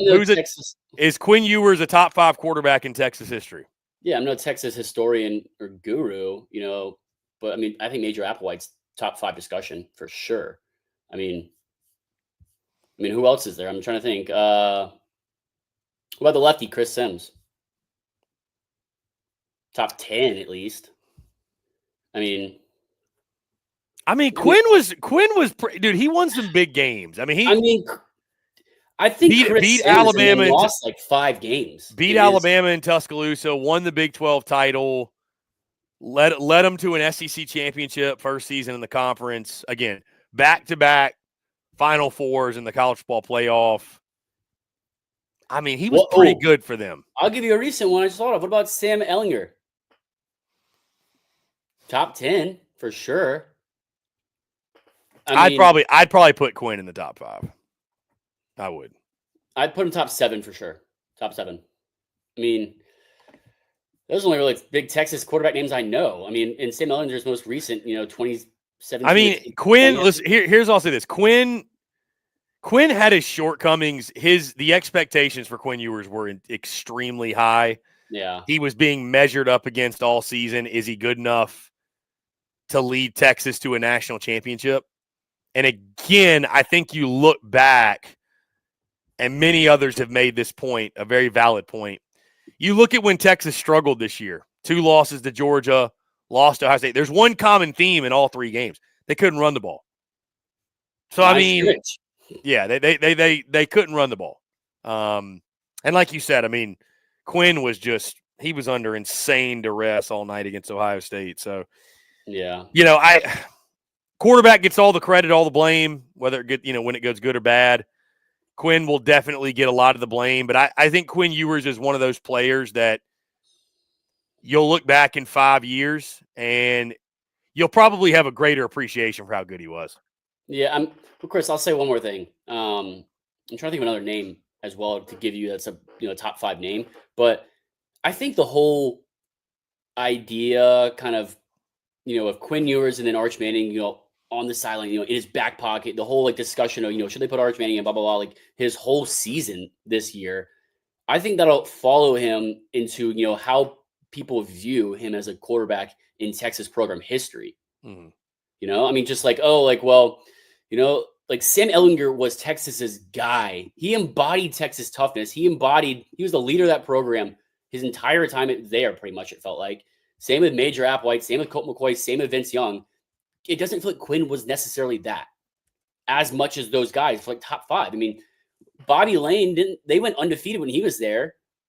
I mean, in the late 40s, I think, early 50s, undefeated season. I think he's top 5 too. I mean, it's just these guys, when you think of top 5 of a player in program history, you think quarterbacks and running backs, right? And you think they were the guy on their team, the leader, the captain. They embodied that team in the program. And it's tough to say, Quinn Ewers did that his entire career, like guys I just mentioned, with Sam Ehlinger, Bobby Lane, Colt McCoy especially, and Vince Young especially. I mean, obviously, Vince Young I don't think anyone's going to pass Vince Young in Texas program history as best quarterback all time. Dude, this is crazy. I'm looking at this. So I posted on Friday, what is Quinn Ewers' legacy at Texas? And just on a side note, this post has 805,000 views. People were very excited to give their thoughts on Quinn Ewers. Yeah. That is something. Yeah, I mean, look at Wags. I mean, I would love to see Sam with Sark. Imagine Sark having a dual threat, gritty guy like Sam Ehlinger that can throw the ball and willing to lay his shoulder down. I mean, I know Quinn laid the hammer in one rush he had, and I would love to see that. I really did in that moment too. In this game, absolutely. I mean, I think that would have been a really good pair, Ehlinger and Sark. Yeah, and Amon Roberts says, Chris, if Sam had this offensive playmakers and our number 1 defense, we would be in the national championship. I feel like there's still like this low key though, just distaste for Quinn Ewers. Exactly. That's why I think something about it, man. It's that top 5 conversation is tough to support. Let's see. And the reason I pulled this up is there were people dropping like their top 5. Somebody said he's the Chris Sims of the cycle. Good, but not good enough. I mean, what's the most popular response? There's a lot of people that said third best. A lot of people that say third best. I think it's so much recent memory, though, too. Oh, for sure. There's some recency bias, no doubt. I think most people, again, this is just going off replies to a tweet, so take it for what it's worth. Most people feel like he is the guy that bridged the gap to the chosen one, that is Arch Manning. They might not be wrong. They might not be wrong. It's a good take. It's a good take. But I think also too, I'm just really curious to see, and I'm not saying this is going to happen, but I'm curious to see, do we get middle of the season next year and Arch Manning's playing well, but, you know, he's going through the SEC grind, and you're like, maybe Quinn wasn't all that bad for all. The SEC's just tough league to play quarterback in. Yeah. I mean, what is good enough? The chosen one, the legacy quarterback, bridging the gap. I mean, Quinn's career in Texas, phenomenal, right? Phenomenal. I would take that career any day, right? Yeah. I mean, even in a quarterback of my team, any team, I would take that career. I mean, you can't complain with what he's done to the program, and he's, been committed there ever since. He wanted to get back home, transfer from Ohio State back to the state where he's from. It was a perfect fit for him. I mean, he said Sark was, at his house within 24 hours, same day. Mm-hmm. I mean, I think he did embody, as best he could, Texas, the program of Texas and the university, in just a position of quarterback that's such, you get all the fame or you get all the blame. I mean, I think he handled it very well, and I wouldn't necessarily say bridge the gap, but filled the role fully. I mean, time will tell, though. I mean, a little bit more, and I think, like we said earlier, we jumped on about how, it's hard to compare decades. It's hard to compare generations. It is. It's very hard to compare eras, too. Let's see. I wanted to highlight this. Wag said, Quinn is legit. He can make all the throws. He just lacks the ability to escape a tough pass rush. Love Quinn.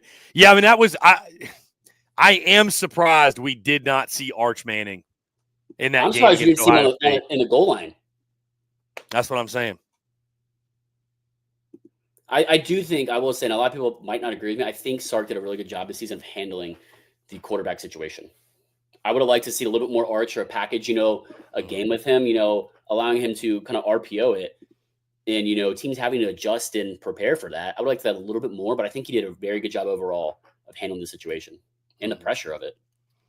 Yeah, Jake Bayless says Chris Sims quite literally never won a big game, never beat Oklahoma. So, yeah, I mean, Quinn won some big games, man. He won some big games. He did lose to OU once, but what did he go, 2-1 against them? I think 2-1 sounds good. Yeah, because the year one he came in after he'd been injured, played well. Year two obviously was another goal line situation where Oklahoma won, and then obviously this year they beat the crap out of them. So, yeah. So, yeah, I mean there's no question it's going to be the Arch Manning show in this upcoming 2025 season. Yeah. But Chris, pivot question for you. Mm-hmm. You got a good laugh out of my tweet once the game was over. I said, Texas fans, Omaha is in sights. It's time to turn the page. It's time for baseball season.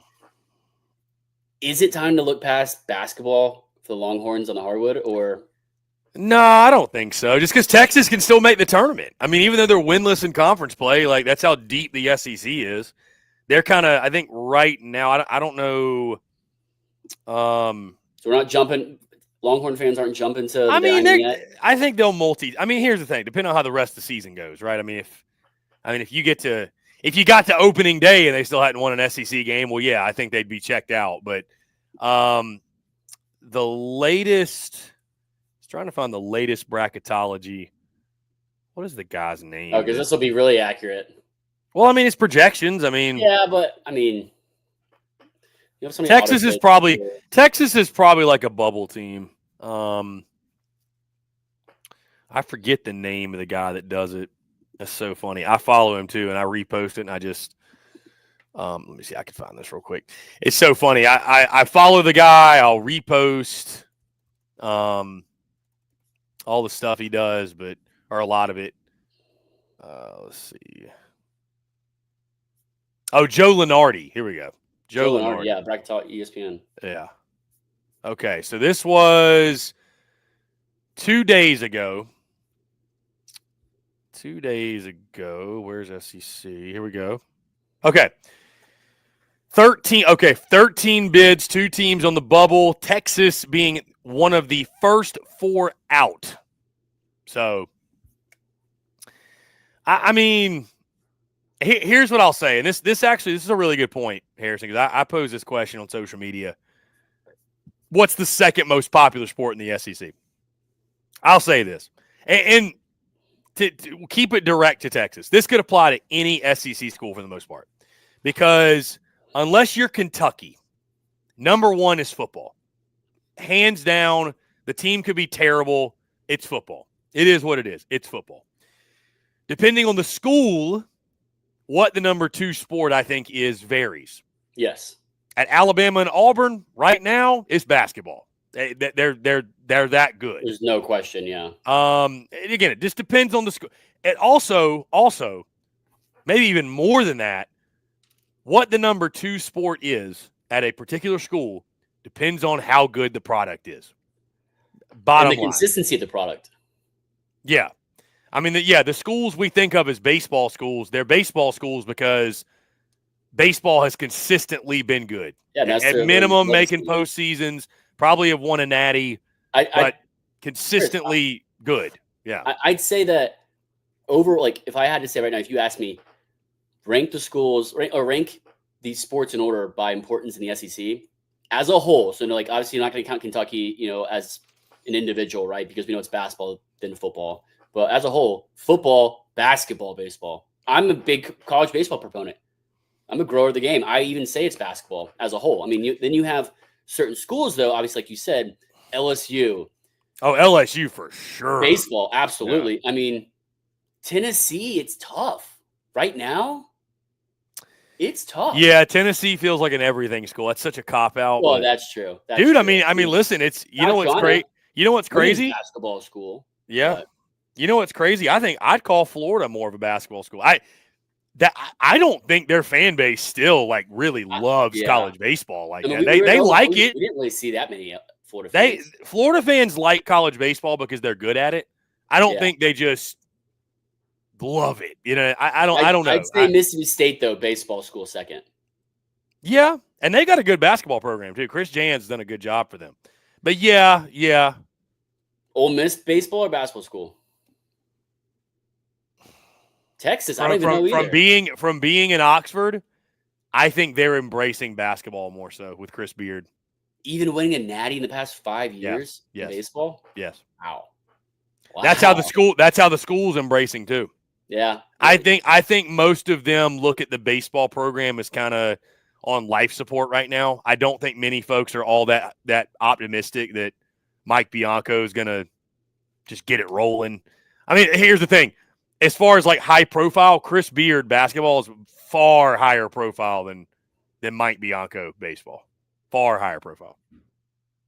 They've got a brand new basketball arena that's new within the last few years. Yeah. Well, I mean, Vanderbilt's got a new basketball arena. They're definitely a baseball school. Well, yeah, for sure. But yeah, no, to your point, it's funny. I would have said a few years ago because I would have probably let my biases win that the second most popular sport in the SEC is baseball. It is basketball, though. I can say that now. It is. I'll tell you. Through the season, too. It's basketball. The number of people that pay attention to and like basketball is greater than that of baseball, thus making it a more popular sport. Yeah. But while the number of people that pay attention to college baseball is smaller, you don't like college baseball. Those people that watch it, they're all diehards. So that's what makes it, I think, appear as if. Yeah. That's what makes it appear like there's even more support or it's more popular, if you will. Again, the numbers are less, but I'd say the numbers are stronger, if you will, for baseball. Because again, you just don't have casual baseball fans. Not until the summer, not until Omaha, you really don't have casual baseball fans. But even then, you got to like baseball to watch it.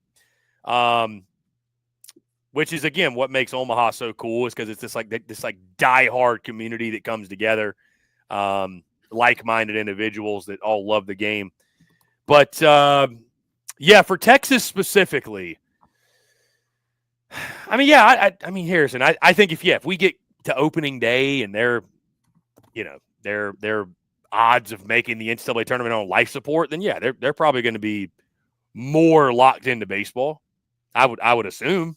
I mean, new coach, you got Schloss now. Like, there's a lot of optimism. You're in the top 25. Like, got a good roster. I mean, hey, you're in Arlington opening weekend. You're in a big tournament.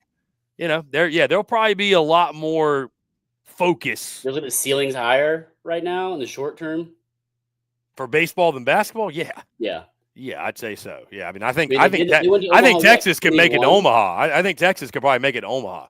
I don't know that Texas basketball can make it to the Elite Eight. I think at this point they'd be happy getting into the postseason. Y'all tell me if I'm wrong, but I think that at this point Texas just wants to get to the postseason. Wags, I'd say Texas baseball over hoops. Yeah. Yeah. Jake Bayless. I mean, it helps Florida went back to back in 07, 08. In hoops, yeah. I just think, like you said, I think Florida fans are a little more casual. I mean, they've got diehards. I don't know, man. From the baseball perspective, I've just always been told, and there's more family friendly than like. There are diehard Gator baseball fans. I'm not saying there aren't, but not as deep as other diehard. Florida will always easily be a football school. Easily. That's the bread and butter. Question. Florida, I think, would trade all the other sports success for football to be great again. I really do. I'd say most SEC schools would. Yeah, pretty much. Yeah. Chris, hear me out. Question for you. Which school do you think, in like kind of the opposite way, would I guess most likely have baseball be the number one sport over football? Which one would most likely have that?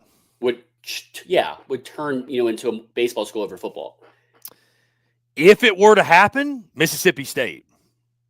I was going to cop out and say Vanderbilt. Because their football program is terrible right now. Yeah, I was going to cop out and say Vanderbilt. See, Vandy's at least got Diego Pavia. Yeah, until this year, I would have said Vanderbilt. Yeah, Jake. I'll tell you this. That's a good bet, though. Too. I will be really curious what Vandy baseball is this year, because this might sound like I love the game. I'm a diehard. Maybe this sounds like a casual take, though. Vandy under Corbin, I feel like they are like the antithesis of what Tennessee is under Vitello. Vandy's kind of boring. They're kind of boring, man. They want to pitch and play defense, and it's like then you got the boys over and they're hitting bombs. Yeah. And I'm just like, I don't know. Like, does Corbin still have it? I'm really curious this season. Like, does Vandy still have it? Like are they falling more like middle of the pack ish? Or are we? I don't know. I don't know, man. I don't know. And now Tennessee's definitely got you beat in facilities. I mean, listen, all due respect, and I don't even think Vandy would get upset if they heard me say this because it's just the truth. If you're power ranking all 16 ballparks, I'm sorry, but you got to put Hawkins last. No. What? Who's last? Chris, come on, Missouri. I've been to Missouri. Okay. I almost forgot Mizzou was even. Yeah, you're right. Okay, Mizzou last. Hawkins is at the bottom. They're 15. At Hawkins. I've been to 2 They're games. 15. They're 15 then. They have to be 50. It's no longer. You can't put Foley Field down there anymore. No, I mean they've improved the heck out of that. Almost identical to what Georgia Tech. I'm really not familiar with Oklahoma's ballpark, but I'm pretty sure it's pretty nice. I'm pretty sure it's turf. Because I remember seeing them in the regionals last year, and I thought their their baseball stadium was pretty nice. It's so funny. This is how much football runs things. I literally Googled Oklahoma baseball stadium, and the first thing that pops up is Gaylord family, the football stadium. I'm like, come on, man, really? I did the same thing. Yeah, it's all turf, no outfield seating, but I mean, it's nice. Yeah, it looks nice. I mean, give me top three. It's no dish falk by any means. Give me top 3 baseball stadiums in order. In order, I'll give you no order. I'll give you no order because I am going to drop these in order. But no order, Baum Walker, the dude, Alex Box. That to me is like the easy. It is just that's my top 3. I just want to see what order you. I'll tell you this. I'll tell you this though. I'll tell you this though, Harrison. And obviously, when I say this, is no bias. I went to Alex Box this fall. I could argue from just like a purely like niceness standpoint that Founders Park is nicer. I just purely from a niceness standpoint. Have you been to the Box? I've been to a game at the Dude at Mississippi State. The Dude is the Dude or Baum Walker's one. I haven't been to Baum Walker yet. I really hope I get out there this season. I mean, Jake Bayless, another school I'd say, throw that up there, Chris. Another school I'd say is Arkansas because they have no hope with Sam Pittman. I could see Arkansas turn into a baseball #1 school. That's a really good point, Jake. They would have to win a national championship. They should have won it in 2017. I know, but they need to break through and actually win one. I'm going to say Vanderbilt. And then what did you say? You said Mississippi State. Mississippi State, yeah, easily Mississippi State. Yeah, that's a really good point, Jake. I like that. I mean, I'm hoping we get out to multiple of these stadiums this year. I mean, I know we're both working and hoping to do that, but maybe a little facility tour, behind the scenes content. We'll definitely get that rolling if we do. But yeah, I mean, we're definitely compare them too. Yeah, we're definitely going to get out to, and I got to see Dish Falk in person when I went to Austin. Really nice. I mean, I think the only thing I'd say about Dish Falk that I know that I'm sure Texas fans would agree with, it sucks that they're very landlocked. There's no adding on. Same thing with Hawkins and Vanderbilt. Yeah, no, that's true. Overshadows it. Yeah, and it was funny. I was talking to our guy CJ Vogel, and we were riding around, and so essentially, like, there's roads that border Dish Falk, and he's like, Texas can't rip up the road and expand outward because those streets are owned by the city of Austin. Like, that's not Texas's property. So that'd be a whole other. Oil money would find a way. It'd just be a whole other dilemma. I don't know that they're like anxious. I mean, it's a really nice ballpark either way. Yeah. Looking forward to it. Yeah. I will say, Chris, when I was in Missouri, they're all turf, which I think I heard they're going to go away from that. Who, Dish Falk? In like a year. Yeah. I think, or like a few years, they're going to go to grass. Missouri's all turf too, which makes sense. Well, that makes sense. Yeah. But Chris, because I was coming back from Omaha, I stopped at Missouri on the way when I flew out of St. Louis. Missouri is very, very comparable to pre-construction Lindsey Nelson at Tennessee, except they don't have the outfit at all. Very same feel and look. But I've been to both stadiums, empty. Very feel same, but obviously the passion, the fan base at Tennessee and the Volunteers, but their outfield seating, it's not even comparable, to Missouri, but it's very similar structure in style. Yeah, it's also very brutal too from Mizzou that like the first 2 months of your season is just in terrible weather. Like it's so cold there. Yeah. It's so cold. I mean, I think they should have stayed in the Big Ten. If you're good, yeah. I mean, from a whole sports standpoint, it's so funny though. We say stuff like that, and like literally last year they swept Florida. So I mean, Chris, we never heard a word about it from Missouri fans. Yeah, I mean, I wouldn't say they're super passionate about baseball. So. Chris, I'll have a goal now for this year. I want to find the most passionate fan on X, Twitter, from each of SEC schools. Most passionate baseball fan on Twitter. I want to find who that is. Yeah, you should make that a thing. Yeah, I'll post it. People will definitely show out for that. Yeah. Well, I'm definitely gonna post that later. That's a goal for this year. One of Yeah, the mini that'd be goals. cool. That'd be cool. Who's the most passionate like fan individual account? You know, Yeah, largest for me, largest fan account, passionate fan account. Yeah. Yeah. So I'm curious to see. I mean, we probably know a couple. Mississippi State's got a good bit of them. Oh yeah, they've Tennessee's got a like good bit of them too. Lounge I hear from Dog quite a bit. and Lounge In a good Dog, way. Duty Noble Field. Yeah, Occupy Texas is that's they kind of run shit. Well, hopefully I'm occupying left field when I get there this spring. Yeah, and I met the Occupy left field guys in Austin and saw a few of them in Atlanta for the SEC title. That real cool people. Occupy left field's getting a follow on X right now. Yeah, dude, he's awesome. Done. We'll make it happen. Occupy left field, making it happen. Location: left field, Texas. That is hilarious. Yeah. Yeah, like I said, the left field experience. like I said, I went to where Mississippi State are. Yeah, I went to their tailgate, and it was I tell you this, they tailgate right. I need to get to Austin, we got to get to Austin for a baseball series for no other reason than to tailgate with the Occupy left field guys. They do it right. Our experience in the postseason at Clemson. Well, I mean, I tailgated with them for a football game, so I it's hard to compare and contrast. Hard to compare and contrast a football game against Kentucky in the regular season to a regional / super regional vibe. That's a much different. I'm putting it on the board, Chris. Put it on the board. I'm finding of the games we go to, the stadiums we go to. We're obviously going to do stadium rankings, both of ours, and I hope they're different in several regards. I'm going to find, like I said, the most passionate fan / Twitter account for each school, obviously baseball side, but also the best experience at each baseball game in the SEC. So like Occupy left field. Yeah. I think you can count the entire Mississippi State outfield. There's big green eggs all over left field lounge. Yeah. Left field lounge. I mean, it's the entire outfield. I don't think you can just consider it left field. So things like that. Lindsey Nelson.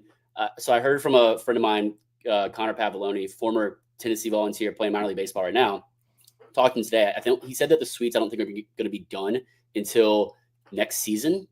So obviously it takes time to renovate, but it's going to look beautiful. He said. I know we've seen a lot of renderings. Georgia the same way. I don't know if all of it will be done. I don't think so by the end of the season for sure. But that's another one I'm putting on the board. Finding the best game day experience at each baseball school in the SEC.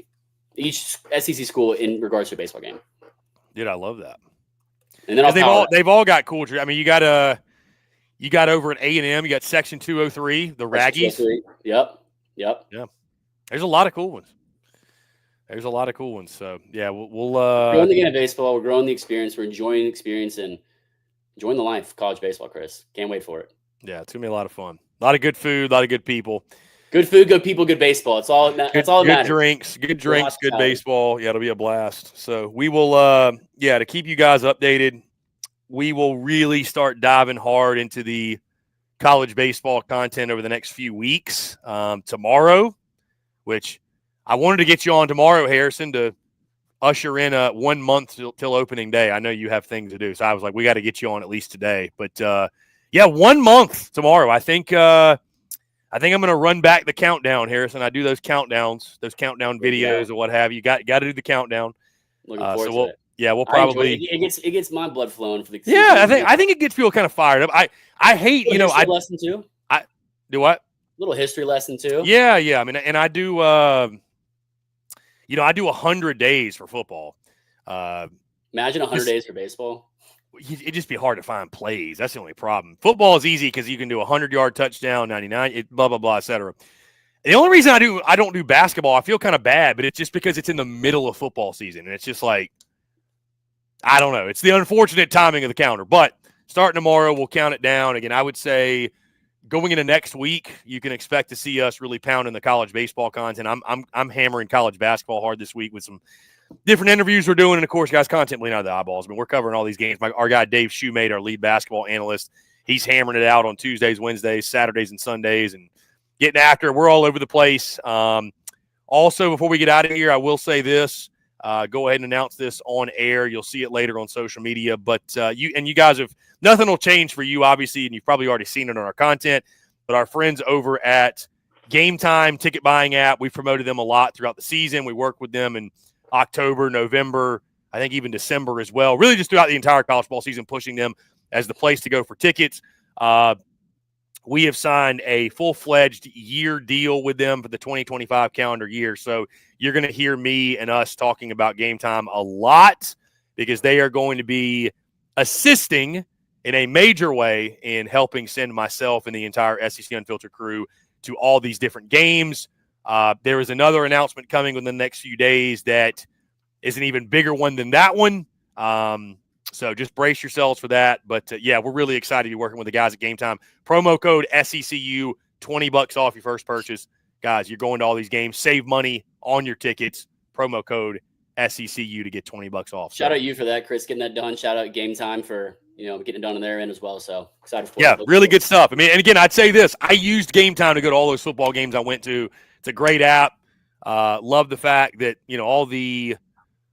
all the fees and everything already included. There's no hidden fees, anything. You just boom, boom, boom. It's good to go. It's really easy. I exclusively use Game Time on my for all my ticket buying, and they got concerts. They got everything. It's not just sports. Anything you can think of, they got tickets to it. So, anyways, appreciate y'all. Again, Harrison, always a pleasure, my man. Appreciate you.